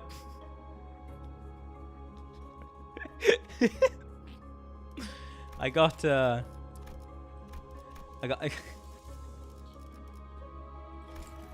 until we hit Christmas. Okay. Do not. Until we hit Christmas. No Christmas. Unfortunate, no Christmas. It's the worst pack of our. Oh. This spring cultivation. Wait, who the fuck are you even gonna fight on spring cultivation? What? I mean, there's a nebulizer somewhere in there. R3's long. Search or spring? You know what? Let's go with spring cultivation. Oh, there's Horseway. I don't mind. I do not mind. We will just outcoin him. Do you know what's R3? I don't. I do not know. I'd say go with spring cultivation to end it off. Yeah, I'm decided. Let's go! Spring cultivation. Another day of classes for Jeshu at class.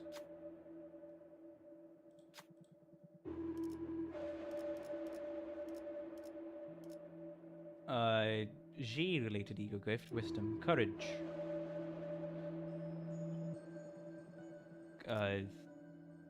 Humanity.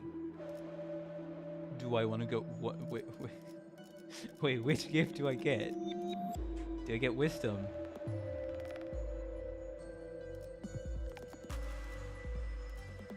What was wisdom about? I mean, this would be health. This would be courage. Would that be attack? Has anyone done this pack before? All of these don't matter. Oh.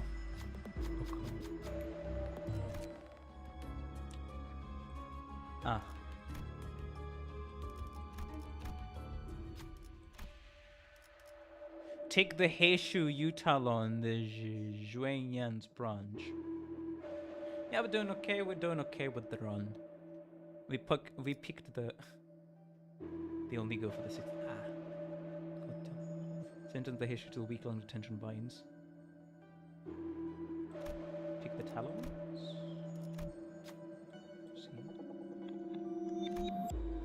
What do you mean that's normal? I'm gonna fail. Okay. 이거 봐. 과정은 어쨌든 Sure. 결과는 좋잖아. Spring cultivation. I think I only need one ID here, right?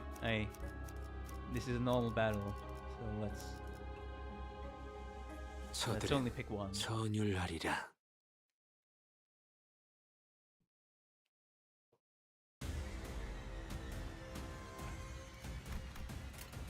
Oh, right.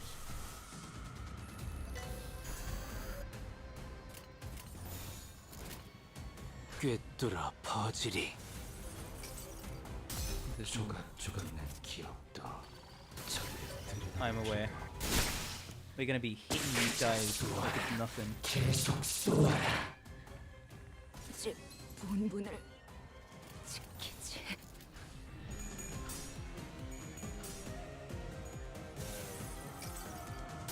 Trying to open such a massive payout for you guys. 저들을 들여다볼 필요도 없지. 그저 쏘아라. 계속 쏘아라.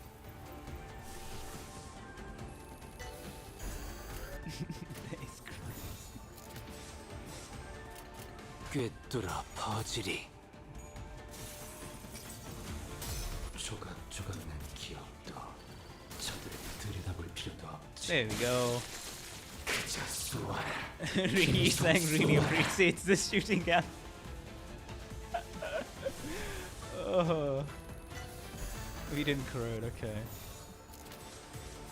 꿰뚫어 퍼지리. Oh!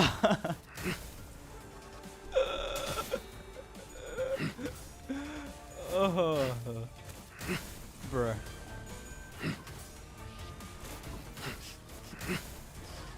I mean, it's fine, it's fine. It's a normal one. It's a normal one. It's a normal.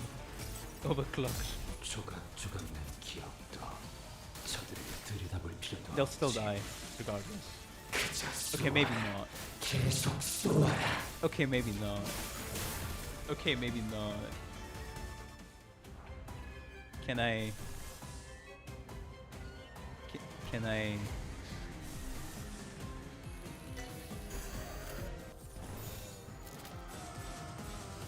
꿰뚫어 퍼지리.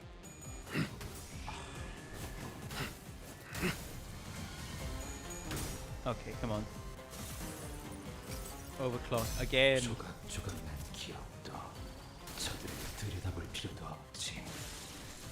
그저 쏘아라. 계속 쏘아라. So it's only hitting 2 people. That's why. Okay. Nice support.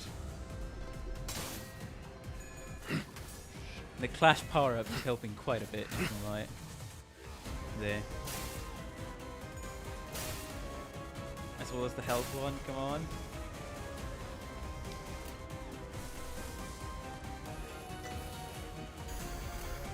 Oh no!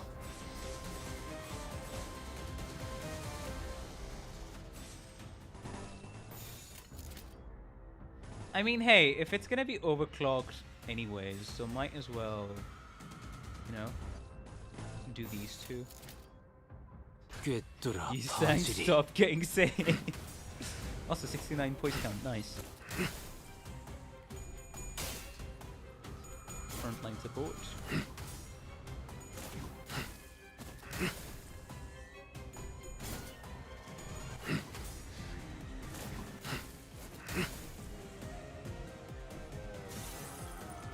Overclock again. 조각조각 난 기억도 저들을 들여다볼 필요도 없지. Two critical shots. 그대로 계속 쏘리라. 마침내 깊은 수면에 빠지시니까. Nice, that's the skill 3.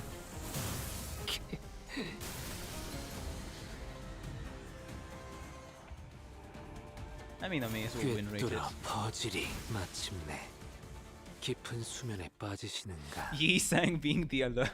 Yi-sang alone carrying everything. Not gonna lie, I do like a musket. I do like a musket. Do I want cost? Give me a random gift, thank you. It's fodder for stuff, so I shall do the stuff. Pierce, but it's the 6th of it.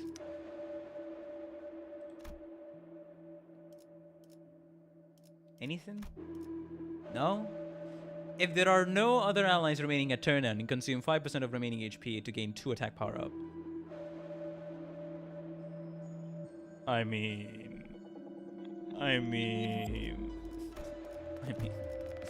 But before that, so what should we go with? The other Pierce gift, right? If I'm not mistaken.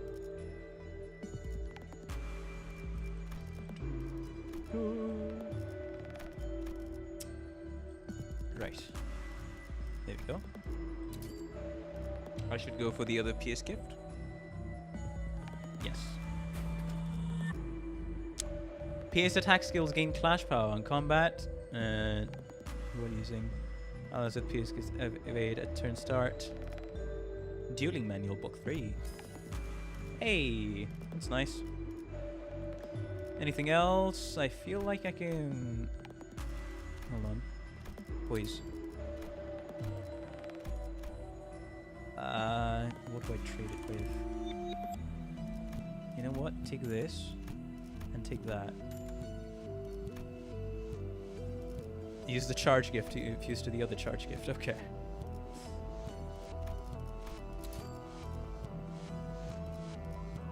I only got this one. It cost. No, not that one, please. Just see if I can get a nebulizer real quick.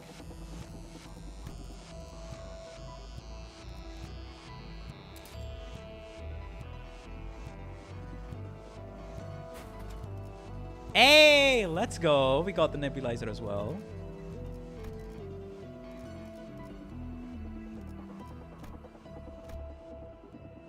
Do we need a tier 3 for this? Yeah,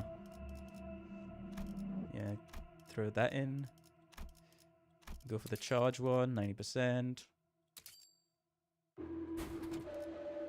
Let's go. Enhance. Enhance the charge one.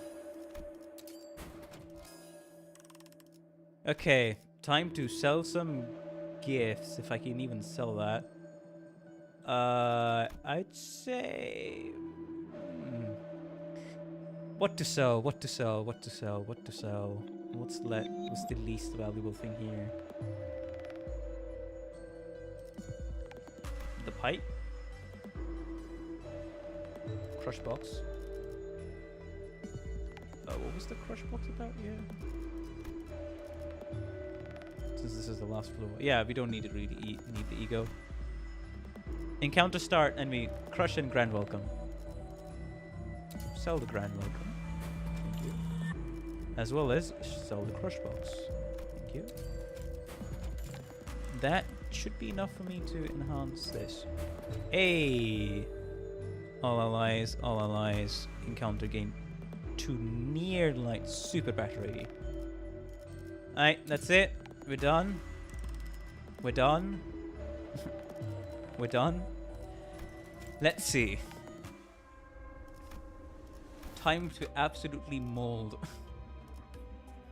Yes, time to absolutely mold somebody.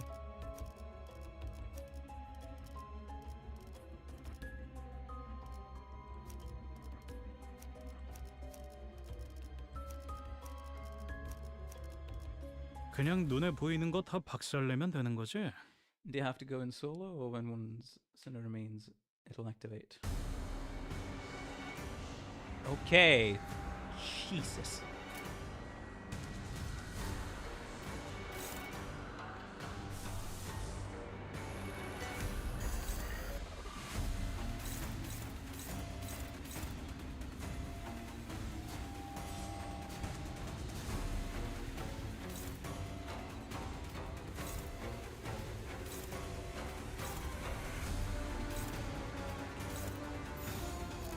Hi, everyone, stand still. 꿰뚫어 퍼지리.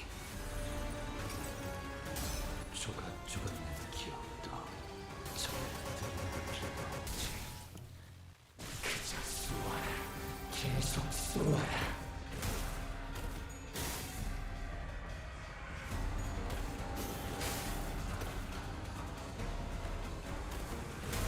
Come on, you gotta stop being sane. You gotta stop being sane, buddy. Evade.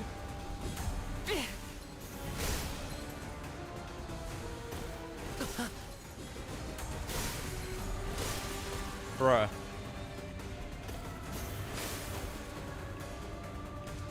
That 25 damage reduction is not helping us. Alright, fair. Fair.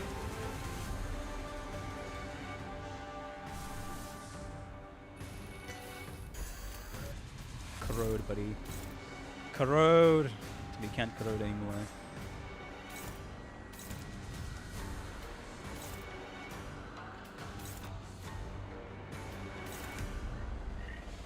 Not to mention he hits 25% harder. Ah. Yeah, that's what I ended up picking. Right. Thanks for the remainder. This is the corrosion. There we go!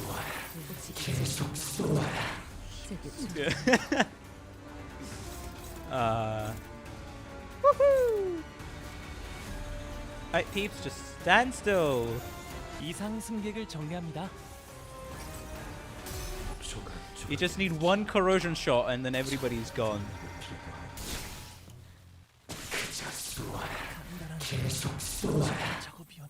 Only was ready for that shot. At least it was only the 25% version. Ah, because you can stack. 입안에 짠맛이 도는군. Claim the rewards. Claim all of them. 무엇인가 Yes. 했더니 터져버린 동료의 피가 Also, 튀었던 that's 모양이군. more lunacy. do stuff. 이런 맛이던가. Cool. Headstrong too, which is uh 7 polls, awesome. Pass mission. 9 polls.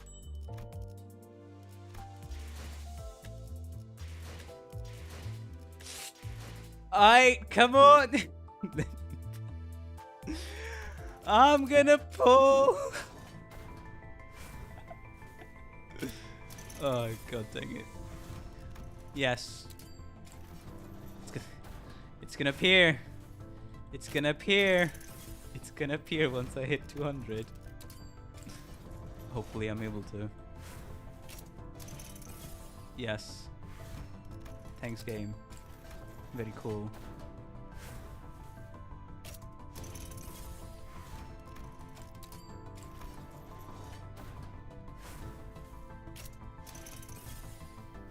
Thanks game, very cool.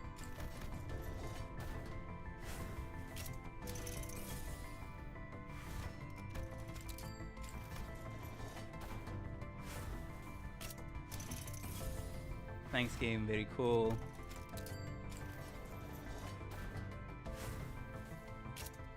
Man, the 200 pity is not but resist the urges. I'm just trying to oh. Okay, 6 more pulls. Can I make it? Oh, let me hit the 200 pity, boy.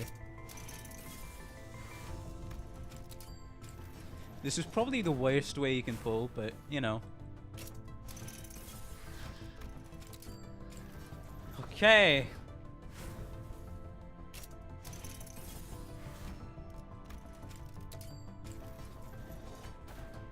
That's the question, who I end up having. Oh, if I have Pinky first, then that would be great. I can get Gregor, I can shard him later when he becomes available to shard.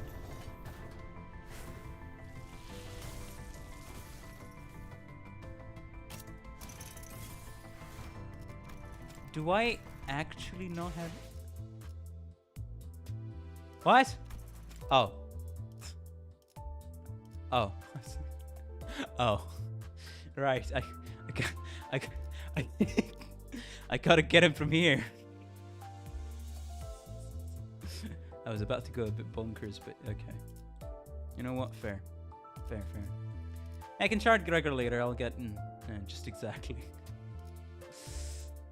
Probably the biggest mistake I've done in Limbus Company so far, but I don't care that much. Let's go, Sinclair! I don't have to shard 별의 anymore. 이름을 잇기에 부족한 법. 언젠가의 나를 위해 주인님을 보필하며 제 스스로를 계속해서 표현할 뿐이죠. So, this of my master without end. Hey, Yahoo! Okay, keeping that team aside. I'm not gonna lie, I'm like phase 2 of Limbus.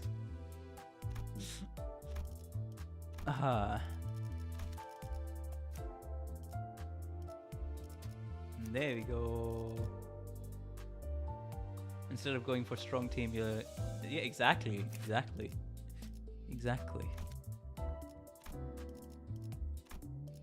Yes, for everything I need... Ben Sinclair will not be a thing anymore.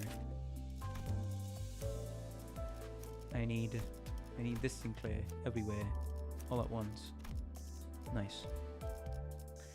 Now I can go to here and use this I have. Up tie 4, Sinclair, where are you? Where are you? Confirm. Yes, it's the Pinky ID.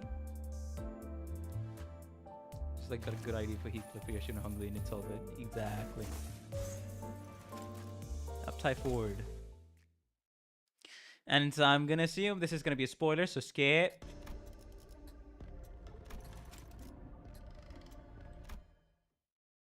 There you go.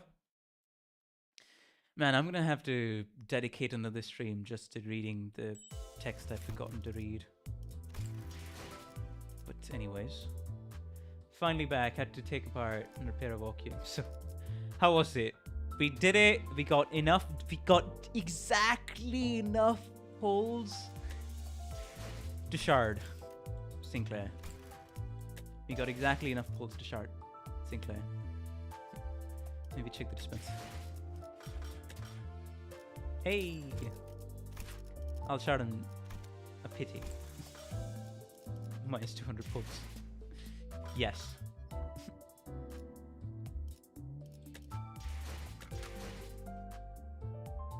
The shard thing. Okay. Now I'll just level you up. Right, I don't have anything to level up.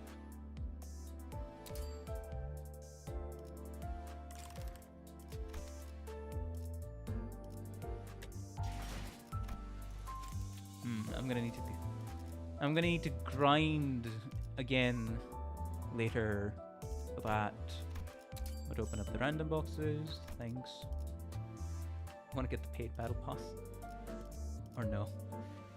Unfortunately, being broke has the thing where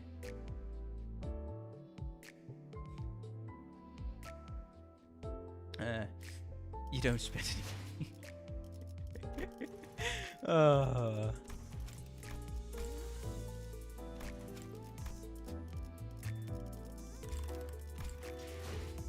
There you go. Let's to be honest, I could provide a more detailed Google Doc guide for the ideal ND run.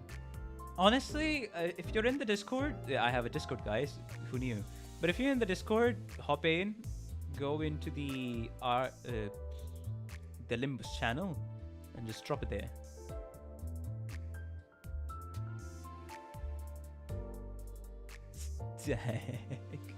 Even at uptide 4 and max, everything uptide.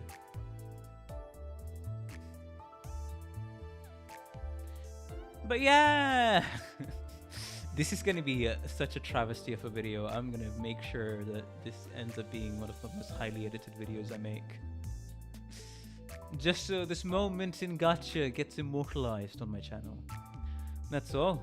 But anyways, if you did enjoy, be sure to like and subscribe. It helps out the channel a ton, and I really appreciate all the support I've been getting so far. And for all the World Watchers I couldn't catch it live, remember there's a comment section down below to comment out all your thoughts and misgivings that you may have. Right, for that you'll have to verify yourself as well as get the limbus roll from the rolls channel so that you can access the limbus things. But yeah, Canto 9 is gonna be fun. Hey, maybe I'll fit in a R1 something later. Who knows? But yeah. Goodbye. Goodbye, good night.